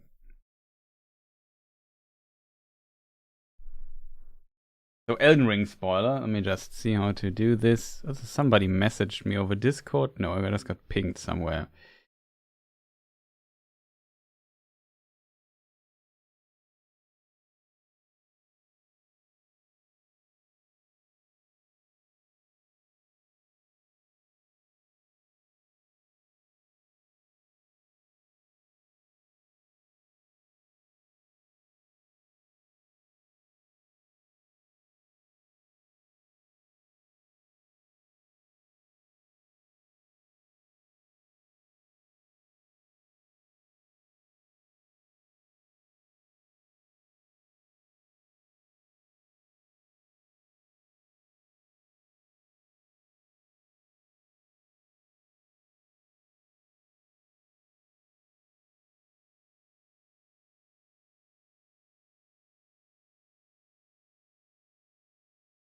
Okay, a lot of stuff going on.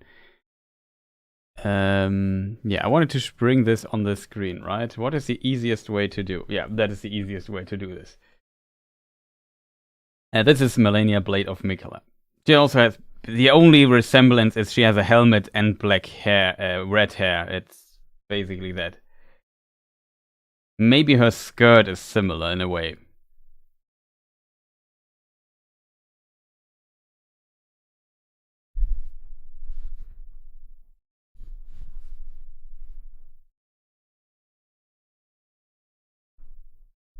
I only play Sims, even played Legolas there.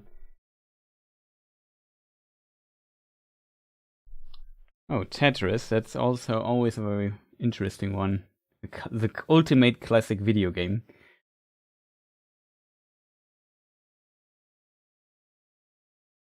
Yes, Asher, thanks you for staying so long.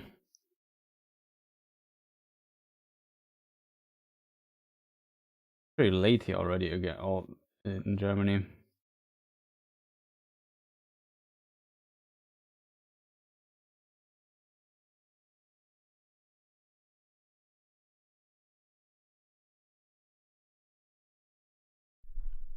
It's less about being into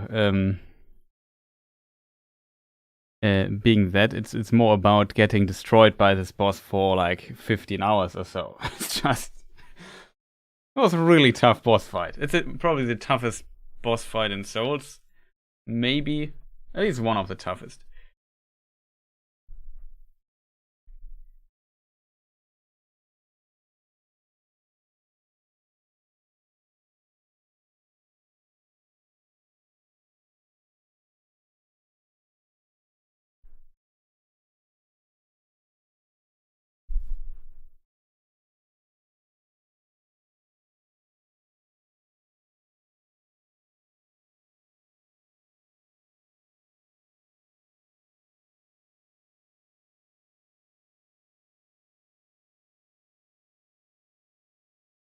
I don't know. He probably will tell us what Halbrand was thinking. If it should turn out to be true, we'll find out. But I'm also currently thinking it is Halbrand.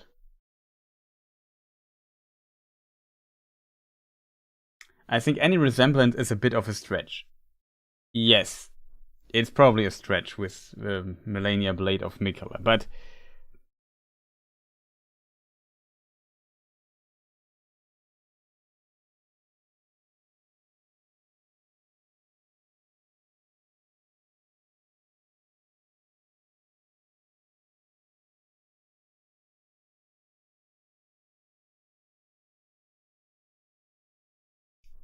yeah, let's maybe jump back to other scenes, because yeah, the Star Constellation was interesting. I liked, we spoke about it a moment ago,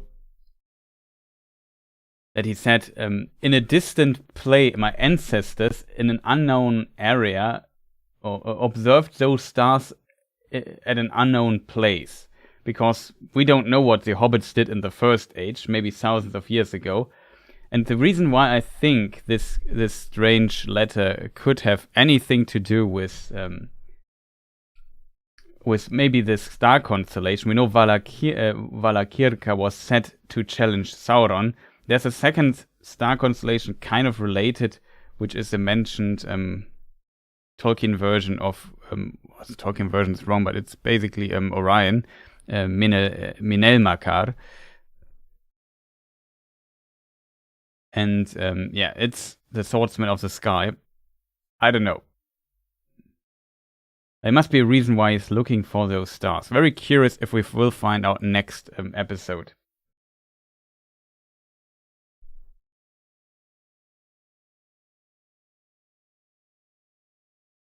I mean, in theory, don't get me wrong, like, the idea is not off the table, I would even argue.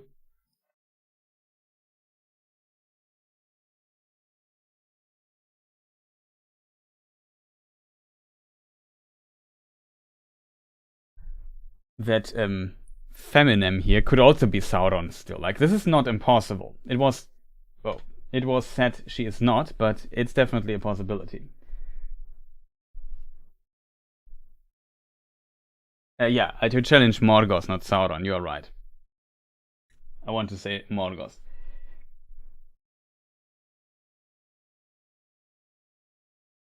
Potentially by Varda, because she is the Vala for the Vala of the stars.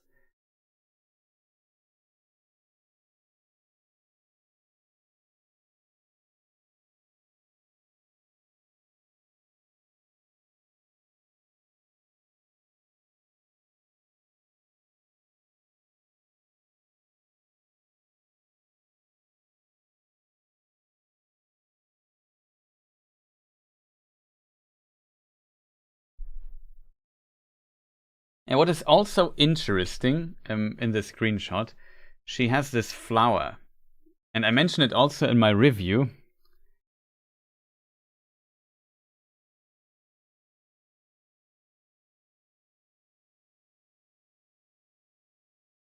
That when they confront Nori, or Nori confronts them, they, for whatever reason, pick the flower. Like that's in chat. Anybody has a reason why this scene exists? Like, I assume this is the hand of Feminem, of the Dweller, and she touches the hair of Nori. Like, she teleported or went into the unseen and got invisible for a moment. We don't know how she got there exactly. But it seems like there is some power going on with these ladies, with these priestesses, or this cultist, and she grabs a flower. Maybe she doesn't like flowers? That is also one of the scenes I found really curious. Why was she doing this? Just for fun? Maybe the person who she is looking for is kind of related to flowers or something? I mean, Wendell would mean lover of birds as well. If I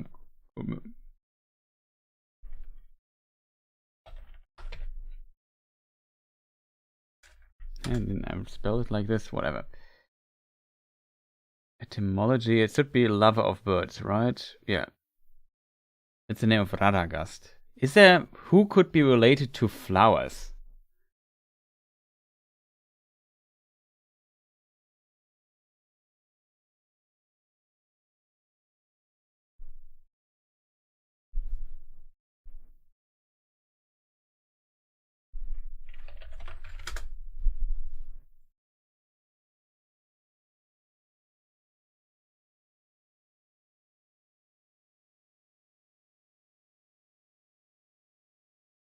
Ealote. Lotes.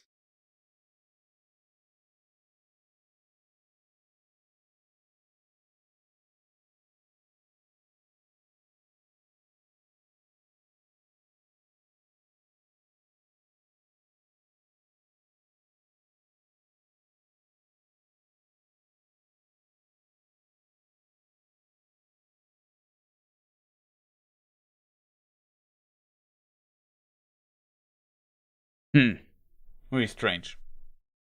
Also, this flower, Nori got this flower in her hair in episode... the ice episode with the ice incident. 5, I think, right? Yeah, 5. There, like, in every scene before, she has no flowers in her hair. Or not this flower.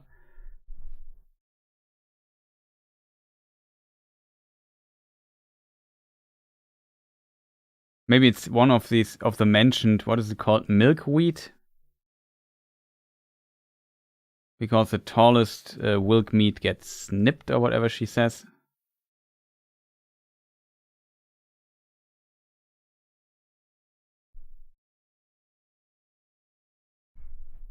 Yeah, in this scene. See, here she has these flowers in her hair. This is episode 5 now, the beginning of episode 5. That's the first time we see her with flowers. Then in the other episode, when we see her, like, I think the last time we see her is here in this scene. And here she does not have flowers in her hair. It's probably their camouflage training escape. Like, there's also a shot from her, the back of her hair. Here you see it better. See, no flowers. Maybe what Dilly has in her hand here, something like that. Maybe it's related to that. Not sure what's going on.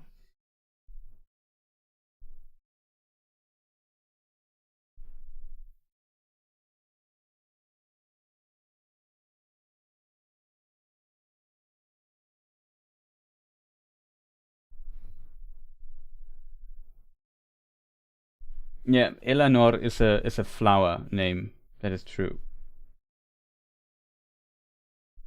But Dilly, I think, is also a flower name, and Poppy as well. Like all the hobbits, it's not unusual to have plant names.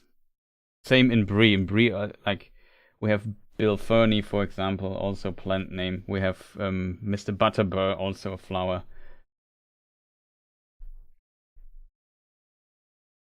I'm not sure if Largo is a flower, but yeah.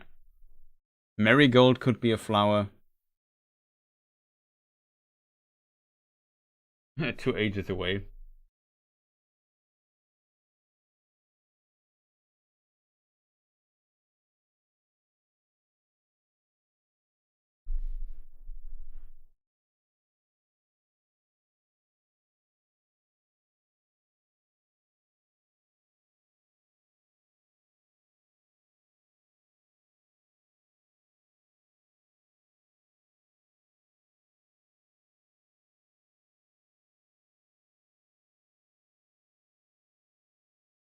I think the Hobbits had no writing system. I think Tolkien explicitly mentions that they had not.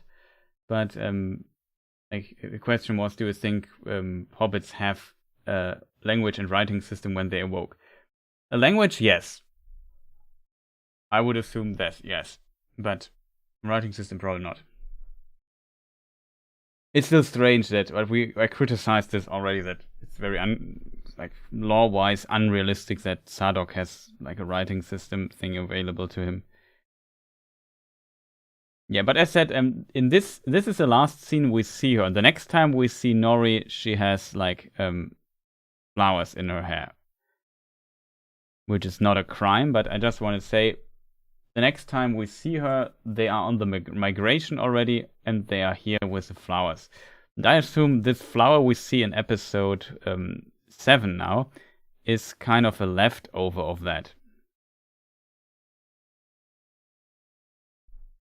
So quite interesting.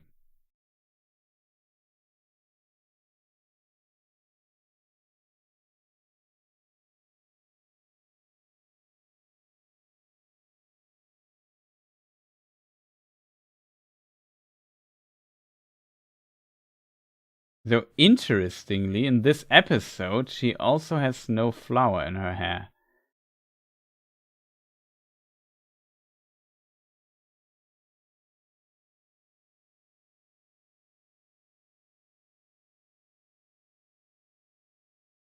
Very strange, Chad. When's the next time we see Nori? See, here she has no flower in her hair. Maybe it should be on the other side of her hair.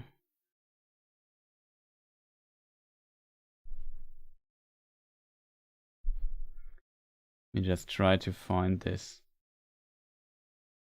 Shouldn't be here on this side, right? No, she looks into the other direction.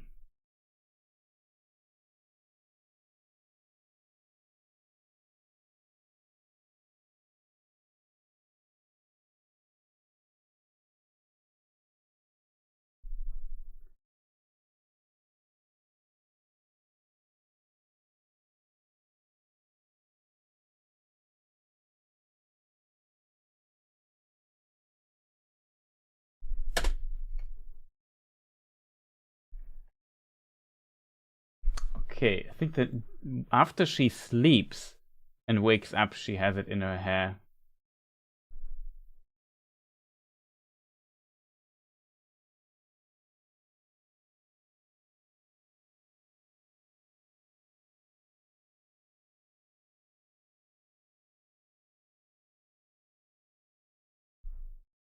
Here she has it. Here it's missing. Interesting. Maybe a scene is missing here or so. Maybe it had more relevance in another version of the script or so. Very curious. Like, it's really strange.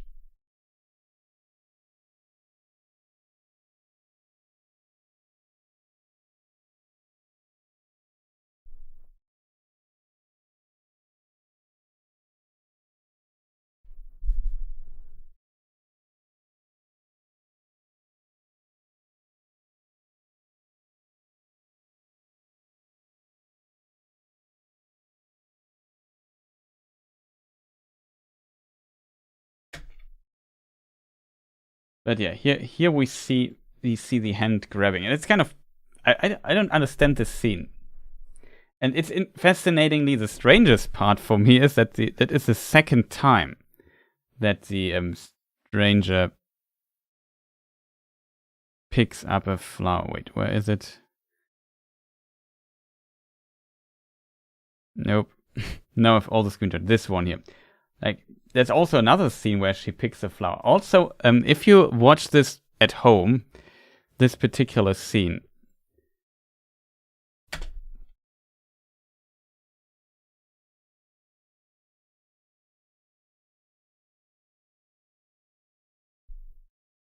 Like, the way the priestess touches the tree, like, it's also kind of unusual, I feel. But maybe they see some kind of power in it or so. I would say, in a way, she touches the tree in a way as if she was blind. You know what I mean? I don't think she is.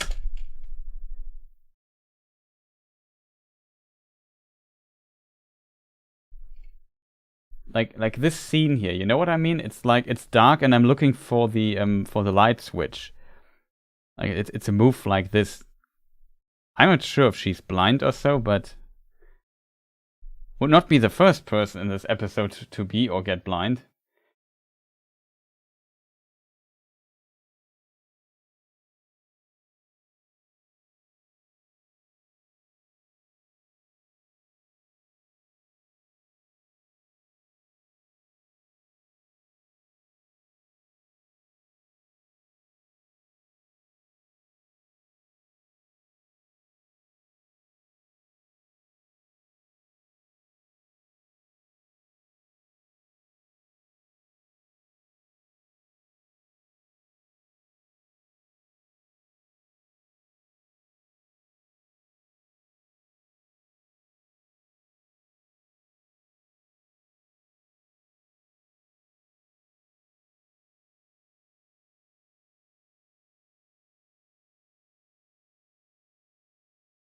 That's an interesting idea that maybe the flower grew in the sleep.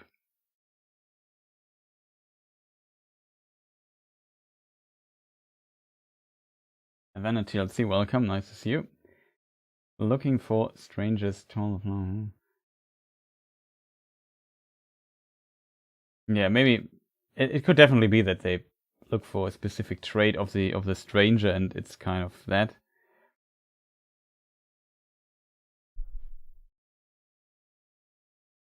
But yeah, maybe seeing this particular scene in motion, I wouldn't. It felt a little bit like maybe you could argue it's dark, or so, but they also seem to look at stuff. So I don't know.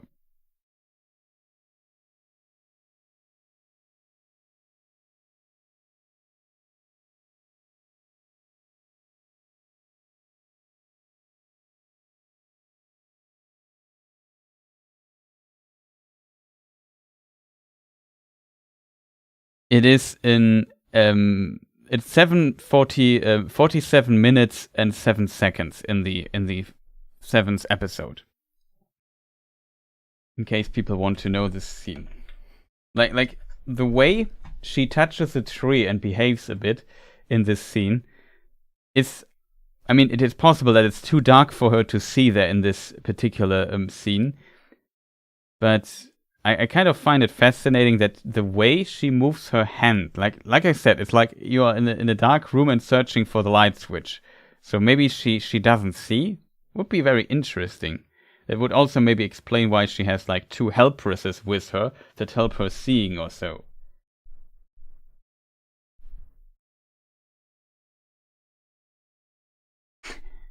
Yeah, it might be a CGI flower, true, but yeah, I think it's a probe.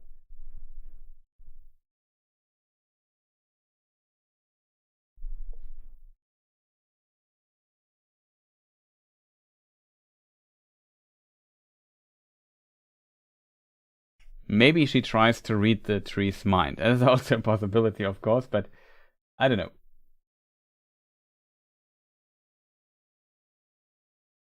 Very curious what people think of this. The Dweller, as she's called in the credits, is probably blind.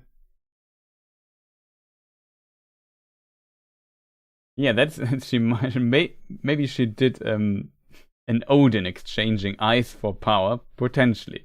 Maybe she over gambled it and lost both eyes in the process. Though, yeah, I guess it depends on the story.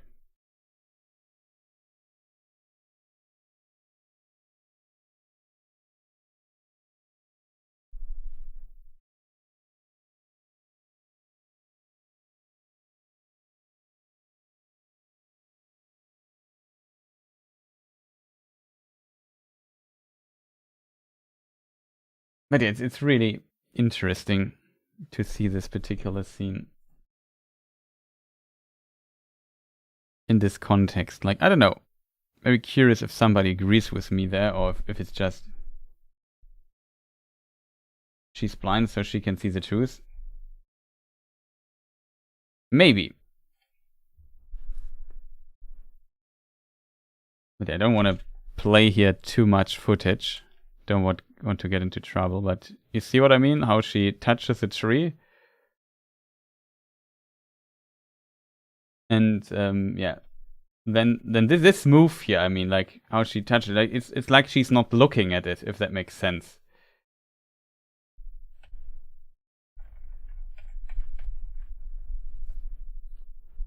Like she looks up basically, and she's not looking where the flower is. And it seems like she feels the outside of the tree, and then by accident hits basically the flower, and then oh, there is something.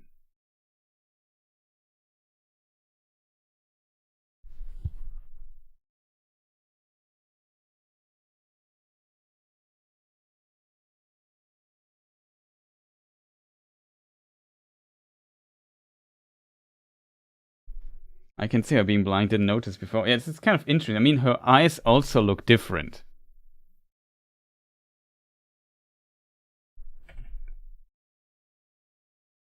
Do we have a scene where she looks up here?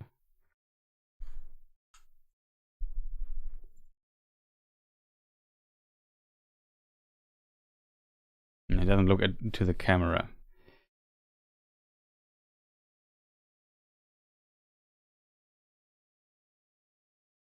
I mean, it could also be just very dark. So don't get me wrong. It could.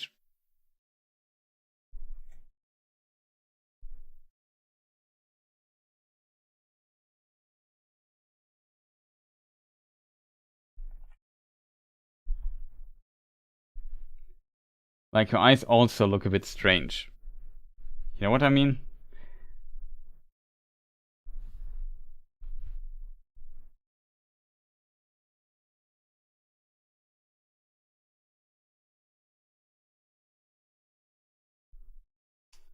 Yeah, Alatar, or however he is called, like, it's one of the blue wizards in case people wonder, is same as his friend Palando. Both are Maya of Orome. Maiar of Orome.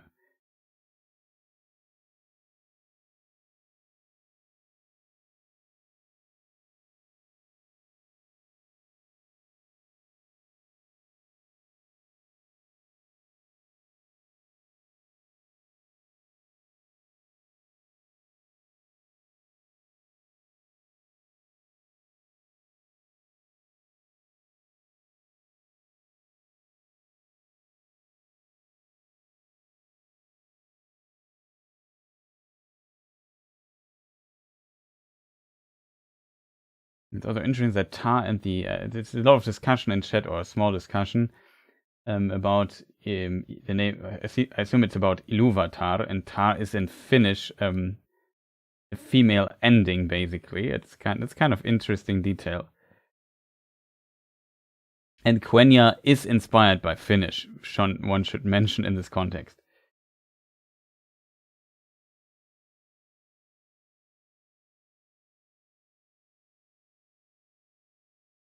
Two blind people would be a bit much. Yeah, definitely possible.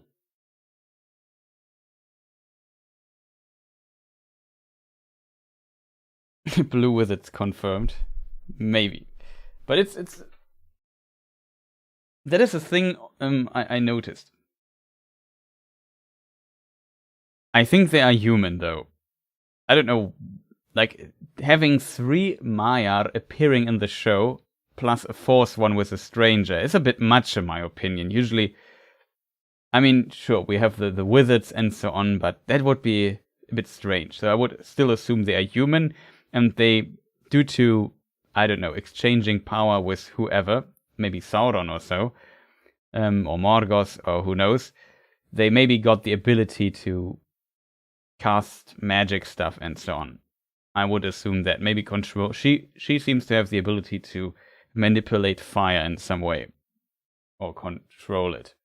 Fire magic. Basically, in Dark Souls, a pyromancer.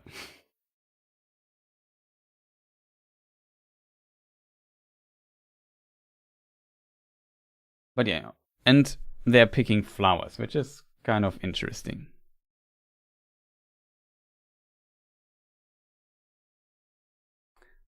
I have to say, this looks pretty cool. I'm very curious if this is a practical effect, if it's edited. Very hard to tell.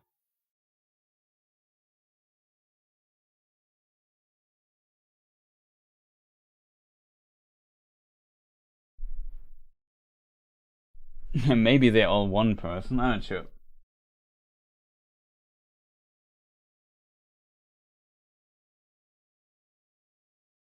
Yeah, of course. It's also inspired by some other stuff.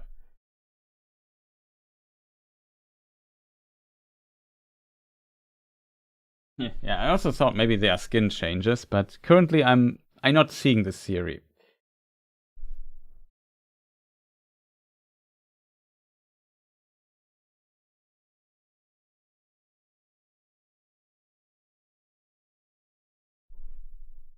I mean, it's possible that they are also spirit beings or so for whatever reason, but yeah, it's. I have to say that it was very interesting scene. I'm very curious what's going on with them. This scene here now, we learn it has nothing to do with the Balrog, so that was also one of the theories. But yeah, here she absorbs the fire and sets stuff ablaze. And we also notice in the bucket scene here where she finds Poppy's bucket in the river. You also see that her hand is sat, like is black. See, it's black again. Like I assume both her hands are always. We noticed this so far on every screenshot.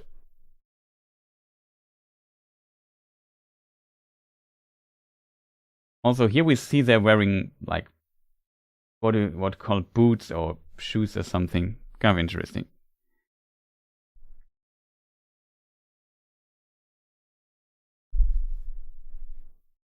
However, in this particular scene, she seems to be looking at it. You know what I mean? Maybe they can't see at night or so. I don't know. It's kind of it's really strange. Like in this scene, it looks like if she would be blind, she would maybe touching the bucket with her other hand or so.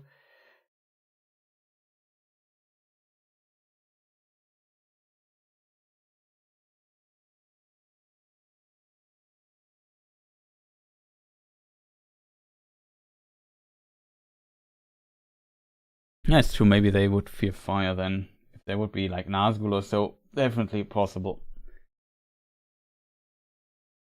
But I agree. It's very curious to. I hope we get some answers next episode. I feel like we will get some answers.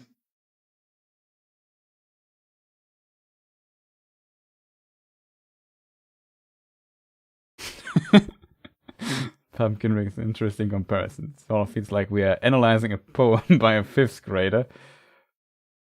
By established professors with rules of academia. Yeah, maybe you're right, but it's, I don't know. Sometimes in some details so far have led to some interesting conclusions at times, or predictions, and it's always fun to have that.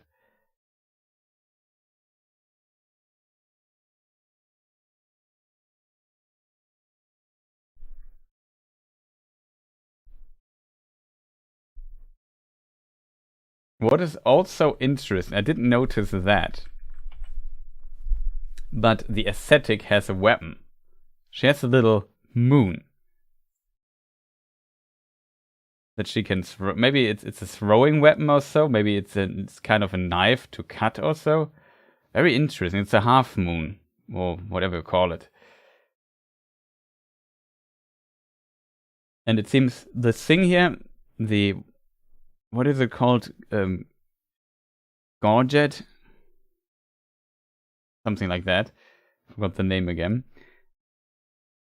It has the same symbols as here. There's also an eye on it and so on. Very interesting. I didn't notice that until just recently. Also, here's a symbol on the thing.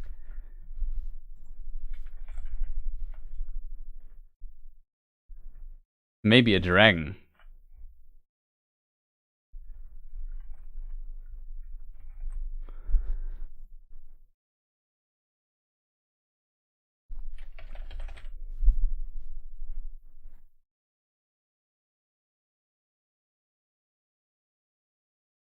That I also didn't notice, I have to admit, until you just now. See that? Enhance. It's Xena. Yeah, that's so. To be honest, I had the same thought.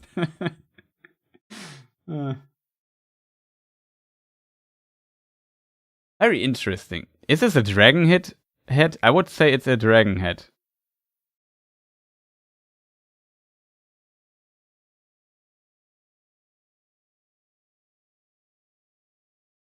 If it's a Batarang, it could be Batgirl then.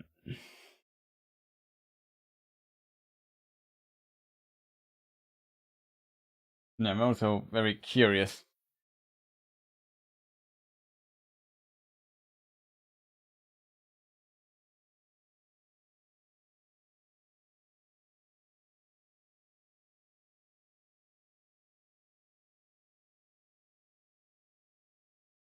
But yeah, who would have a dragon on their stuff? Usually, like, dragons are creatures of Morgoth, so, and they also burned down the for no apparent reason, the cards of the Hobbit. So I would feel like, yeah, they're not nice. Yeah, it could also be some wolf or so. You're right. That's also a possibility. Though I feel like for a wolf, the neck is a bit long. Like if this is the neck, might be a bit long. I can also try to sharpen it a bit. Sometimes helps a lot when you zoom in that much.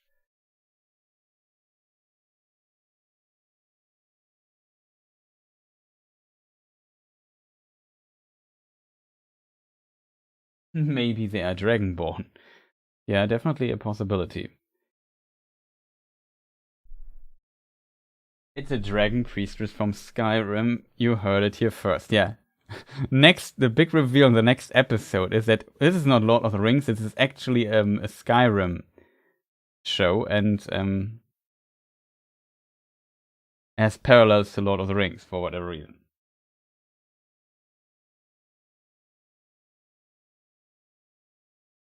It's true. He threatened them, but he only said that because they don't want him to that they touch or hurt their daughter. So kind of I can understand in that regard.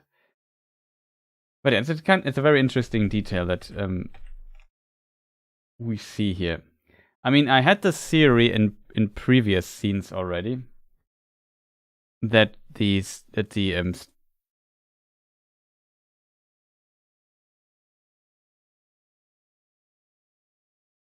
let me just see if I find a good scene.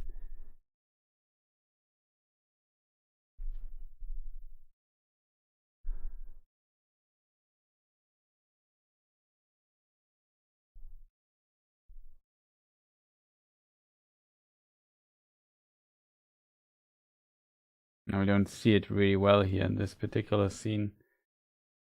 I can't tell you what these symbols are that she is wearing, but this here looked like a dragon tail as well. This here on top. Is this here the star constellation again, chat? Just with an additional line, you know what I mean? Very, very mysterious.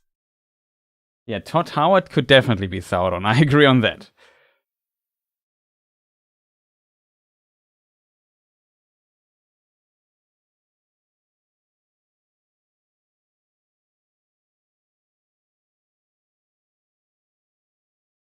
Yeah, they also could look like heralds or something. I agree.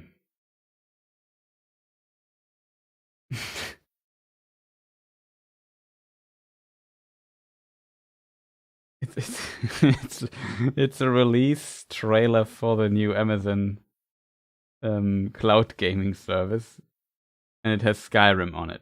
As could be. Like it's not the it's not the strangest of ideas in these times, I feel. They are connected to the center. That's a very good point. Like there is something in the center. Does somebody recognize what that is? Let me just see if I find a better scene with this particular detail.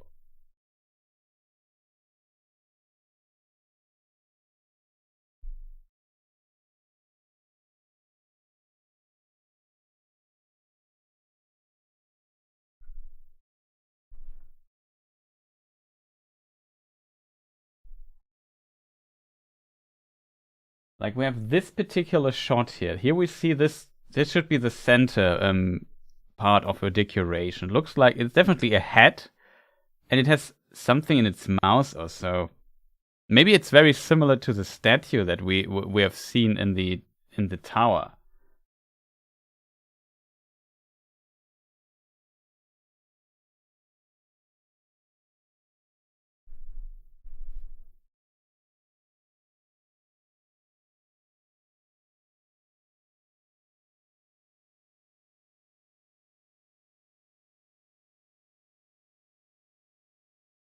If they have magical powers, are they Maya, Chris? Is this documented in any of Tolkien? In theory, of course, elves would work, but the ears are not fitting for elves. Men, though, like maybe I can try to read this really quick.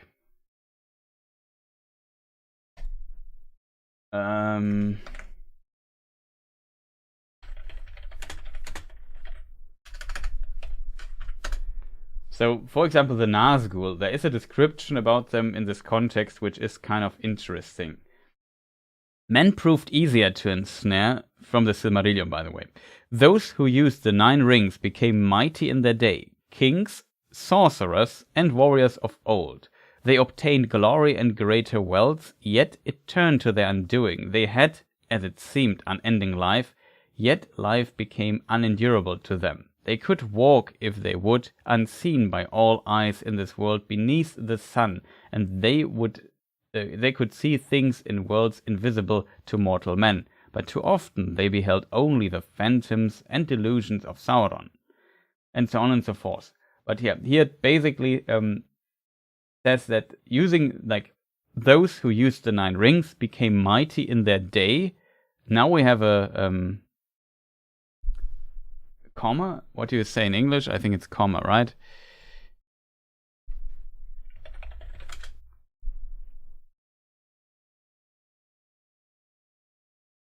Yeah, comma.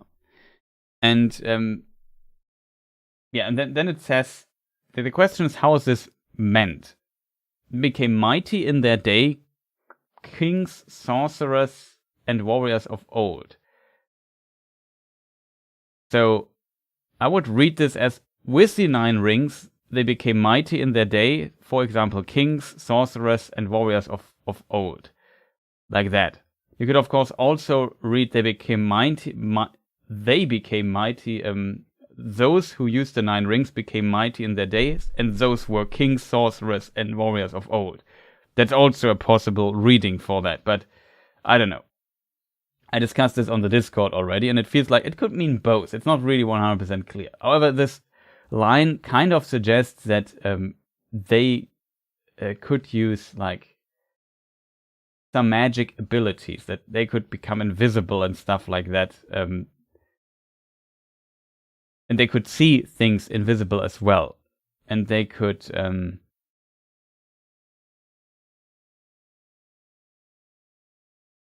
that they could obtain like powers and abilities. It's kind of an interesting quote from the Silmarillion in that regard.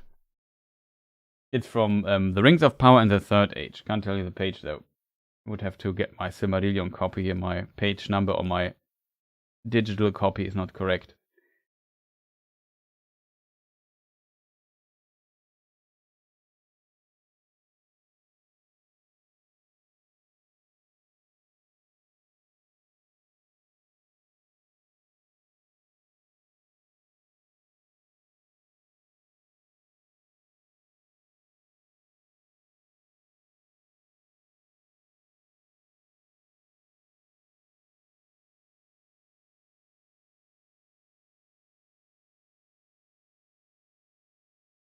Okay. I wanted... But yeah, I hope this answers the question to some degree. Like, there's also the mention of Sauron being a necromancer when he was not identified yet by the White Council. So you could argue necromancer also sounds like he can use some magic stuff. It was suspected that there's a Nazgul or something like that. But yeah, in this, I feel like it is possible for men also to use kind of magic, if that is possible. In a letter, I forgot which one it was, there's also the mention of... let me just read the letter. Should I find the letter, though?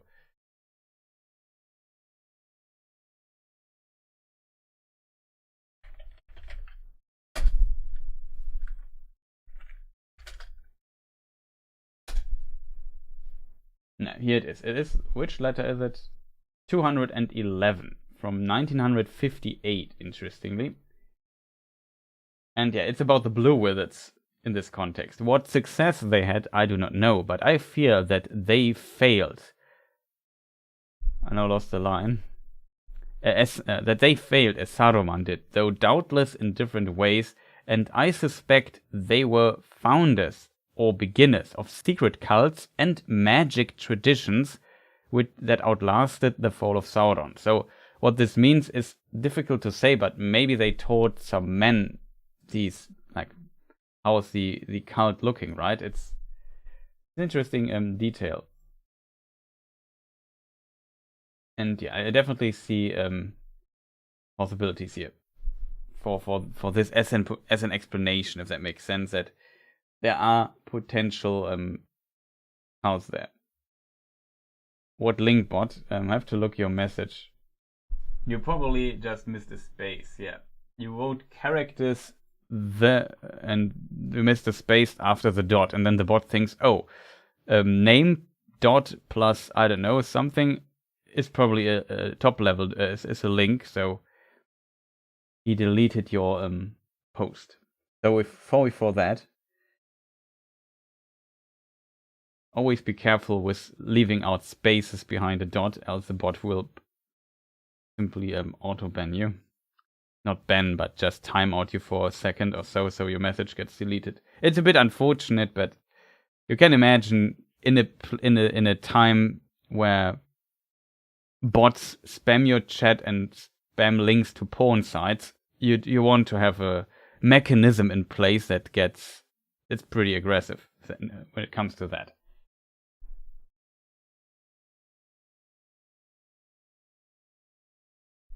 Eyes closed already. Yeah, sleep well, Sushan. Nice for staying so long with us. I hope you enjoyed the stream. Sleep well.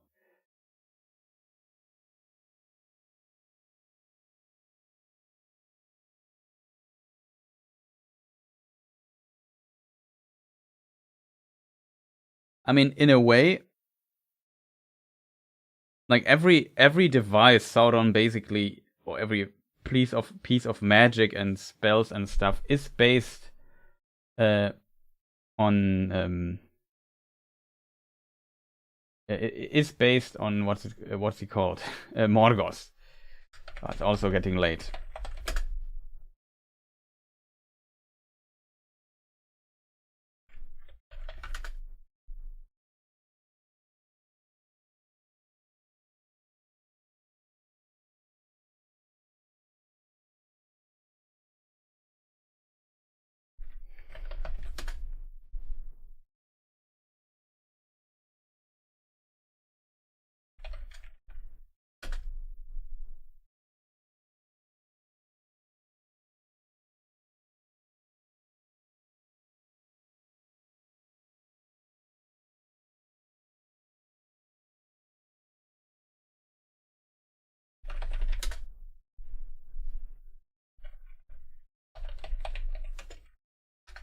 I don't find it, sadly. At least not as fast as I hope I would find it.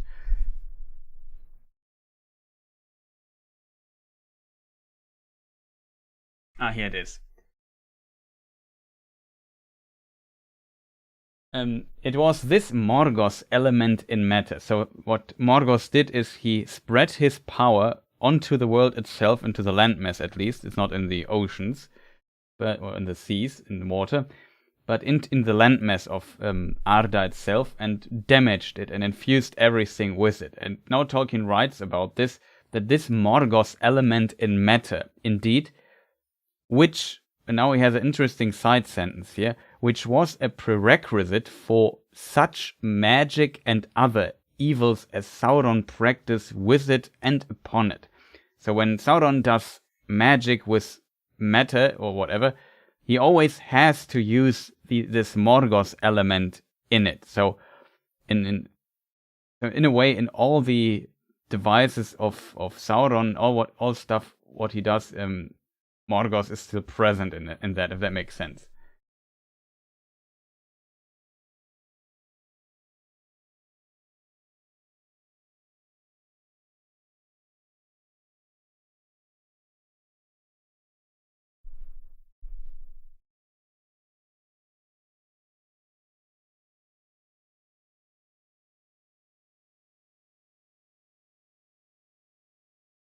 But if chat want those links, I can give there's a command in the bot where I can say allow user X to post a link. I forgot what the command was, to be honest, but I could look it up. And then somebody can post a link without getting banned. So there's a solution for the problem as well.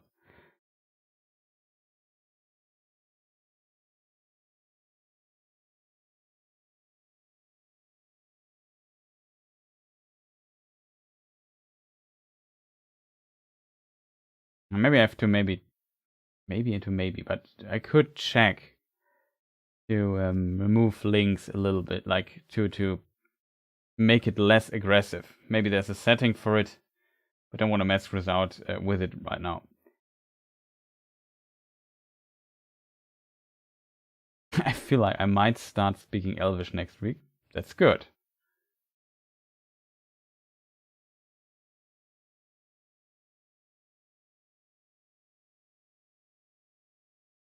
Yeah, Mo Moon says, Chris, I had also a question about Galadriel, if it's not too off topic. Did she not reject Sauron in his fair form? Yes, she did. In the Unfinished Tales, Unfinished Tales we can read. Let me see if I find the quote really quick. Galadriel, disaster, too far.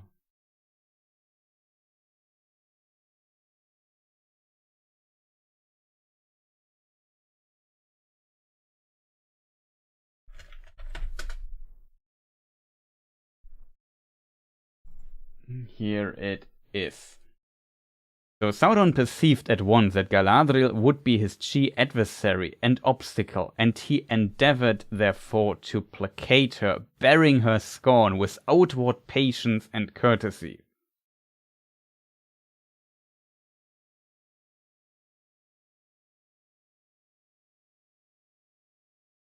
An interesting comment by Christopher Tolkien is added here. No explanation is offered in this rapid outline of why Galadriel scorned Sauron, unless she saw through his disguise, or of why, if she did perceive his true nature, she permitted him to remain in Eregion. So Sauron used all his arts upon Celebrimbor and his fellow smiths, who had formed a society or brotherhood, very powerful in Eregion, the Gwais Ymir Dain. But he worked in secret, unknown to Galadriel and Celeborn. In this version, you have to keep in mind multiple versions of this exist, but there's one version, and in it Tolkien explicitly says that Galadriel knew that something was wrong with this Anatar dude. And she did not know he was Sauron, though. That's a big difference, in my opinion. Like, in all the versions, it seems like she noticed something was wrong here. There's also a note to this. Maybe we can read this as well. What is in this note? Note number 7. In an isolated and undateable note, it is said that although the name Sauron is used earlier than this in the Tale of Years, his name implying identity with his target lieutenant of Morgoth in the Silmarillion was not actually known until about the year 1600 of the Second Age, the time of the forging of the ring. The mysterious power of hostility to elves and Edain was perceived soon after the year 500. That's also an interesting note. And among the Numenoreans, first by Aldarion, towards the end of the 8th century, about the time when he established the havens in Vignalonde. Vignalonde might be Londair, but it's not clear. But it had no known center. Sauron endeavored to keep distinct his two sides, enemy and tempter. When he came among the Noldor, he adopted a specious, not sure if that's how this is pronounced, fair form, a kind of simulated anticipation of the later Istari, and a fair name, Artano, High Smith, or Aulendil, meaning one who is devoted to the service of the Vala Aule. He was, by the way, Sauron was, according to some, even to the Silmarillion, once a Maya of Aule. And there's another note here. Of the Rings of Power, page 287, the name that Sauron gave to himself at this time was Anatar, the Lord of Gifts. But that name is not mentioned here. The note goes on to say that Galadriel was not deceived, saying that this Aulendil was not in the train of Aule of Valinor, but this is not decisive, since Aule existed before the building of Arda, and the probability is that Sauron was in fact one of the Aulian Maiar, corrupted before Arda began by Melkor. With this, compare the opening sentence of the Rings of Power. Of old there was Sauron the Maya, in the beginning of Arda, Melkor seduced him to his allegiance. A very interesting detail here. What I find very forgot about this note, to be honest, that the name Sauron could have actually appeared much later. So they probably had no real name for him at this time. But yeah, it's just a note from an obscure text. From one version of this story. Very interesting to read, though.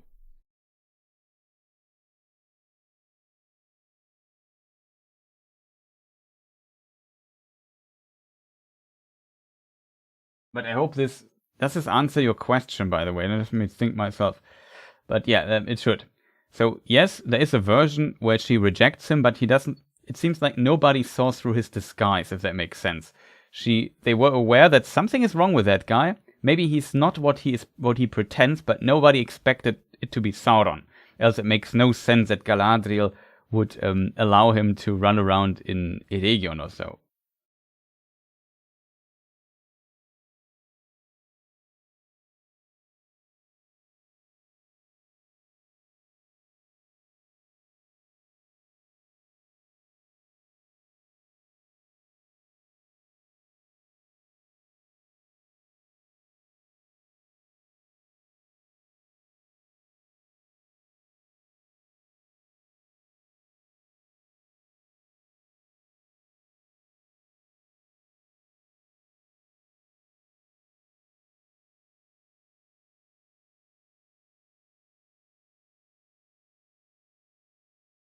This citation I was remembering, yeah.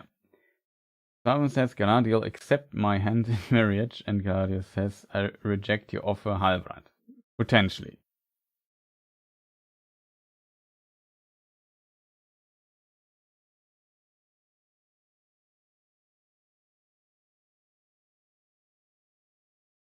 Got to laugh that you can learn High Valyrian on Duolingo, but not my native language. Yeah.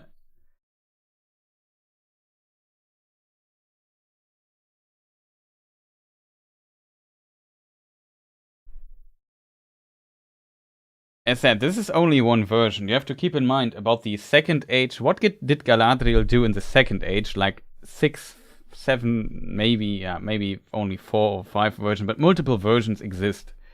And they all contradict each other in detail. So Tolkien was really working hard on implementing Galadriel into the lore, but he never really accomplished it. As a result, when it comes to the Second Age, Galadriel is, I think, not really mentioned there. And we know very, very little. It seems he later in life settled that she went to Eregion at some point and was maybe one of the founders, or at least lived there for some time. That is a hint for that is that there's a little lore section in a book called The Road Goes Ever On, which has like songs, and he worked together with like another person who made the song part, and he wrote the texts for this. And there's a small lore section. In this lore section, that is the only published work, like published by Tolkien during his lifetime, that has lore in it, where it's explicitly stated that Galadriel and Celeborn went to Eregion. In Lord of the Rings, there's no information about this. There's only the edition from 1965 and the second edition of Lord of the Rings in Appendix B that, is it B? It should be. In Appendix B that Celebrimbor was a Lord of Eregion.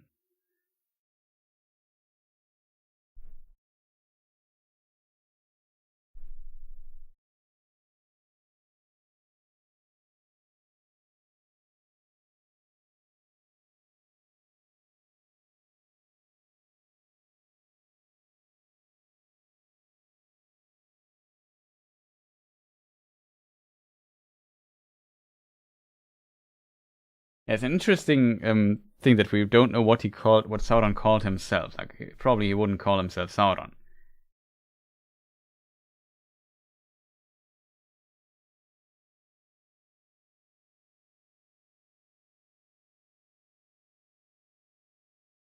Yeah, maybe something was added, or maybe we couldn't see it. But still, this particular picture here, like, Did we see a head like this in form of a statue somewhere, chat? Any suggestions when it comes to that?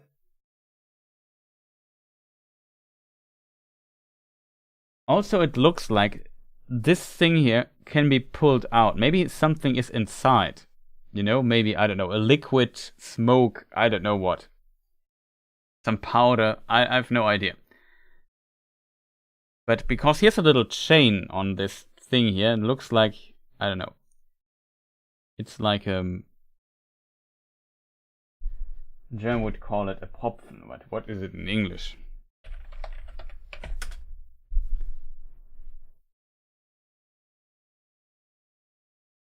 Yeah, plug. Yeah, that's a word.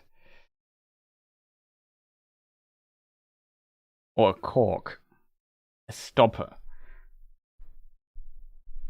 So very interesting to see.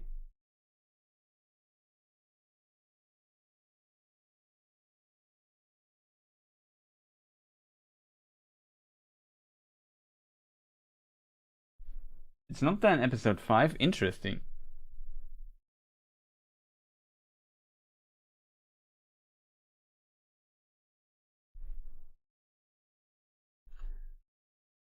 Myron, yeah. Myron was his potential early name when he was the Maya of Aule. It seems. And this is only mentioned in the Parma El de Lambaron. We don't find it anywhere else. Like, I think it's also in one of the etymology notes of Tolkien or word books that Tolkien, dictionaries that Tolkien wrote for his languages.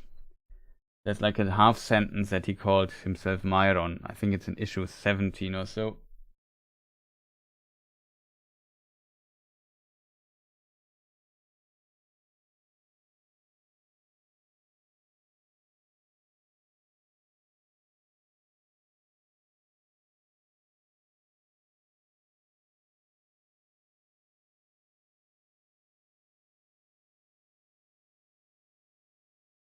But you're right. He could still think of himself maybe as Myron. But yeah, kind of interesting.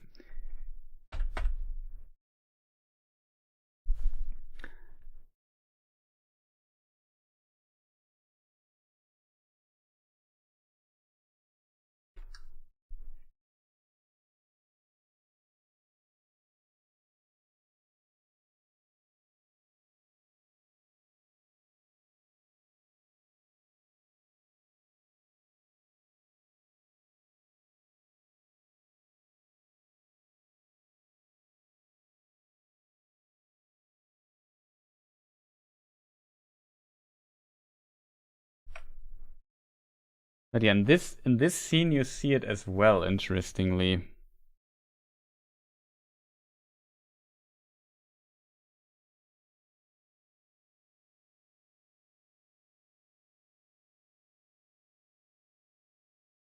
But yeah, here you see this is a snake or something. This is not. These are like 3 tails or something. This is an eye. Okay, so here on this particular shot, we definitely can see the stuff a bit better. Maybe a bit too sharp.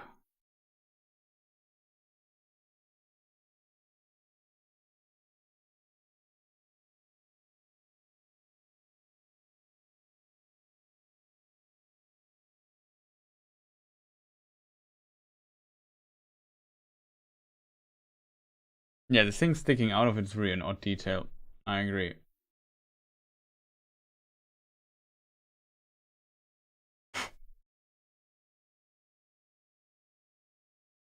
But yeah, there's another picture of them.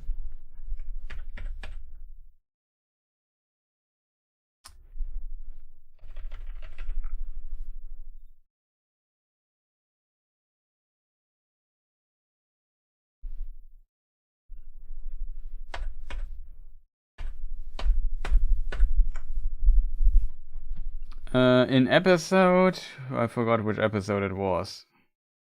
5? Yeah, it must be 5, right? You know, I'm far too small. Yeah, you are right. Here it is missing. Very, very well observed.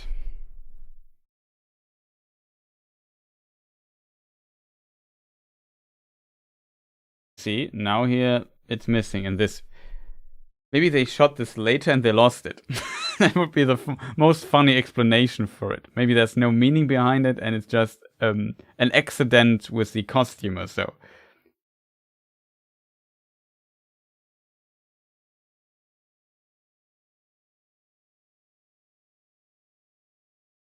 But here, this thing looks different than in the other shot, I have to admit.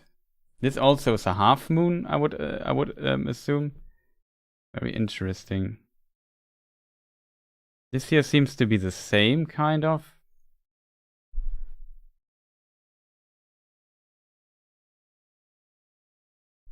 Yeah, it could be an acorn, however it's pronounced. I had this really looked a bit like that.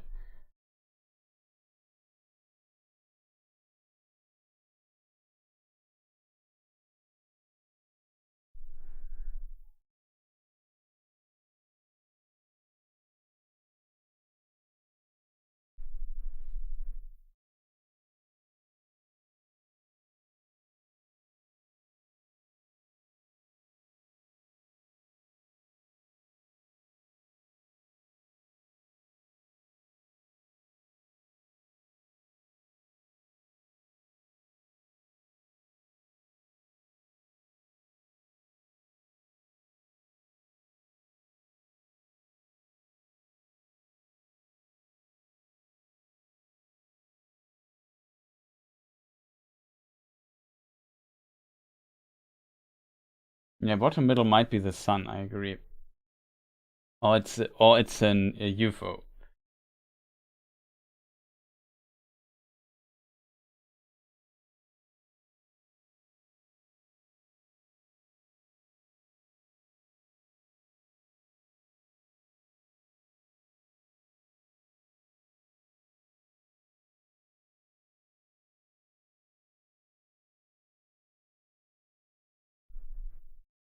Yeah, bottom right could be some kind of star. I think this we see a bit better in the other scene here.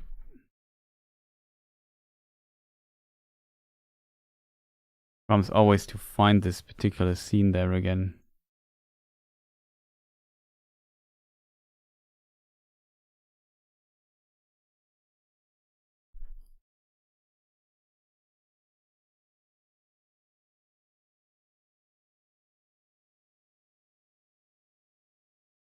Oh, I forgot to switch scenes. That's not good. Nah, it's too dark. We have to wait for Largo to make it, to brighten the place here.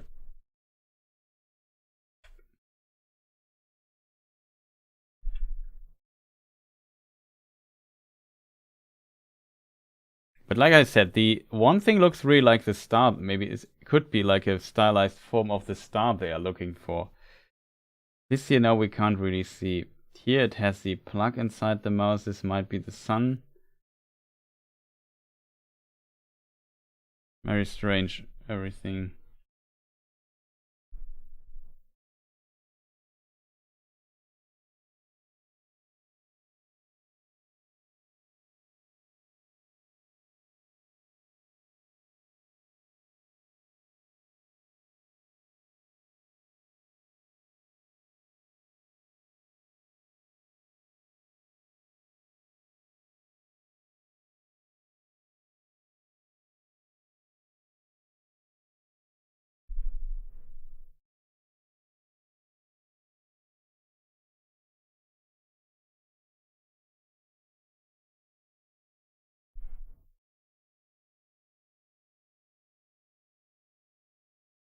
So what else do we have, chat? Next we have the unfortunate event of their cards burning, which is yeah, very devastating for them. So they maybe have to change their life. Oh, I forgot something to mention. In the Amazon thing.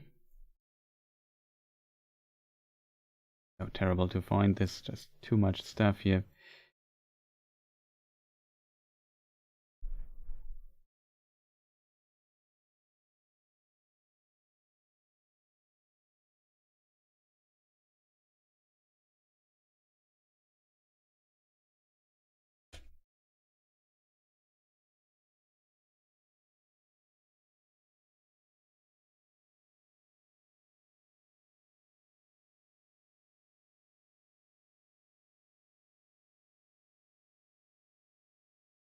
Really try to find the scene. So I just have to play it.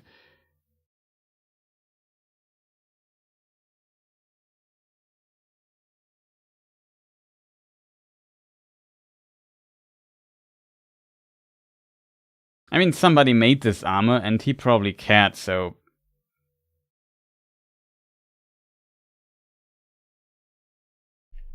I can't just blame... I wouldn't blame everything on the producers here. It's already past it.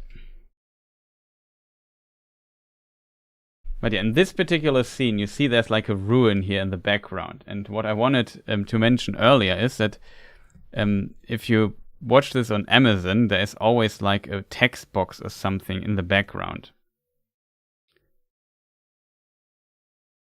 And it has some bonus information here. This time about the grove. Problem is, I only have it here available in English.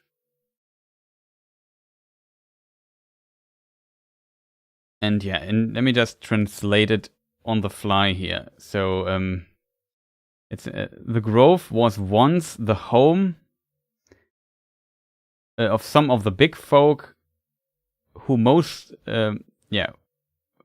who likely made these gardens here. These gardens here that the Half-Foots are using. But this is this was many lifetimes ago. Since they lived the last time there, something like that. It's a bit difficult to translate this sentence here on the fly, but kind of that should be written there.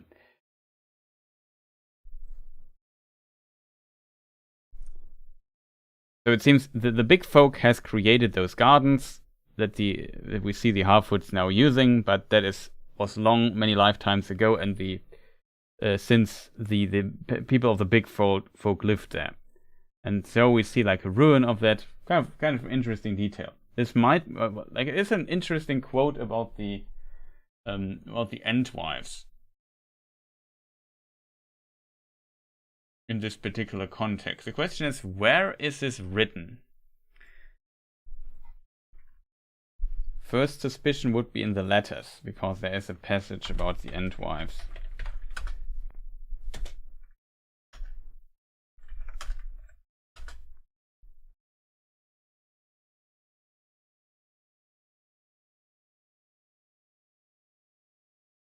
No.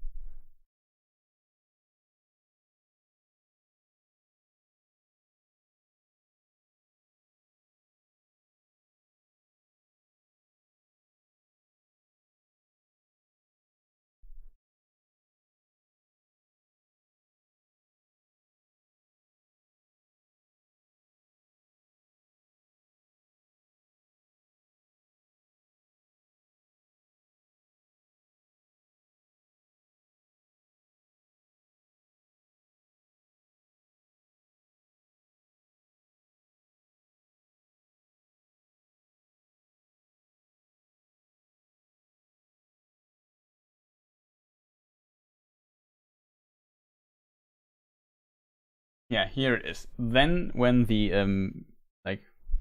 can't even tell you which chapter that is, to be honest. Let me just double check the chapter here really quick. Should be the Treebeard chapter. Yeah, it's in the Treebeard chapter. The Entwives ordered them to grow according to their wishes and bear leaf and fruit to their liking. For the Entwives desired order and plenty and peace, by which they meant that things should remain where they had set them. So the Entwives made gardens, and I lost the line here, to live in, but the Ents went on wandering and and we only came to the gardens now and again. And when the darkness came in the north, the Entwives crossed the great river and made new gardens. The great river is the Underine, and tilled new friends and saw them more seldom. After the darkness was overthrown, the land of the Entwives blossomed richly. and their fields were full of corn. Many men learned the craft of the Endwives and honored them greatly, but we were only a legend to them, a secret in the heart of the forest. Yet here we still are, while all the gardens of the Endwives are wasted. Men call them the Brownlands now. So that's what Treebeard basically tells. And what he mentions here in this context is that, that many men learned the crafts of growing stuff, for example, from the Endwives, which is an interesting detail. So maybe this, I assume, references what we see here. This might be one of those gardens and was abandoned for reasons. Though this is before Sauron fell in the War of the Last Alliance, so it's not the Brownlands yet. But considering if that is the reference, they are somewhere in the Brownlands or east of that. Kind of an interesting detail. Yeah, it's a sad story, I agree.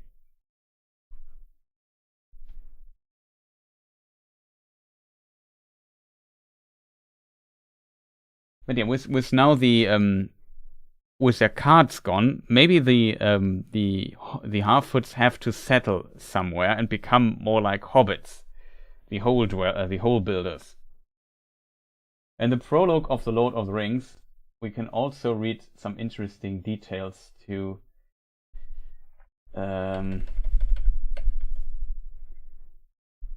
about the Harfoots. Let me see if I find that. Concerning hobbits.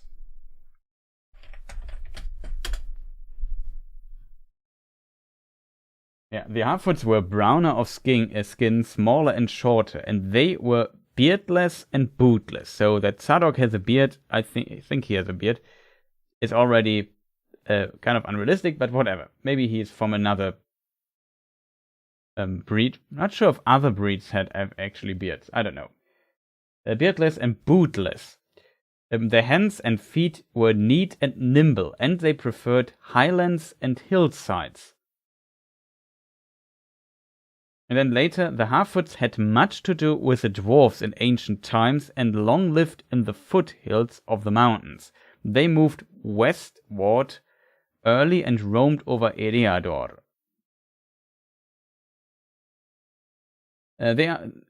Eriador as far as Weathertop, while the others were still in the Wilderland. Wilderland is Rovanion. They were the most normal and representative variety of hobbit, and far the most numerous. They were the most inclined to settle in one place and longest preserved their ancestral habit of living in tunnels and holes. So that is the description of the Harfoots from the Lord of the Rings. Kind of interesting in this context.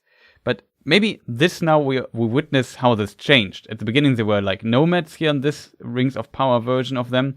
And then now with their cards destroyed, they also settle down and start to create holes or something like that. So I could imagine in Season 2 we see them building hobbit holes. Somewhere.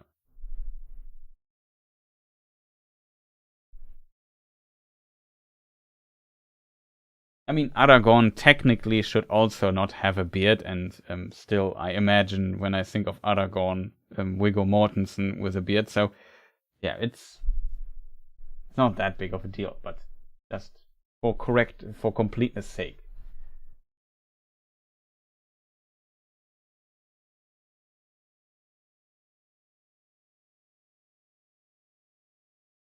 Yeah, I agree. Also, really like the Harfoots from episode 1 on.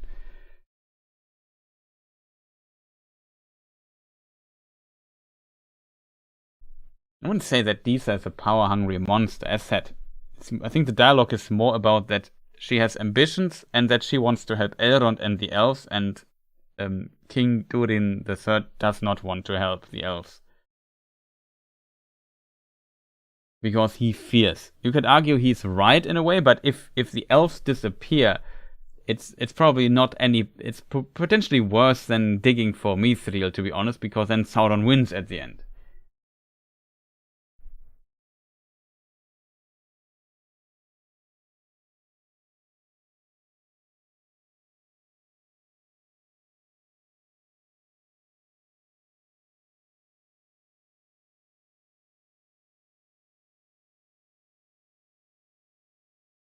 Yeah, Mr. Mirabilis, thank you for staying, and see you potentially next time or later.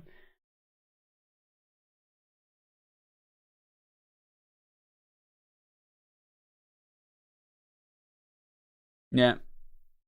But yeah, it's an interesting detail that Amazon seems to reference here with these gardens. I kind of like the idea, I have to admit that.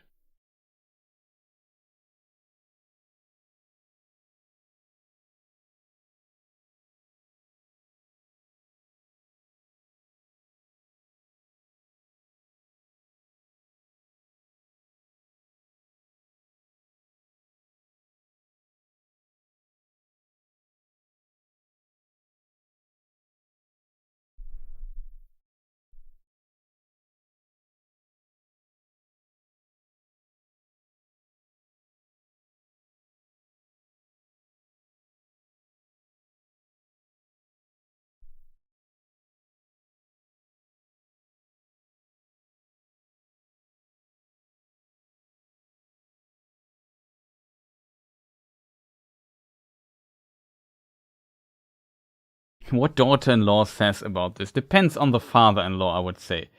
But that's, I think, what you say is a bit short. Like, Disa was in the past really trying to mend Durin and Durin, like King Durin and her husband.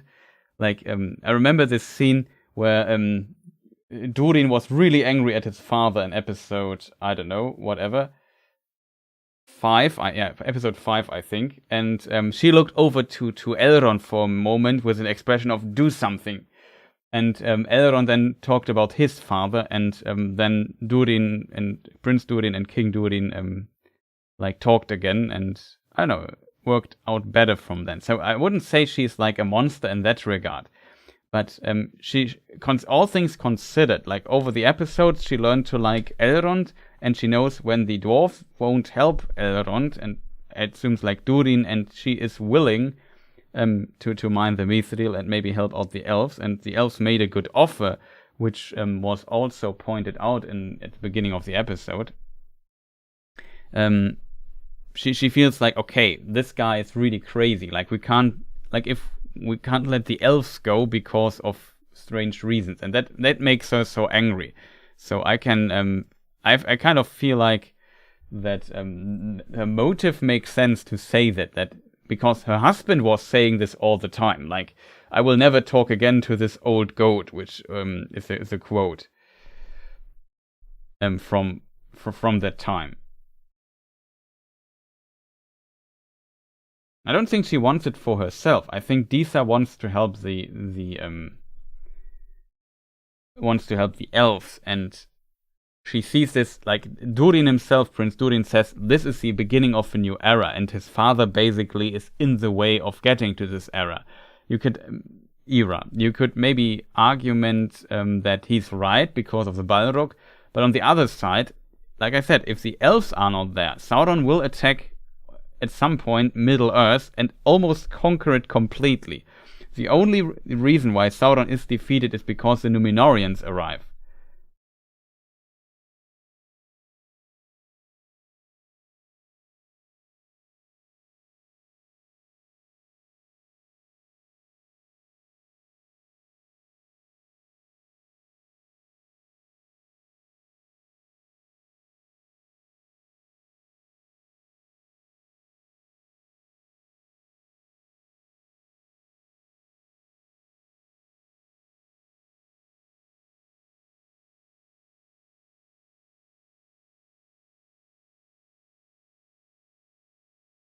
Well, there are classic jokes about the mother-in-law, which so I don't mind that, to be honest. Like I don't fully see your argument there.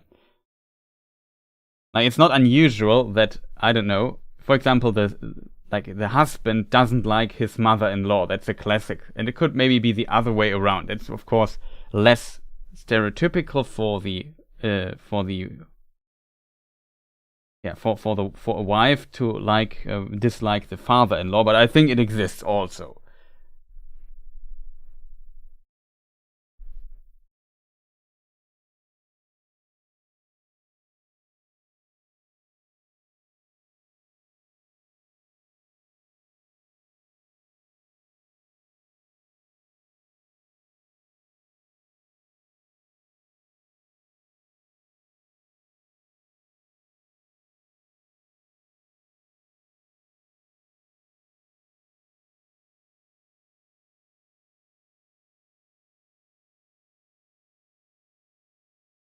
I think the Harfoots are in the show because it makes the show more lighthearted in a way, and for whatever reason, there seems to be some importance or connection between the stranger, these cultists, and maybe Sauron or Morgoth or whoever. And I assume we have to find out next episode, if we find out next episode, what the exact connection. I guess kind of important. What role the stranger has. But I feel like the Harfoot in this story, I like the story part, but I think they are only in the story for nostalgia towards the Peter Jackson films and having hobbits in it. I feel like if you make an adaptation like this, having like the classic hobbits in them is, in my opinion, not a stupid move at all. But of course, even though if it has no foundation in the lore, it's just like a move to have hobbits in the show. And it's their way of portrayal. And we know they existed at the time, but we know basically nothing about them. So they also they can like do a lot of things in the show with the hobbits as well. So in a way, they serve like the writers can be either creative with them or nostalgic. I think it's a mixture of both so far. And yeah, they can make the show a little bit more lighthearted when everything is so grim. Like, remember when the Arondir part in the prison camp or so, and that was also pretty grim already.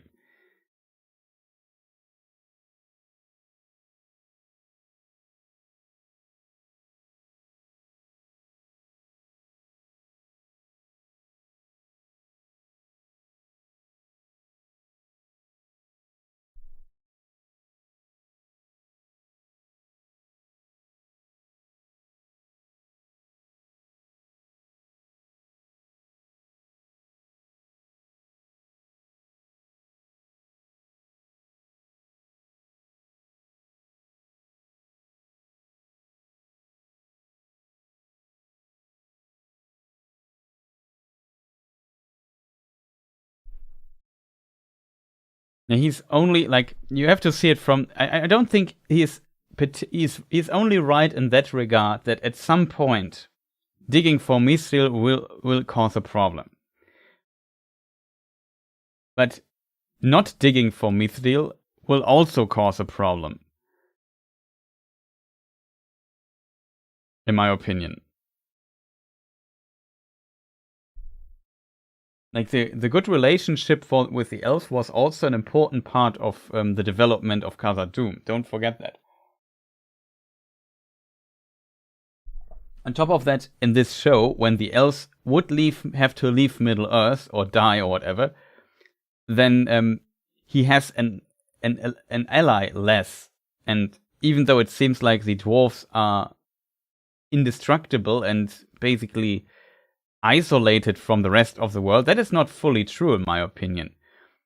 Like, Sauron and the orcs will later infest more, like due to the Balrog, who will make the most work. But you can definitely see that.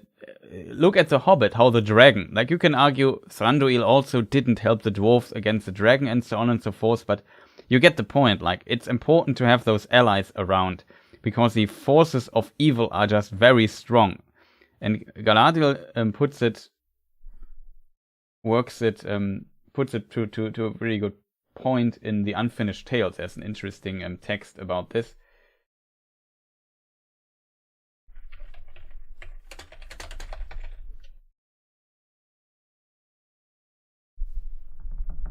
I hope I remember the wording correctly here.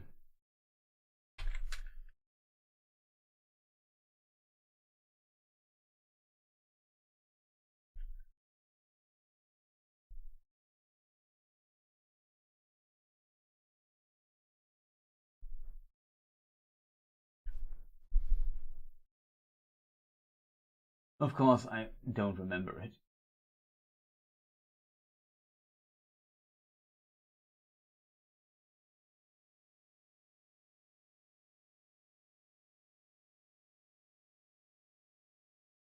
No, not eyes, eye of a commander.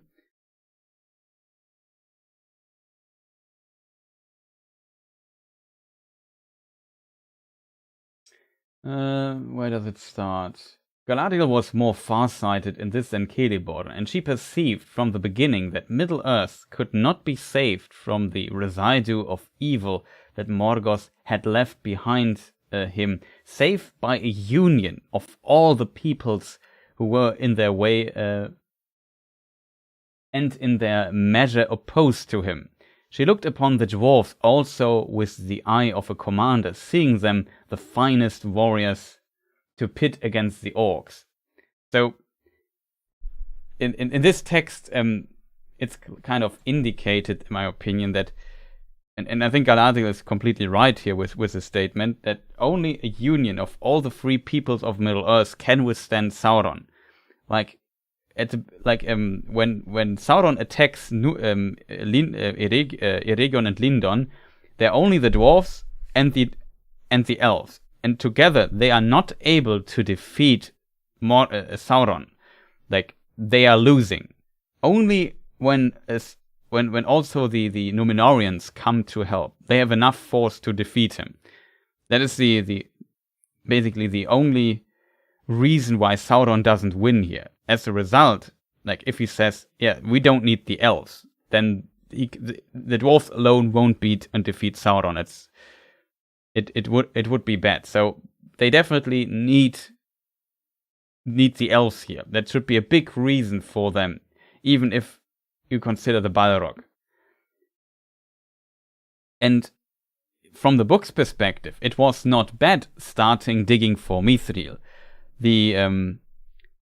The reason why the Balrog was found and disturbed and destroyed Khazad-dûm is because the dwarves never stopped mining Mithril. They never said, we have now enough, we have all that we need. You know what I mean? They got this ring of power from Sauron, from Celebrimbor, maybe, depending on the version here. And with this ring, they became more greedy, as like it increased their greed and desire to amass more wealth. And then at some point they dug too deep and awakened the Balrog. I wouldn't say that necessarily starting to dig for Mithril will lead to this outcome. It's just, I guess, the combination with the power of Sauron and the greed. Yeah, they delved too deep. That was their problem at some point. And on top of that, they wouldn't even gotten to the Third Age if Sauron would have won in the Second Age. You have to see it like this. Start mining Mithril brings you to at least Khazad-dûm and makes the dwarves survive until the year, I think, 1975 or 81, I forgot.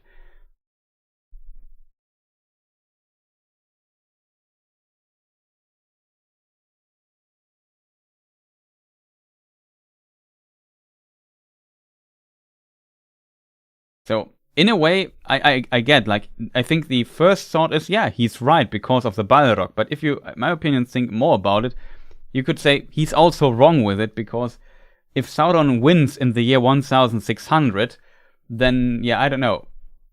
Like, they could have lived 3,000 years longer in Khazad-dûm. At least from the perspective of this show.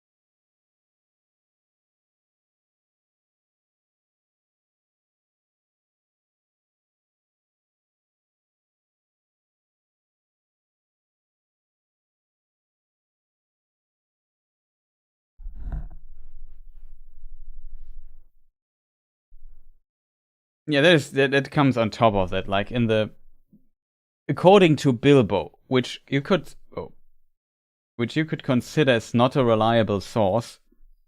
There's a poem in I think the Council of Elrond, where he says that the ship of Earendil, Vingilot or Vingilote of in Quenya, is made out of mithril. But as said, it's not clear if that is true or, like as said, it could be an unreliable source for that.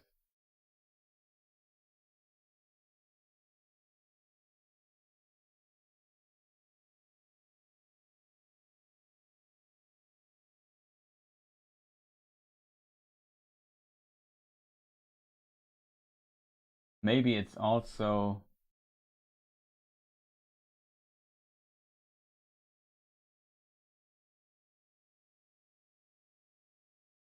no, it's in many meetings.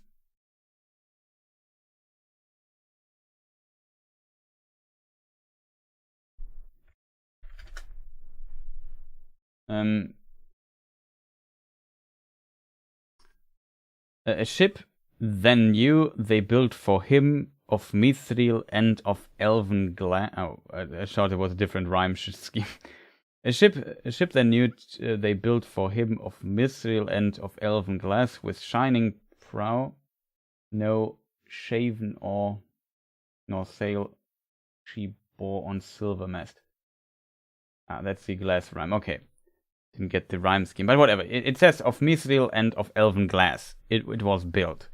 So it seems elven. In this case, it was built in the First Age. It should have existed in the First Age. There's also a mention by Tolkien from this at least 60s, maybe even late 60s, that or mid 60s, that the elves, the Numenorians, also had mithril on their island in Numenor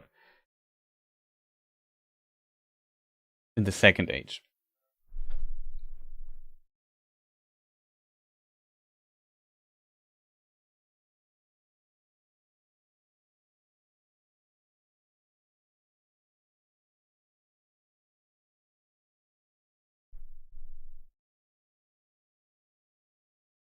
Yeah, I think it's not 100% clear how much they mined.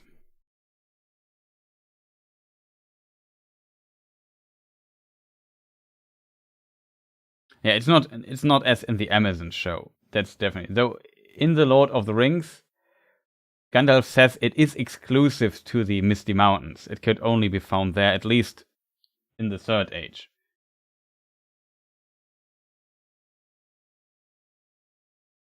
But yeah, what do I know?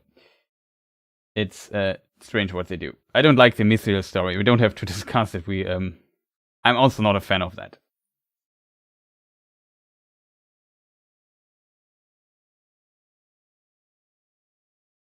Yeah, we only know that the prices went up after, obviously after Moria fell, which makes sense.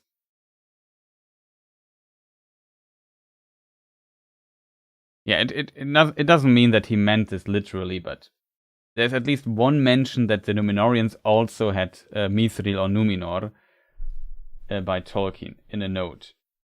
It's in the notes of the text, The Disaster of the Gladden Fields, so in the Third Age section. Notes, it's note 31 if I remember correctly, or 34, something like that.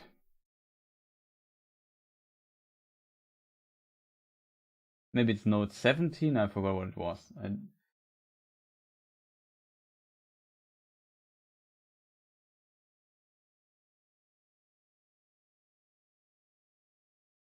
No, it is 31.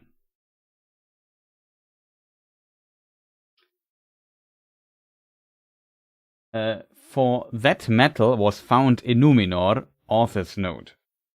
So Tolkien writes, Mithril was also found in Numenor, in note 31 in Unfinished Tales. So kind of interesting.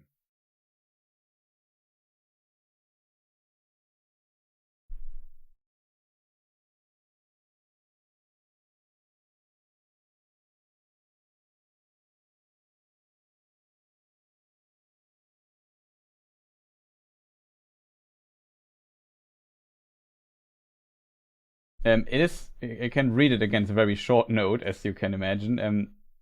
Literally, it said, "For that metal, mithril was found in Numenor." I added the mithril, like, but the note is exists in context to mithril, like it's with metal. That is what is meant. Like the sentence in this thing here is about. Next to it lay a treasure without price, long mourned as lost forever, the Elendilmir itself, the white star of elvish crystal upon a fillet of mithril, that had descended from Silmarillion to Elendil, and had been taken by him as a token of royalty in the Northern Kingdom. And when it says it's a what is it? White star of elvish crystal upon a fillet of mithril. And mithril has note 31, and it says, for that metal was found in Numenor. And it also says here that this Elendilmir was made in Numenor, it seems. I assume, at least. At least it was, even if it was not made in Numenor, it descended from Silmarillion, who was the daughter of a Numenorian king, to Elendil, and she was basically from Silmarillion the lords of Andunia, and Elendil they are her offspring, basically. They're her descendants. Descent, that's the word I was looking for. So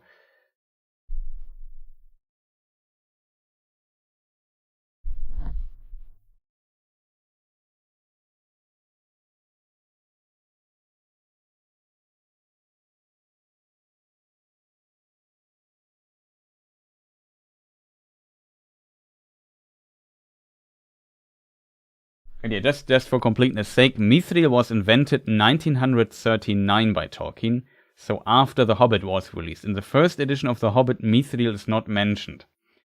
The chainmail is there, but it's not made out of mithril, I think just silver metal. I probably would have to need to find the exact quote there, but yeah, I looked it up when I made the review, I think.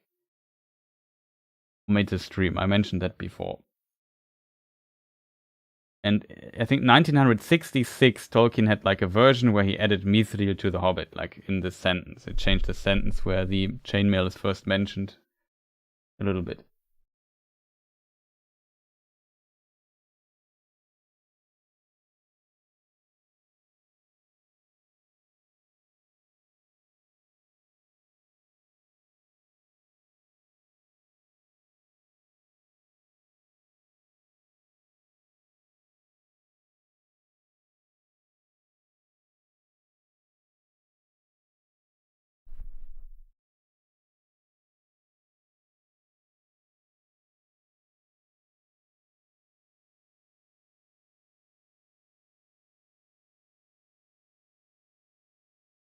Okay, that was a strange sound. Just one at hand. What is the sound?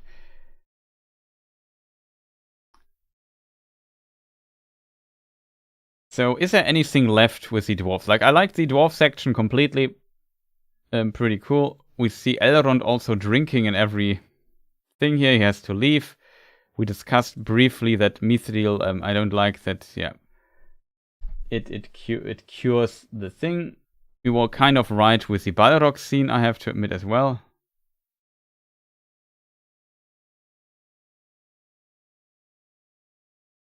Oh no.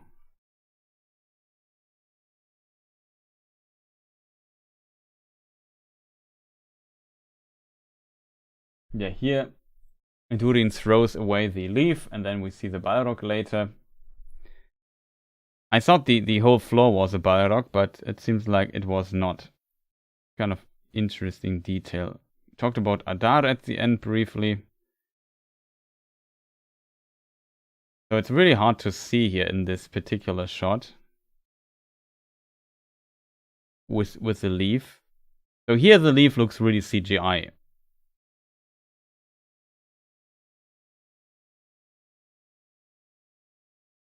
In comparison to that, the other leaf looked much better.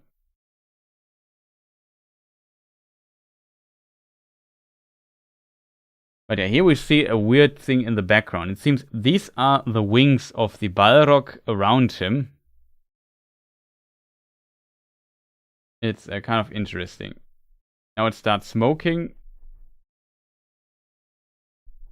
And then the Balrog basically comes out of this thing here. See, now it opens and the Balrog appears. So he clearly has wings. I made it much brighter than it normally would be. No, normally it would look like this. Just you could see this weird cylinder a bit better. Kind of interesting.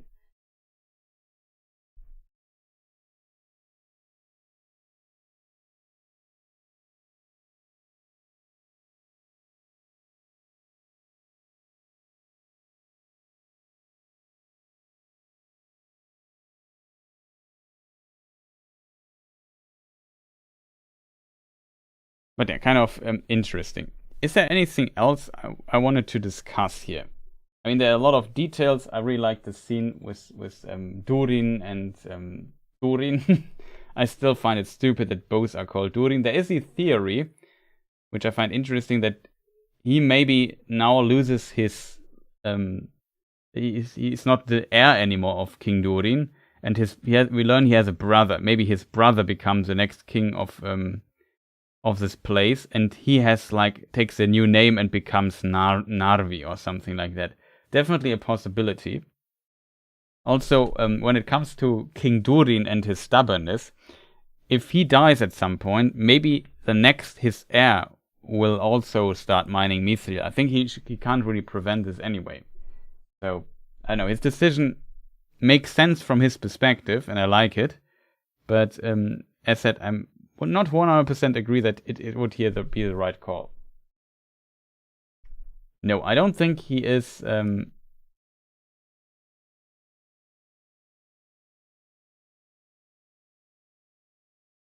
don't think Disa is greedy or so. Maybe she is, hard to tell. I think she's just angry at King Durin. I really thinks he's a bit messed up in his mind.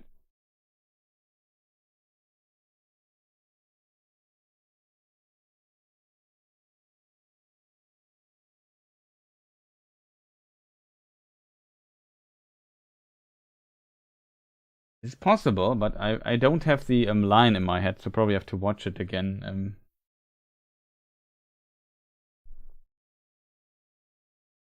That would be strange if Durin just follows back to back. Makes no sense.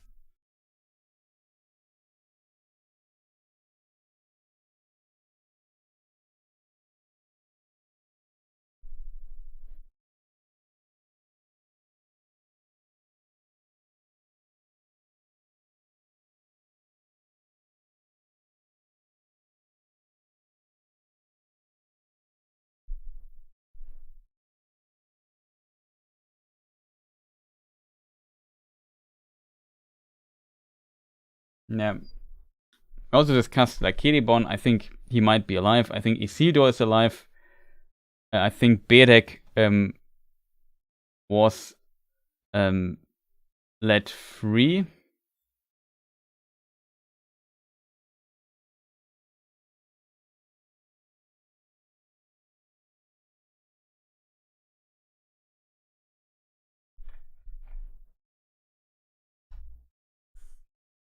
Berek, best horse actor. He let him free, so I assume when Berek rides off, that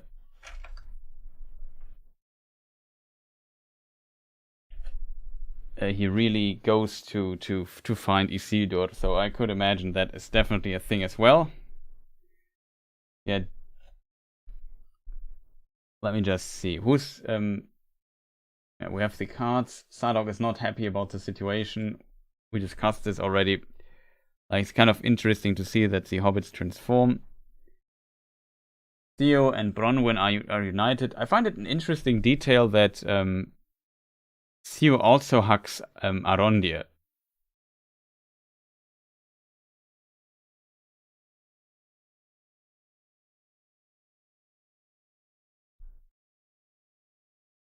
That I found, I don't know, was a nice scene. Big family meeting here. Get a bit sharper.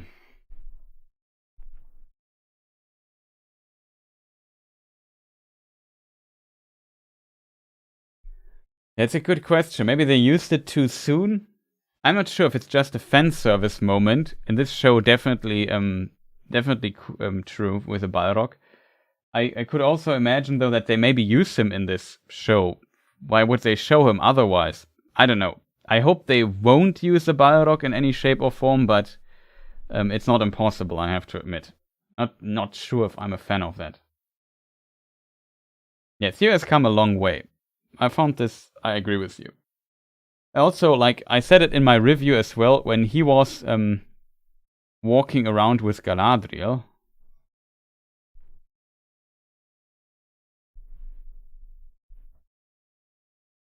Question is where we find that scene. Yeah. When he was walking around with Galadriel, we also learned, like, there was a Beren and Luthien reference. Like, she said, I was on a, I don't know, field with flowers and was dancing, and there Celeborn saw me, or something like that. And that is quite similar to how Beren sees Luthien. She was also dancing on a field, on a grass field with flowers and whatnot, and in the forest. And he was also seeing her, and they fell in love.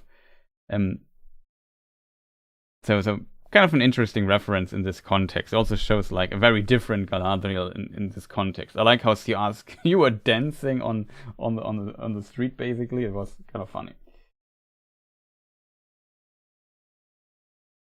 And yeah, the whole interaction with Theo. I like what she said to him, that that there are greater powers at work or powers greater than the evil at work that oppose it. But sometimes you don't understand their designs. And she has like not a good answer why this is. It feels a bit like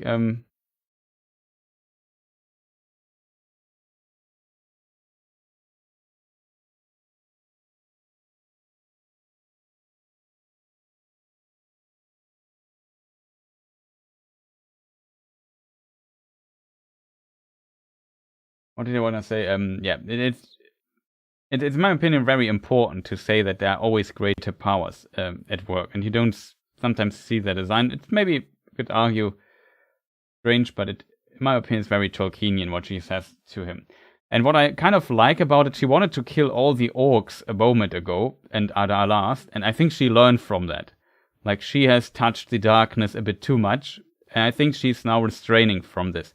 And in a way, Theo reflects her as just a moment ago, basically. And she knows what to say to him, and she knows what the right thing is, but she also lost her past. And I kind of, like, it's really an interesting mirroring of how Galadriel behaved earlier.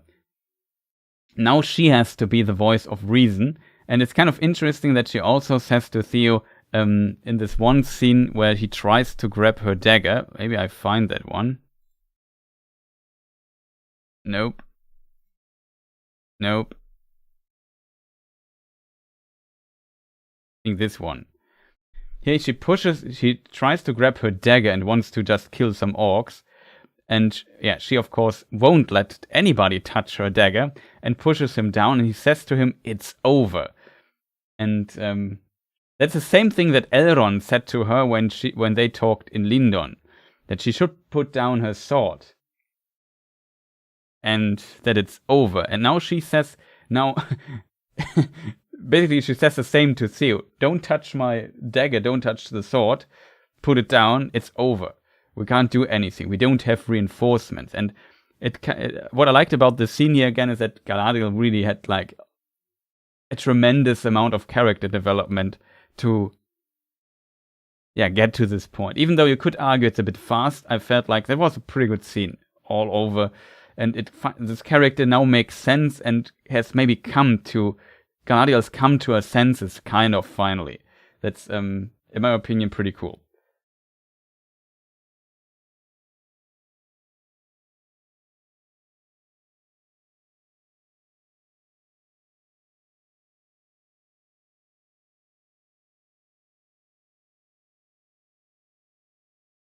I mean, she could still meet with Elrond and talk to him and maybe admit her error and later or so, but still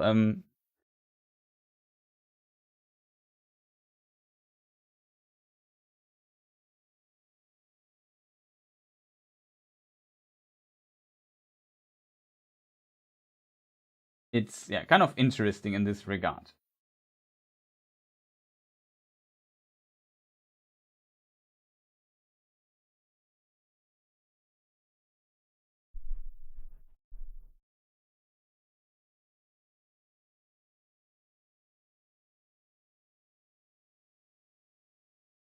Yeah, also hope not for love triangle story, but I don't think it will happen. They only have one episode left, and I think they will reveal to us, maybe also to Galadriel, who Sauron is.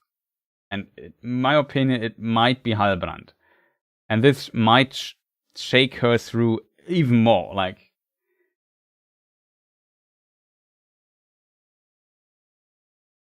that's currently where the show is heading to, in my opinion.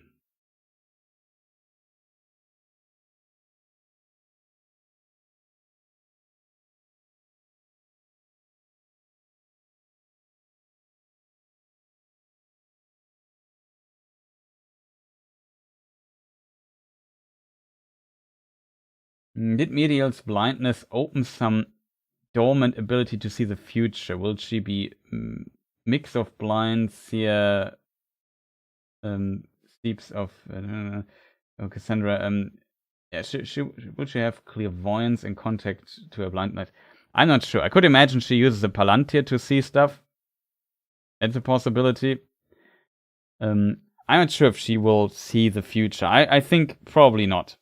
I also liked how her father's Tar Palantir said to her that in Middle-earth only darkness awaits you, and it became true in a very literal way by losing her eyesight, on top of like the death and the despair that happened after the destruction, after Mount Doom erupted, but also the blocking of the sun. On top of that, also losing her eyesight. So her father was sadly 1000% right. And it's a very interesting thing.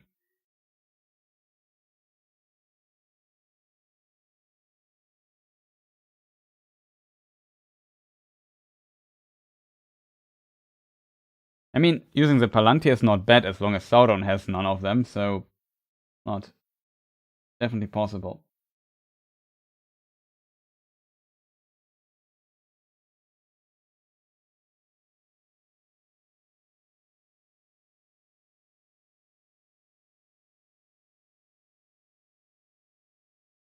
I mean, the Halbrand Sauron theory is also not my favorite, but currently I feel like it looks like it.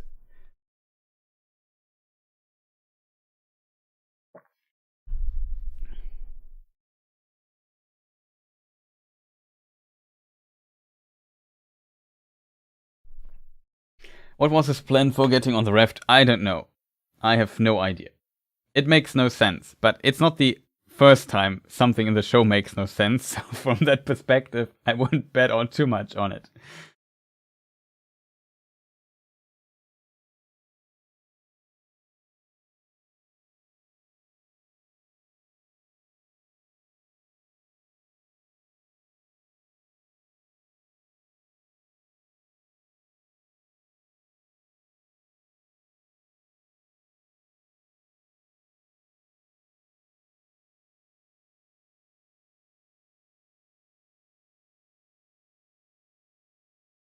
But yeah, maybe something develops out of it. But I feel like in Tolkien's world, the blindness is special. But as said, I really liked this section here with it was like therapy for Galadriel talking to Theo. Like, she helped Theo at the same way, but I think she also helped herself, because Galadriel knows the answers, she only has to realize them, and maybe by talking to him, she also realized. I think in a moment ago, like if we think back to episode 1, where she endangered her complete company by going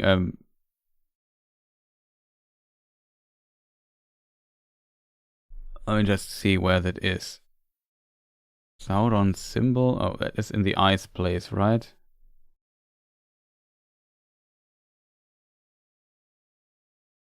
Yeah. Here she finds it. And like in this, here her companion asks her, hey Galadriel, maybe we should turn around it's getting dangerous here. But Galadriel doesn't care about the well-being of her comrades or so. She just pushes on further and further, and is blinded by her stuff. And I really like this in contrast to what she later says. I forgot to switch a scene. Later says to Theo. It's really interesting in that regard.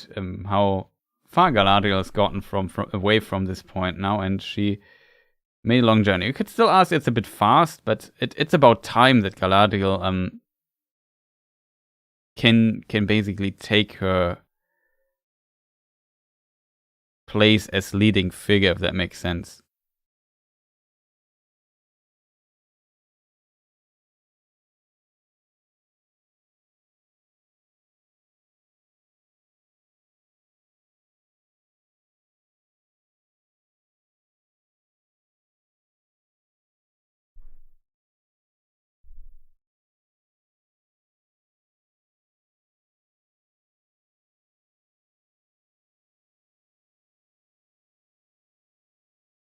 But yeah, Theo is very similar to her. I found this very interesting. She also says to him, like, you don't want to put a burden that heavy on your shoulders. You might find it difficult to put it down again. Like, there were some good lines in this dialogue. I really liked that one. And I think Galadriel herself, like, maybe I'm wrong, but it feels like while giving the answers, she realized this herself. Like, this is like a fresh inside of herself. It was not like she knew this all along, and now she can seem super wise to Theo, but she was kind of even talking to herself in a way and answering the question Theo has, like, in a somewhat wiser manner than she would have answered that before, because she was very similar to Theo in this state of mind that he is currently in, and he tries to help him to get out of that. I kind of really like this section.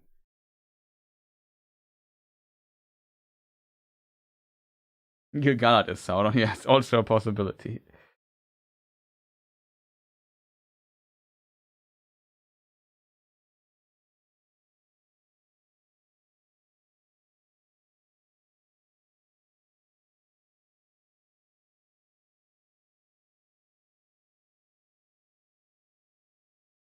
In the pouch that was present from the legend not appearing in the show.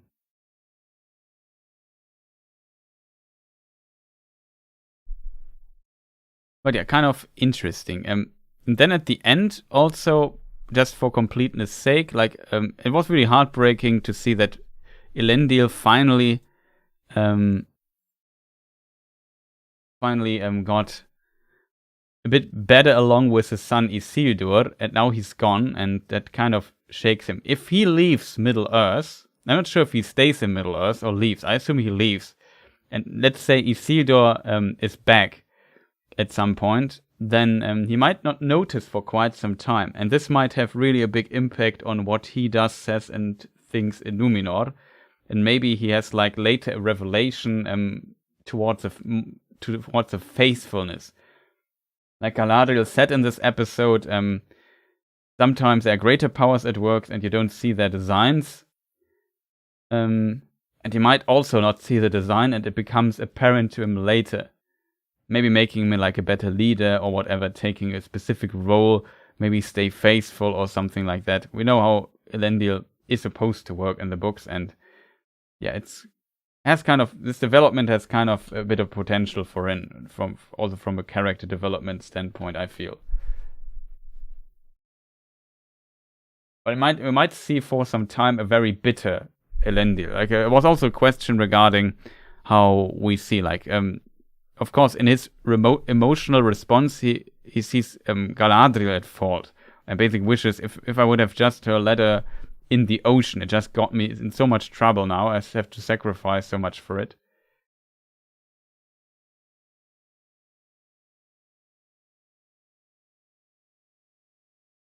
Also, some awesome shot, awesome scenes we have here. Very nice shot.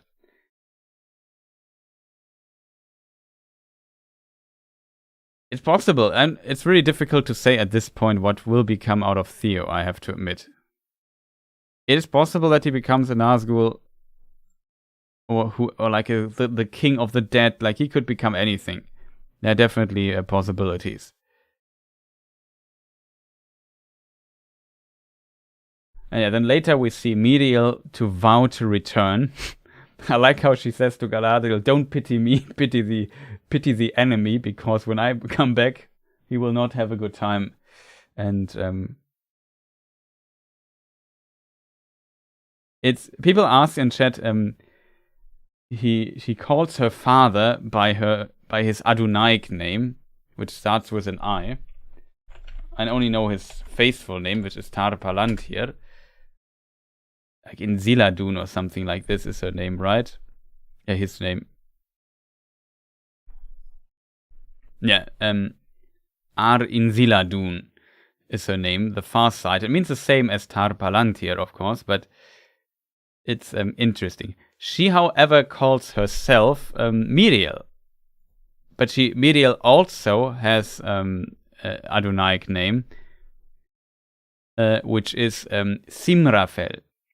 Zimrafel, so ein Z sound, I assume. Zimrafel. So I think she is not completely lost to faithfulness, but she's kind of angry and maybe a bit torn between faithfulness and not faithfulness in a way. So I think this kind of expresses it, that she says the name of her father,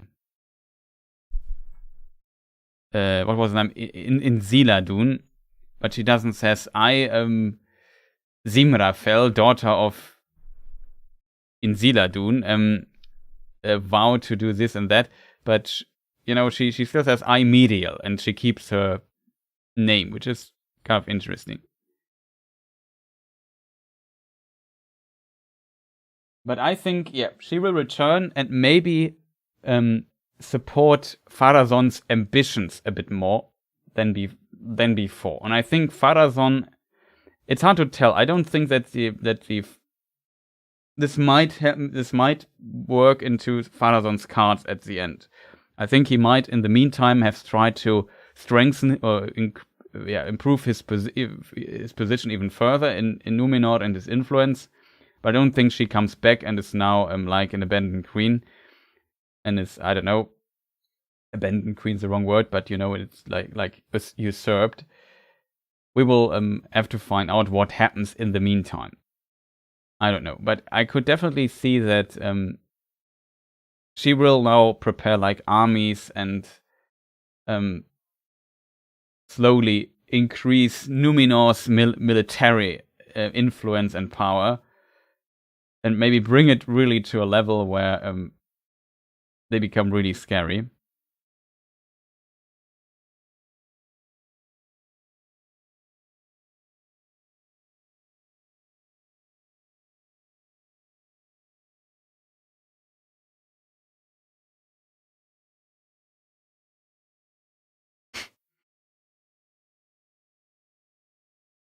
Yeah, she looks so badass now. Agreed. I have to say I really like Miriel, though. I think that's also, so far, one of my favorite characters, I have to say, in the show. Like, I like the actress a lot. I like that she's, like, in a very difficult situation, usually a very positive human being. This could change now for obvious reasons, but yeah, I don't know. It's makes all of this kind of tragic.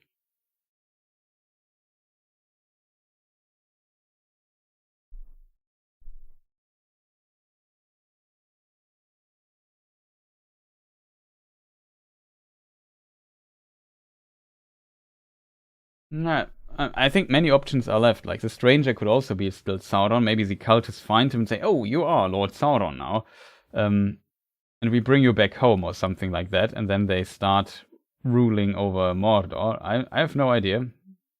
Possible. Could also be Gandalf. It could be Halbrand. My bet currently is still on Halbrand, though, when it comes to who is Sauron. If it's anybody. Maybe it's also a completely new character, but currently it feels like story developed in this direction.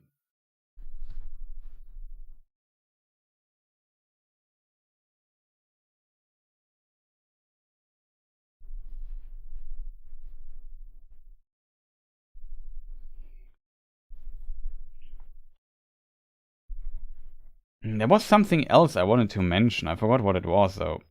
Yeah, I now remember. At the very end, we see Bronwyn again. Like, first of all, we see Halbrand is wounded, and his wound. We also see some herbs or whatever here in the background. And yeah, they decide to ride, which of course is a stupid idea.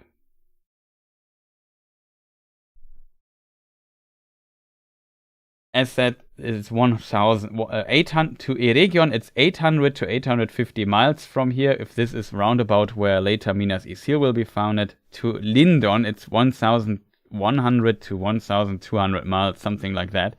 It's a really, really far away. It's really, really far away. And it's so strange that you see them basically ride around that, like, he's wounded and I don't know. I don't see this thing. Like, if he survives it, he's like superhuman or something. So he's definitely not human then, I feel.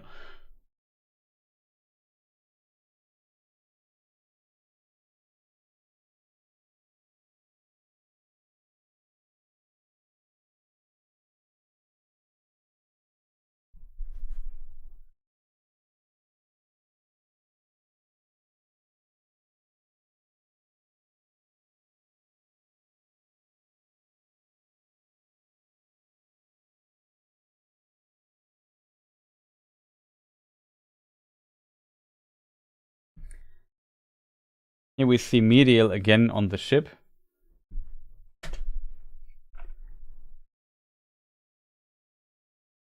That's a better shot. And yeah.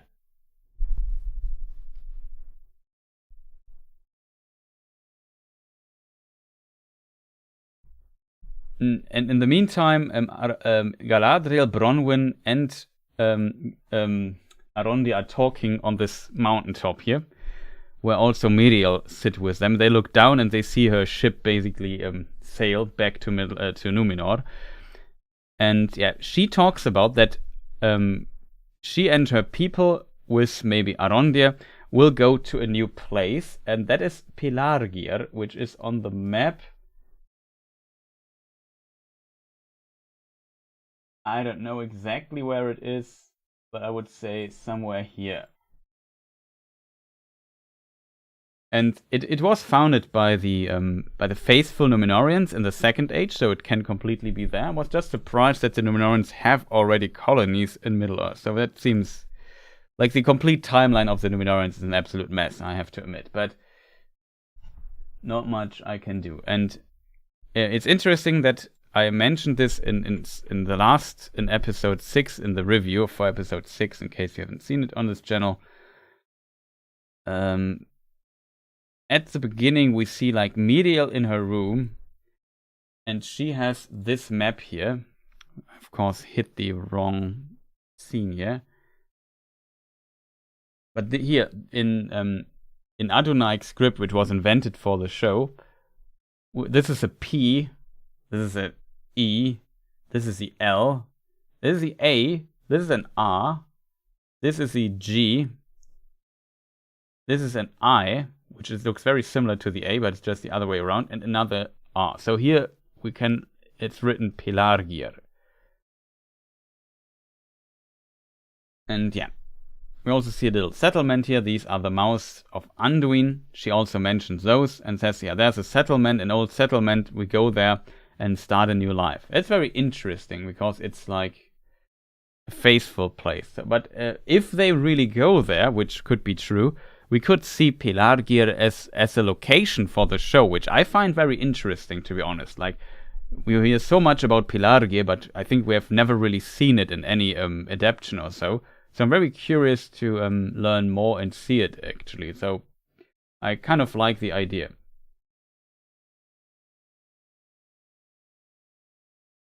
But yeah, this was in episode 6, and not you are right, I was right. I mentioned it in the review for episode 6 already, before episode 7 was out. So I wouldn't say I called it that they go there, I didn't. But I said, oh, that is strange. The Numenorians seem to have the at least the settlement Pelargir on the map. An earlier one we also find Londair, which is very interesting.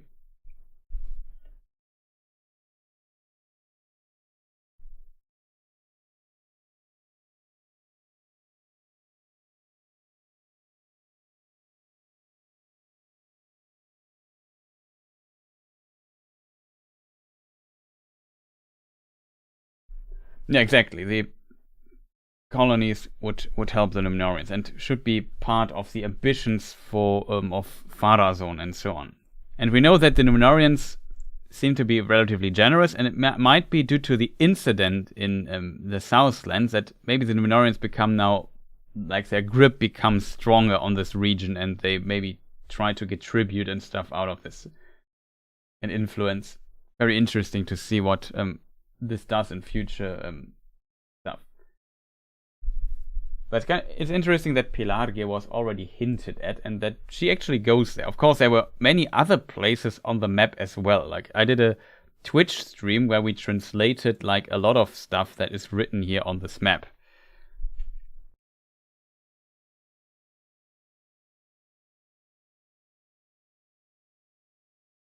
The problem is I already forgot what this here is, what these names are. I didn't note them, I didn't write them down.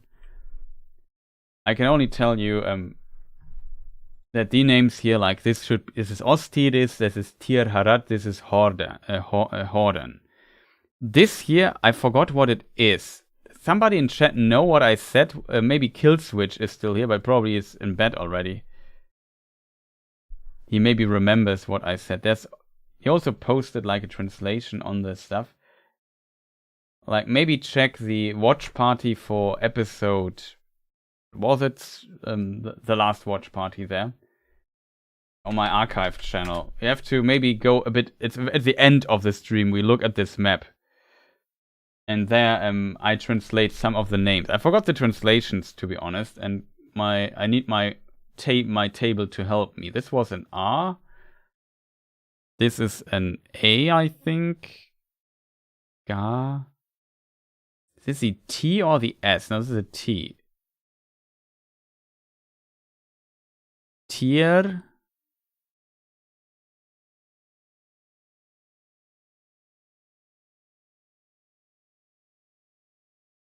Tiergaros, something like that. This here we could also read in one scene.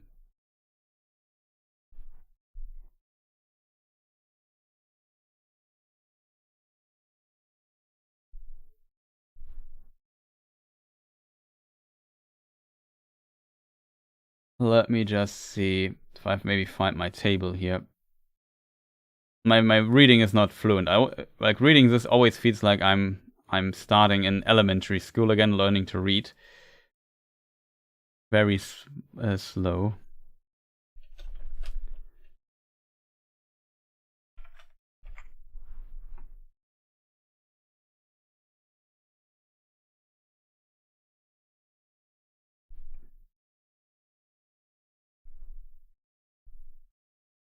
Yeah, I would say that is definitely a T here. Tier. This is hard to read, but I assume this is the G, right? Yeah. Tier. And this is the A. Tira. It must be the O then. Yeah, Tiragoth. Or is it a D or a Tiragot? What is the letter in front of that? This is an O? What is this letter here? It's not an H. Tiragot? Is this an R? No, it's not an R.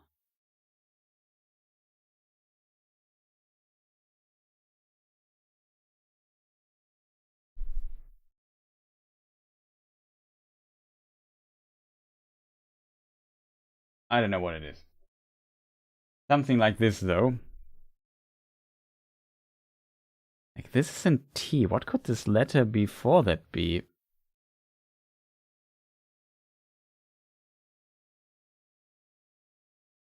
Strange chat. Any ideas? Maybe somebody who translated this? Wait, I have an idea. On the Discord, somebody posted the translation, right?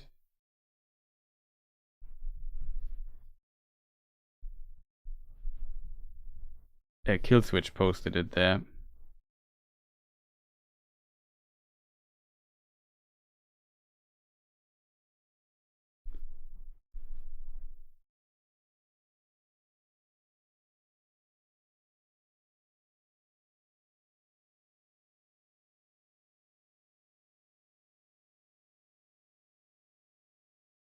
Oh, maybe I translated the A wrong.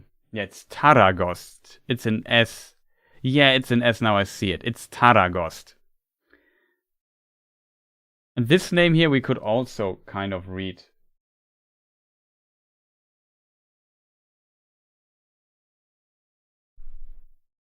So yeah, just to have it here on this stream as well as at some point. This here, by the way, this here reads the Southlands in Adonaic script. And this here is really strange. Like, this is written, I think, upside down in parts. So it's kind of strange.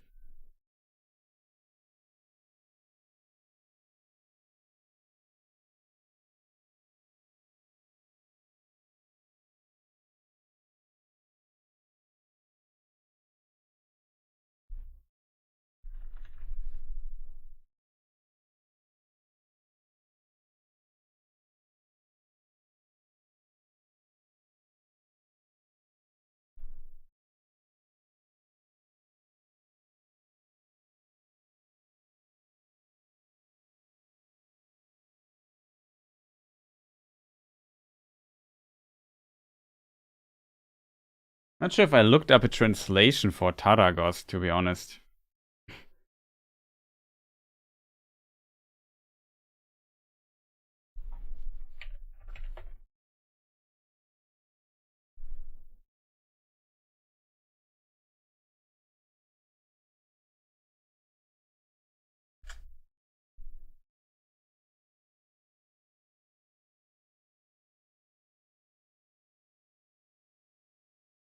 Tara could mean wise.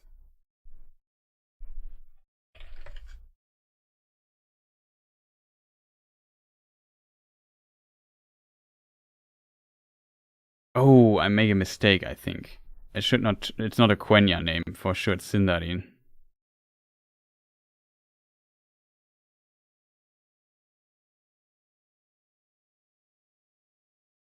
But no idea what it could mean there.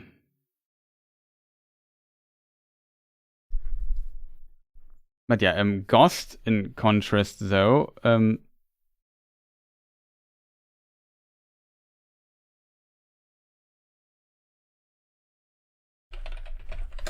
just look up something.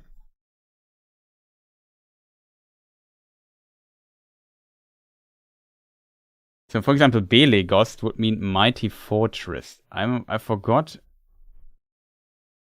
It's Sindarin. I'm not sure if Ost is fortress.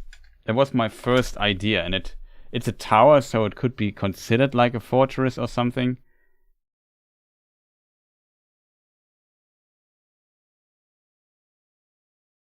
Yeah, city, town hall, round, citadel also could mean fortress. And Tarak also exists as a word, I think, in primitive Rask.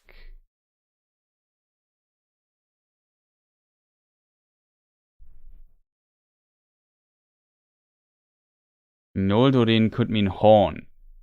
Wait, could this mean horn? Like Hornburg? This could actually mean Hornburg translated. That's funny. Maybe a funny little reference. And then we have this place here. I'm not sure. I think this might be something like Karagost or something like this. No, Thost. DH. I'm not sure if it's an S and a T.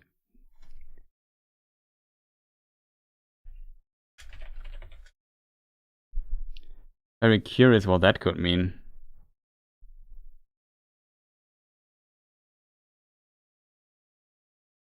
Wait, what is the Elvish name of Hornburg?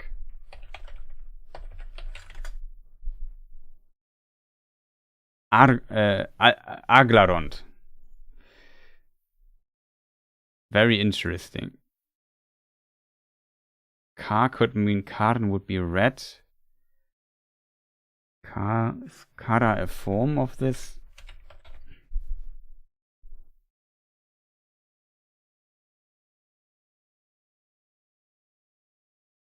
Kara could also mean head in Quenya. I think we need a Sindarin form. Ah, wait. I have even a better idea. Karathos means red horn. Karathos, There's a problem with Sindarin, which makes this a bit complicated. Because in Sindarin there exists like a mutation form, like some consonants can change into others.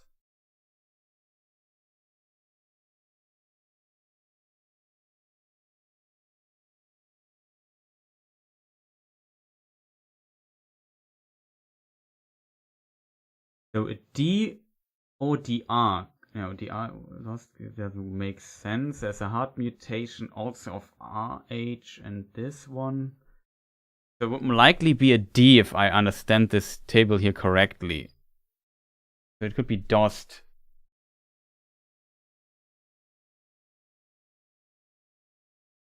Wait. Yeah. Then it is. I think I have an idea how to translate it. So that's in case people wonder. I think it reads this here, Karathos. The other was Taragost. I think written like this. And DH is always like the English like TH like in they. The voice TH.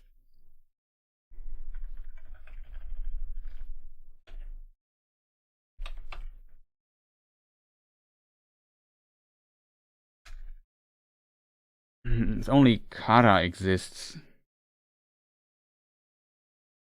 It only exists in the other language.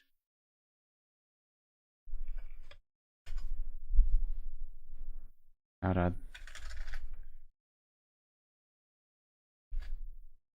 DH, I don't find it.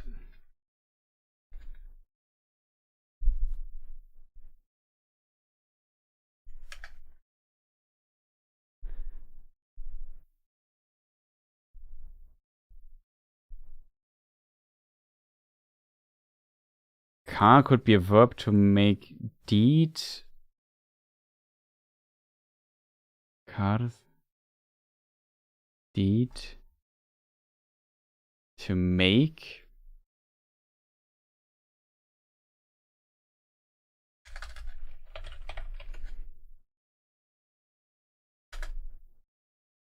Dost exists as word as well though, which means brown or burn.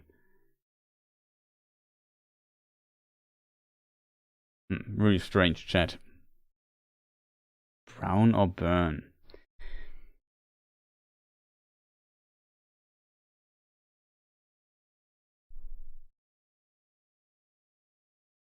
Karakost would be Fang Fortress, yeah. Interesting translation. I don't see a K though. It's definitely like this spinning around symbol here. Like looks like a Q just with a spins around a bit more. It's a D, and this it looks like a Greek phi, like a circle with a vertical line through it. That's an H. Together they become the English TH sound as in they or them or whatever. Here, this letter is 100% an O as a vowel. And I think the ending is very similar to this thing here. So it could be Dost or something like this. It's no idea what else could be. But this is definitely a K sound, I should say. It could be a C. Yeah. This is an H. This is an R. This is another R. So this is definitely Kara. Karathos should be.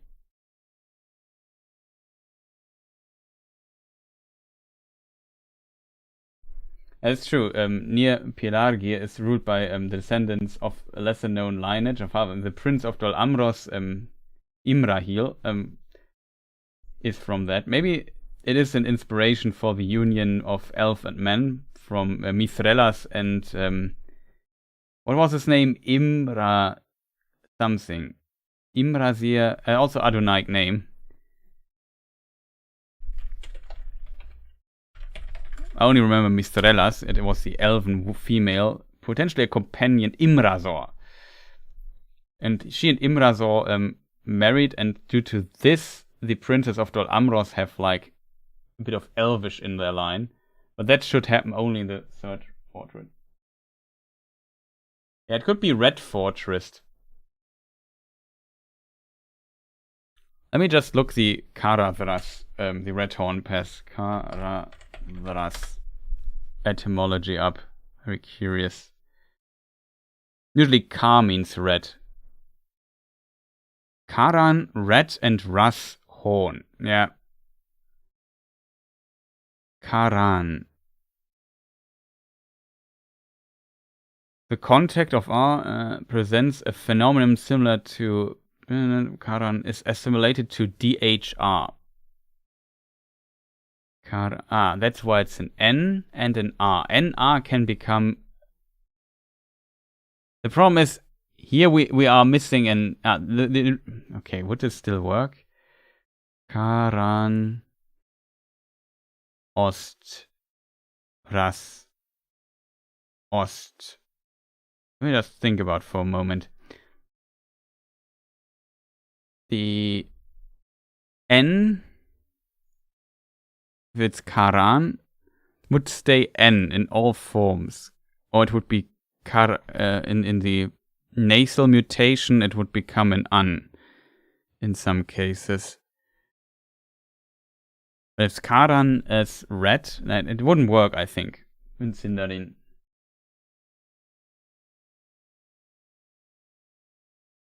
It would work if it's Karat with a D at the end. I mean, let's maybe look this up again. Is there an Elvish Sindarin word namens written Karat? Only Karadhras? That's an early writing of that. Only that, but it's not as a single form. I can't find that. Maybe with a K?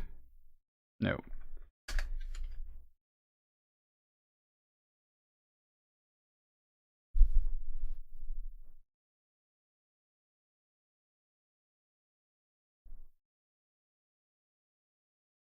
Really strange.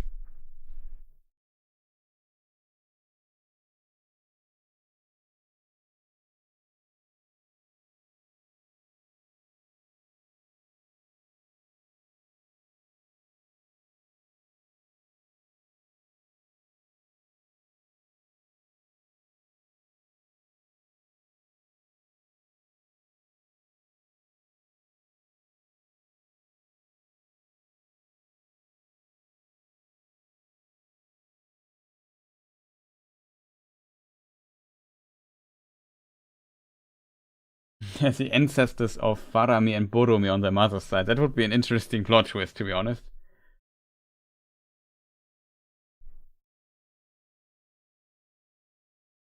Not sure if it would be hilarious, to be honest, but I find his death pretty grim in one version. But you have to keep in mind it's only mentioned in one version. The other version is not that explicit, and they don't have potential rights to that extreme version, so I probably don't think so.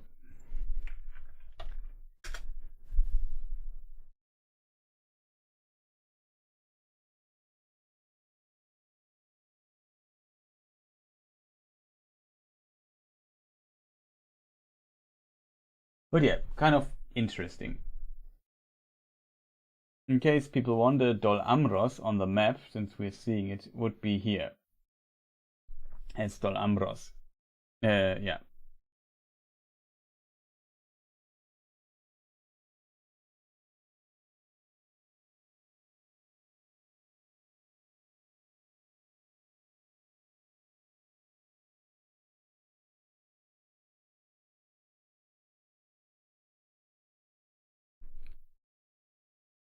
There's like another scene, which I also found very strange. I forgot what this translation here. It was something like green field something. Great green fields. No, not great green fields, but something like that. What is written here? This here means mountains, by the way. Is this mountains? Yeah, it's mountains. This is the M. This is an A, and this is a U. So it's written phonetically, mountains. A is A-U because our mountains. Mount T.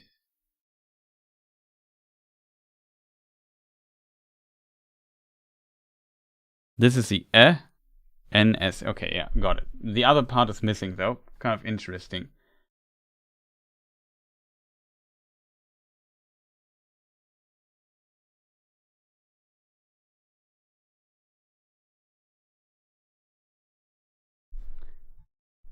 Yeah, here on this map we see Mindolluin.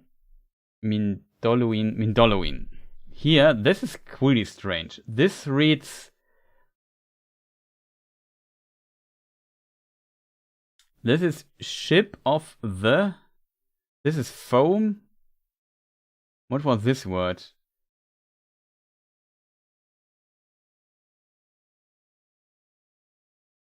Let me look it up. Long. Yeah, it's an L. And now I get it. Yeah, now I see it. L-O-N-G. Yeah, long. Ship of the long foam.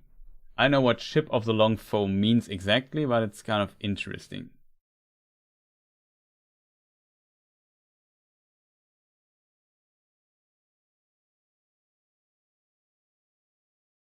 Yeah, I need my smart tail because there's a letter on it. This letter here is an A. So, like in, I don't know, and flash.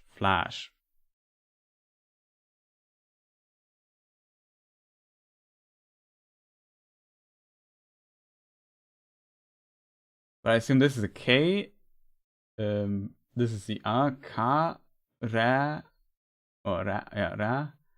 Ara is a G, I assume. Yeah, gas. Karagas is this here. It's kind of strange that it's written with the A sound. And yeah, then we have some river names. That's mostly what we've also find in the books. So nothing too interesting here. This is Orodruin here. So it's really interesting that you can read everything here on the map. I kind of like that, to be honest. Like it's like stuff is pretty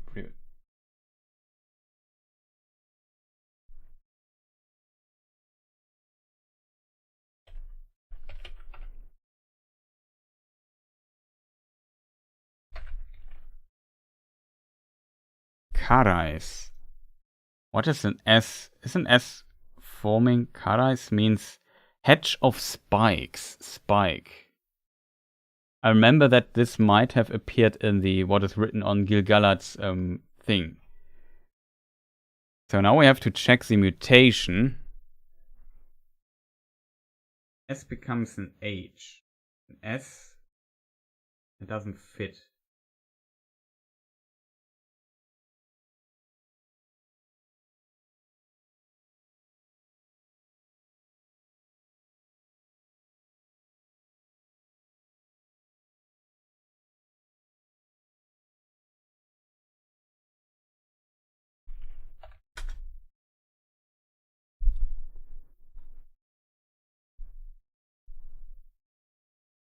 Worms.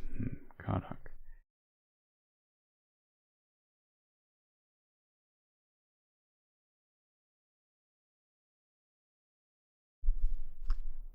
Strange.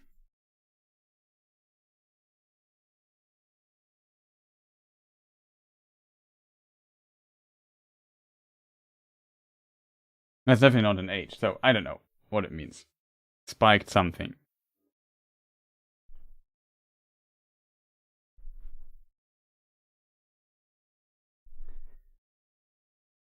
Ship of the long film, future Minas Tirith. I'm not sure where it's supposed to be honest. Like, it either this gigantic field here. I assume what they mean with ship of the long foam is this what is it called? This place here.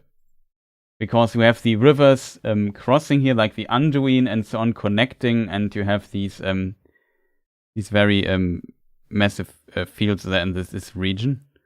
So I would assume it's maybe that, because when they come together, there's foam and so on, and it's like maybe you can see it as a ship or something, as like the form of it.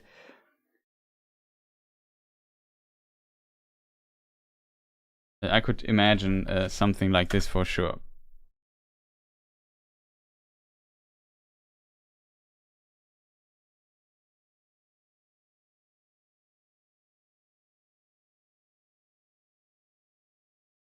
Let me just check something.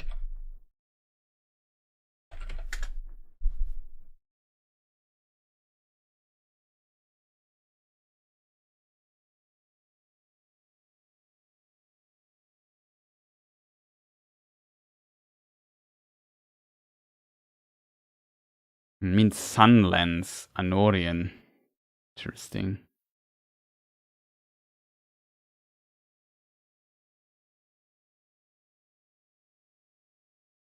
But yeah, pretty interesting stuff.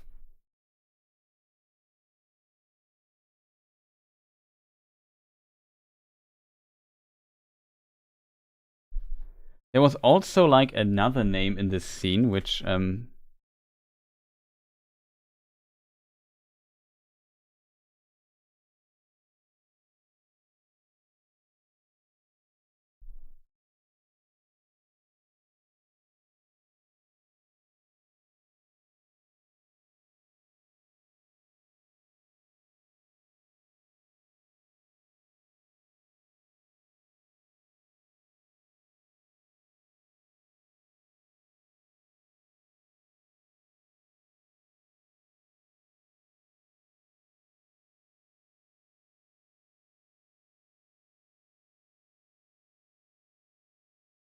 now I understand it. I think this here could mean the jaws, in case people wonder. This word means the, and this here is like a J sound.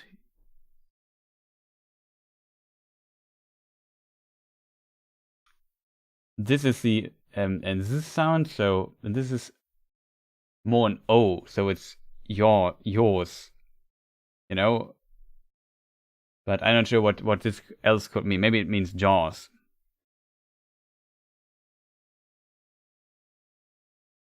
And this here means fire.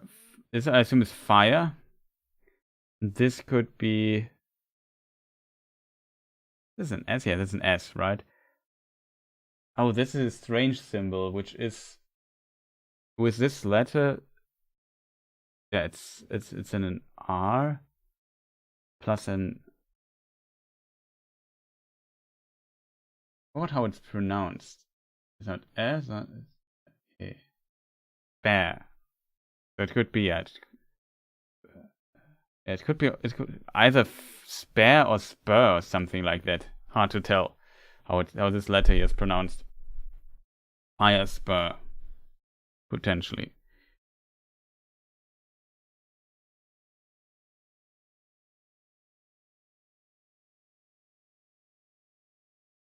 So yeah, we have also translated this stuff, but now we really got off board. Is there anything left to say, chat?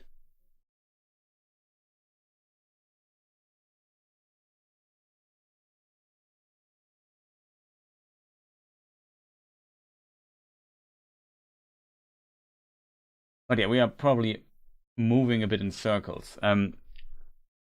It's also really late. I'm tired. I really need to eat something. So that's the main reason why I potentially. Is there anything we forgot to discuss in this episode? That's the most important question right now, right? I think we talked about all the big stuff. We also talked about about the little stuff. Okay, one thing maybe I want to admit, which is I also found pretty cool. That was the hobbits now going to warn the stranger. After they lost everything, they seem to say, okay. Poppy says also, we left enough people behind.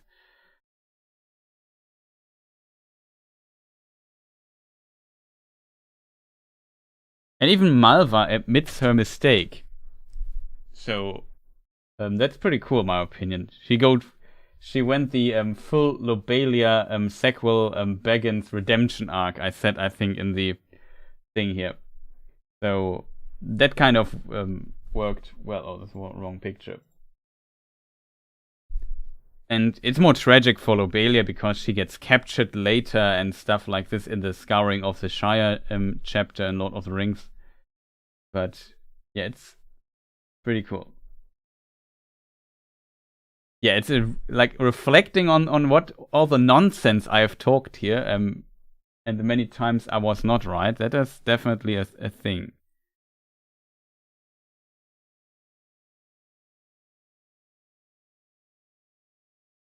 Now in this shot, I also never noticed that she has an owl here. Okay, we found something, chat. We have to look into that.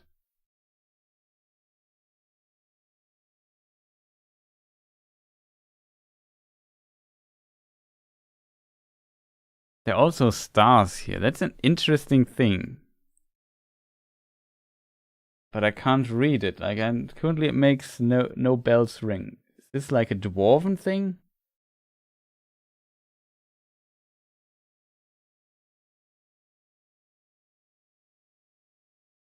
It's dwarf. Wait. It's Kiers.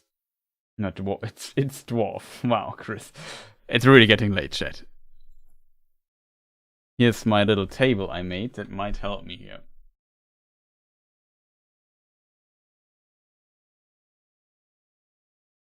Don't know what this symbol here is. This at the end could be an N E in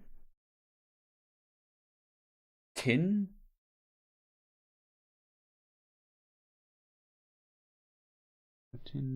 I no idea. What is owl in Elvish or in Dwarvish?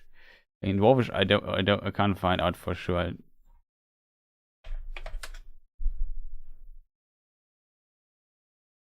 It's funnily it's ho in Quenya. We don't know it in any other language.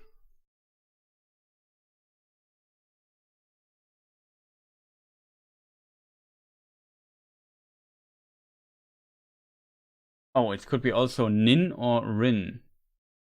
Rin, nin.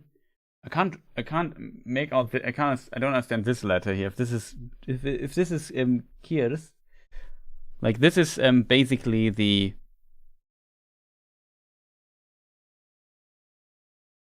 the letter for hun or n king.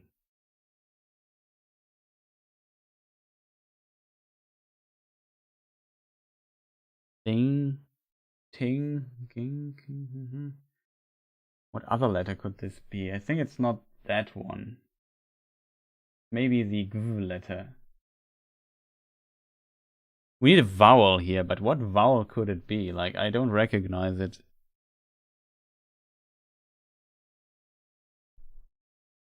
Not a U.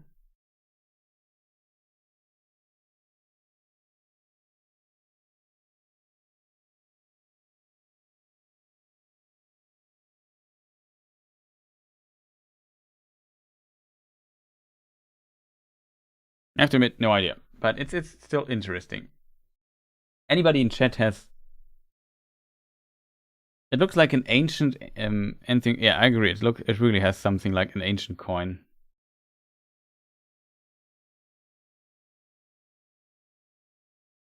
Okay, now we completely lost it.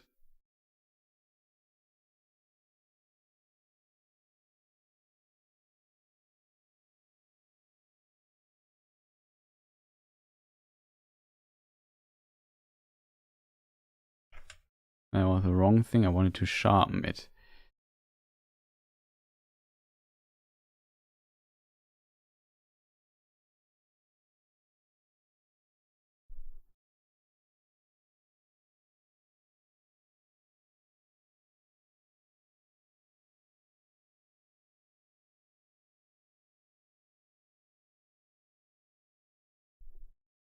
This is an I. This is an N or an NG.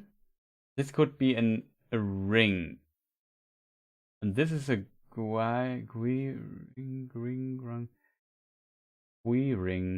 Waring, graring, grewing. Maybe growing? Doesn't look like an O, to be honest. This letter looks strange.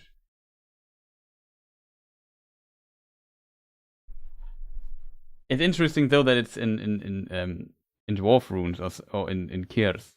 Very interesting. I mean, the hobbits had, as we have read earlier, had contact to the dwarves and were dwelling close to the hills and so on. It's a very interesting detail. I didn't notice that so far.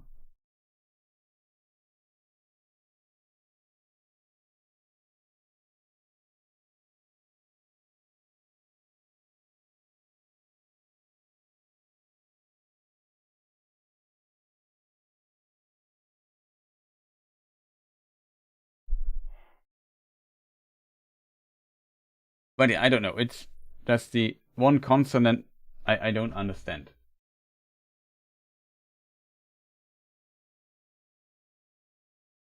Seven feathers. 7 things, yeah. Interesting. Yeah, the Harfoot had contacts to the dwarves. That is true.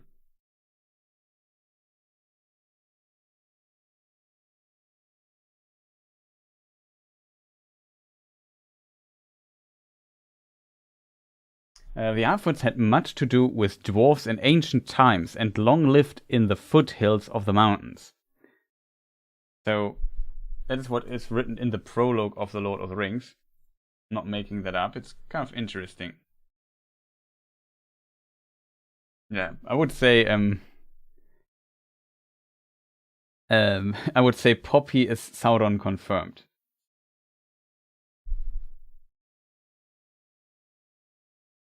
"7 hours, dear God, man, can only pop in just of Dan's stream, but you well, I hope you enjoyed Dan's stream. We currently discussed what is written on this particular thing here in the ear of Poppy. Or it's not in the ear, in the hair of Poppy. It's not an earring. But it looks like an ancient coin. There's an owl on it. And all I could read is this means is potentially an R, an I, and an NG. And this is maybe a GW, so GW. I can't read the vowel here, but it could be growing or something. So kind of interesting to see things.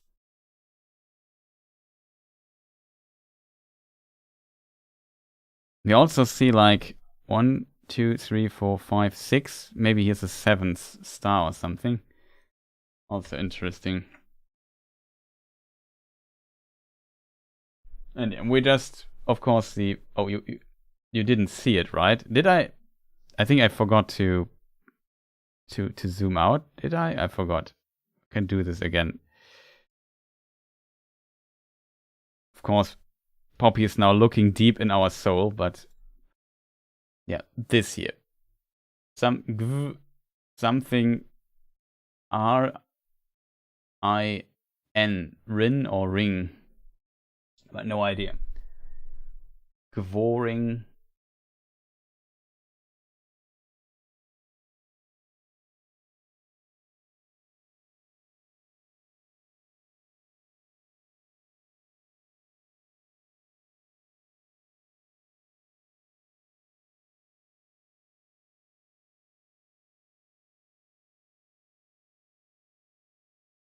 Never. Yeah, interesting idea. I'm very curious what this might mean. Kind of fascinating. We are streaming 7 hours already? Oh boy. I'm just absolutely insane, it seems. 7 hours 15. Okay, I really have to end the stream soon.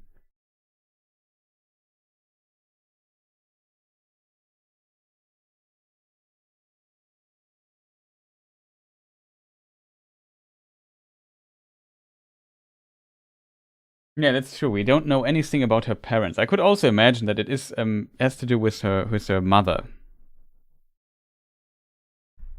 Interesting finding that we had here. Like we saw it here on this screenshot, you see it as well. It was present, but there was never a shot where I could zoom in that well. Maybe she has it on both her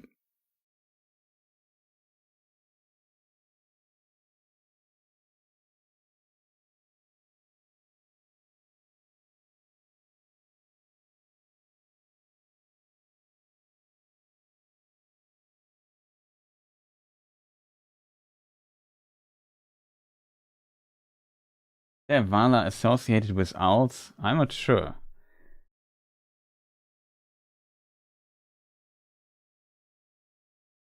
But we could find out.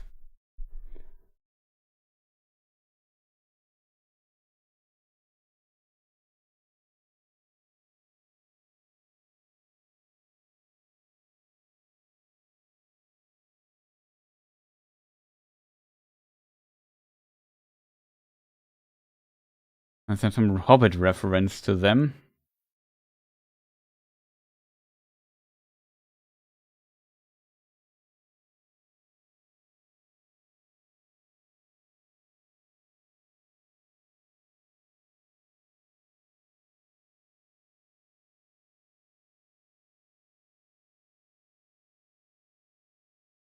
Okay, there's an obscure note. 1928, John Ronald Reuel Tolkien made an illustration of Aulamu, an evil owl who appeared in nightmares of his child Michael.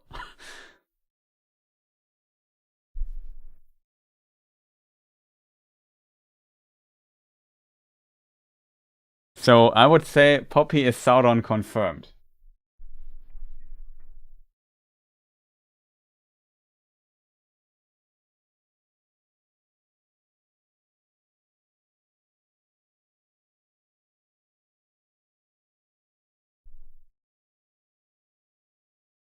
Owl and stars. Directions? Question mark.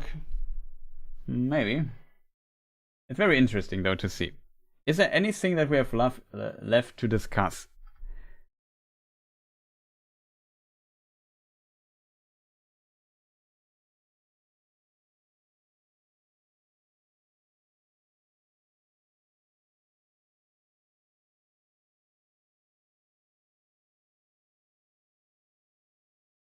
Poppy Bauglier. Yeah. It's the evil owl from Tolkien children's dreams. We all Sauron confirmed.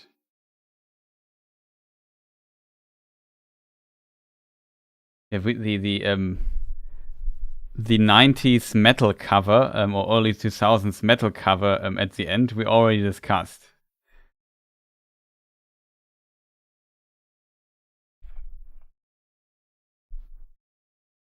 That was the first album, Southlands, and then the second album came out, and that was Mordor. Probably a metal cover by Amon Amarth. Kind of funny.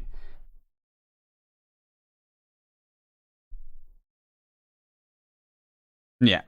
If you haven't liked the video yet, feel free to do that now.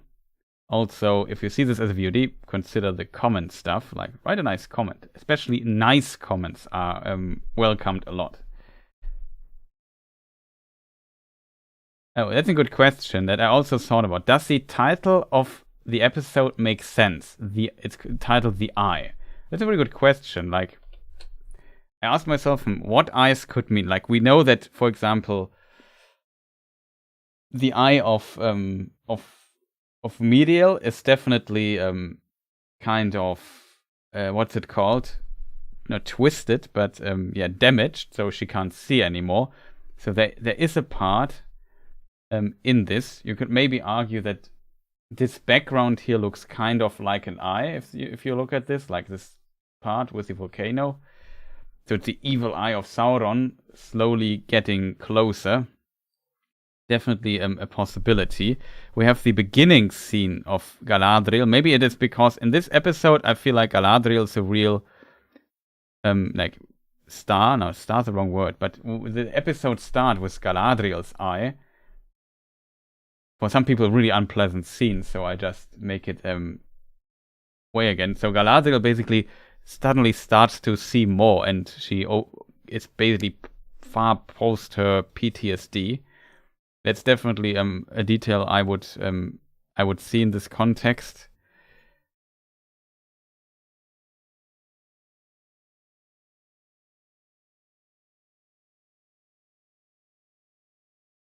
And in a way, the eye, like you could say, the eye is a symbol for insight. And it seems like in this episode, a lot of characters got some insight. Like Theo, Galadriel got some insight. Nori got some insight. And also the Half-Foots as a whole. So they suddenly see more. We also discussed the theory that maybe the let me see, the feminine might be blind as well, or she can't just see well in the dark. Definitely a possibility.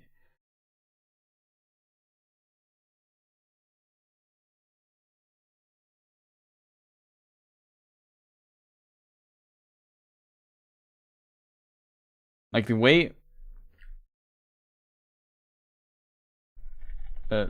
she touches the tree, like it looks like she's looking for the light switch in the dark. You know what I mean? If you look at the scene slowly. You were dancing? Best line, yeah. It was. I agree on that. So yeah, I would argue that as oh, Great Grebo is here. Welcome, nice to see you. Good that I streamed so long, so you could also get like the end of the stream. The Eye of the Storm convinced me. And maybe that could also be like something.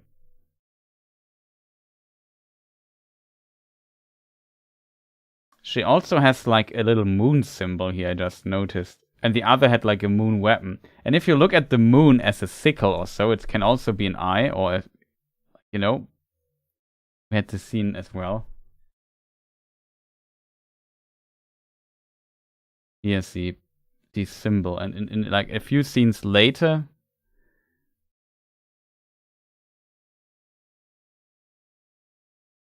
let me just see. See, she has like a weapon or whatever that has the form of a moon, which I find very interesting. She's, by the way, the ascetic, that's the dweller. She is the nomad. Very interesting. Yeah, maybe it's also the Eye of starts. The show starts with this Eye of the Storm coin.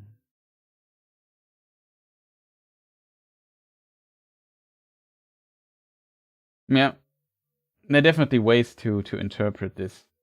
Kind of interesting.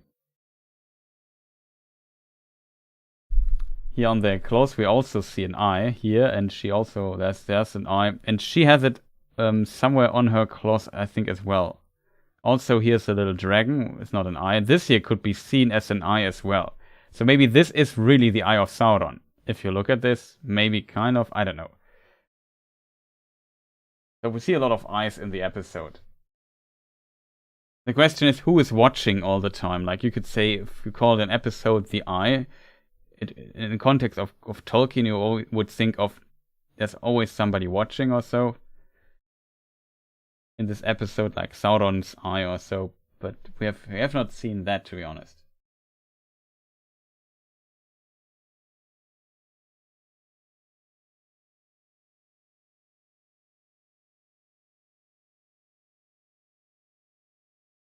But I'm not sure if that is a convincing answer.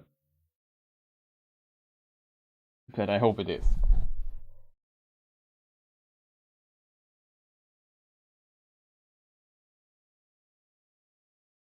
Yeah, I really do have to head out. Thank you for joining for a moment, Reflective Rambling. Nice to see you. Wish you a fantastic rest of the day as well. But yeah, I should maybe also start the Oh, the credits. That might be a problem now. We have new subscribers to the credits, so I need to edit those. Really quick on the fly here. Well, it's not subscribers, but members, as it's here called on this platform.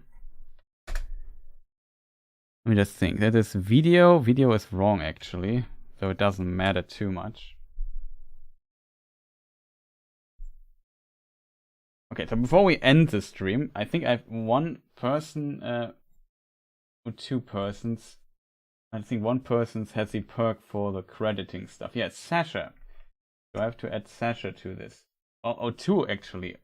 Omkar also I have to add.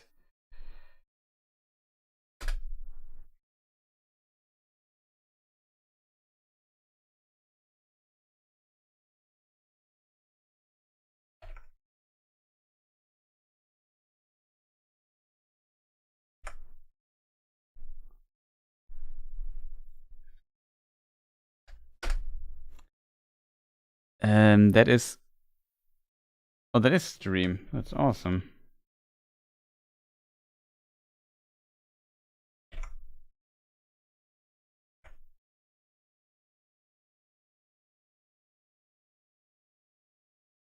All I need to do now is render this in a moment and hope that my program, my OBS doesn't crash in the meantime.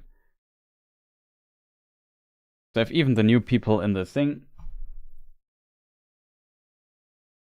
So if you now get a membership in this exact moment, you have to wait till next stream, because now I'm trying to... Oh, that's wrong.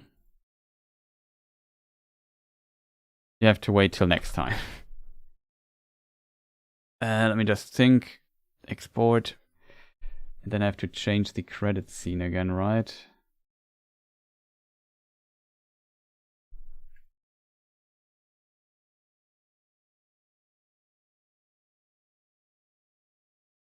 Should be enough, I feel. I need to do is now render and hope that OBS is not completely dying in the meantime. But yeah, let's get to the end screen already. That was a long enough stream, I feel. So we talked a lot about stuff that is kind of unrelated to the show, or only distantly. Long stream, but was fun as always. Yeah, glad you people enjoyed this. As said, if you watch this as a VOD, maybe press a like button, leave a comment, and if you are new to this or to my channel stuff here, feel free to check the to also subscribe. Would be much appreciated, because I really wish my subscriber count would be higher, but yeah, that is a different topic, I would say.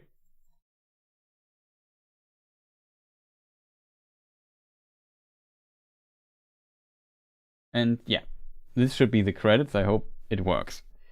It seems like it.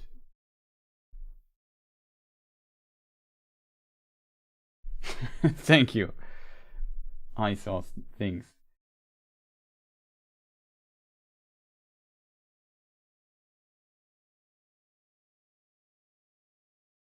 I started watch, left, drove across, and finished watching the stream. Well, it happens.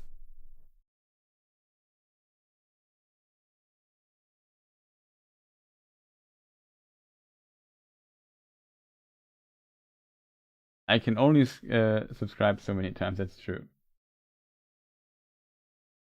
Wait, you are stopping at only 7 hours? Well, it was a short stream today, Tirza, but nice that you also made it today. Shout out to the new subscribers, of course, Sasha D, Omkar, and also, forgot the last name, I have to look it up again.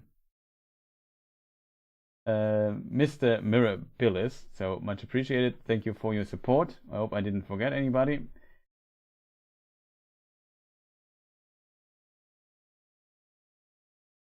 And oh, you see a black screen right now, right? Yeah, should not be the case.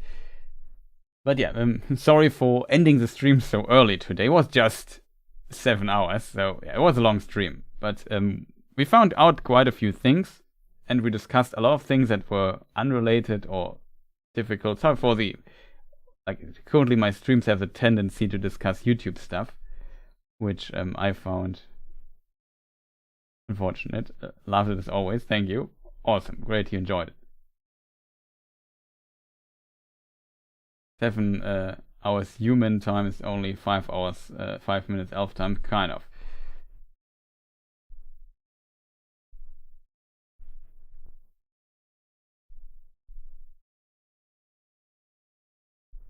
But yeah, is there anything left to say? So we might make a watch party tomorrow or not. I think we might. But I don't know, for reasons unknown why.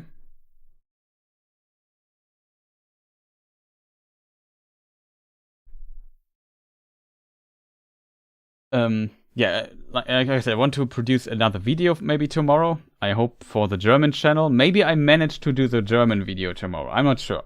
Then the watch party might be on here on YouTube. We watch episode 7 together. And we watch, like, maybe I do a Twitch stream later then as well. Depends on how much time I have left tomorrow. But yeah, that should be kind of it. And I try to get people for the roundtable stream on Thursday or Wednesday, depending on when people have time. That will also be a thing this week. And maybe I'm also managed to finally finish the review for episode 3, which is still missing, but I want to complete it. It will be a bit longer though. We will find out. And then next episode, on Friday already, last episode, that will be very interesting to watch. But yeah, there will be tons of content, as always, in these times on this channel. And after that, we discuss maybe the show as a complete season 1. Like, what did it do? Did it work out? Something like that. So, like, you have a final roundup stream or something like that. And then we maybe... then I focus again more on book lore content, I feel. Except, like, I don't know. Let's pretend the last episode just saved season 1 and everybody's blown away. We might look further into that, but I don't think, even though it could still end up quite good, I don't expect that. So we will see.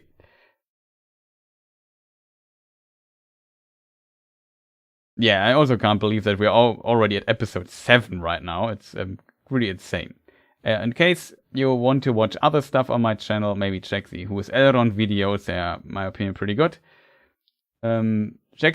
Especially check the Galadriel video, maybe the last review of episode 7. There's also some cool information stuff in it, but I think this time we were pretty thoroughly in the stream and discussed pretty much everything.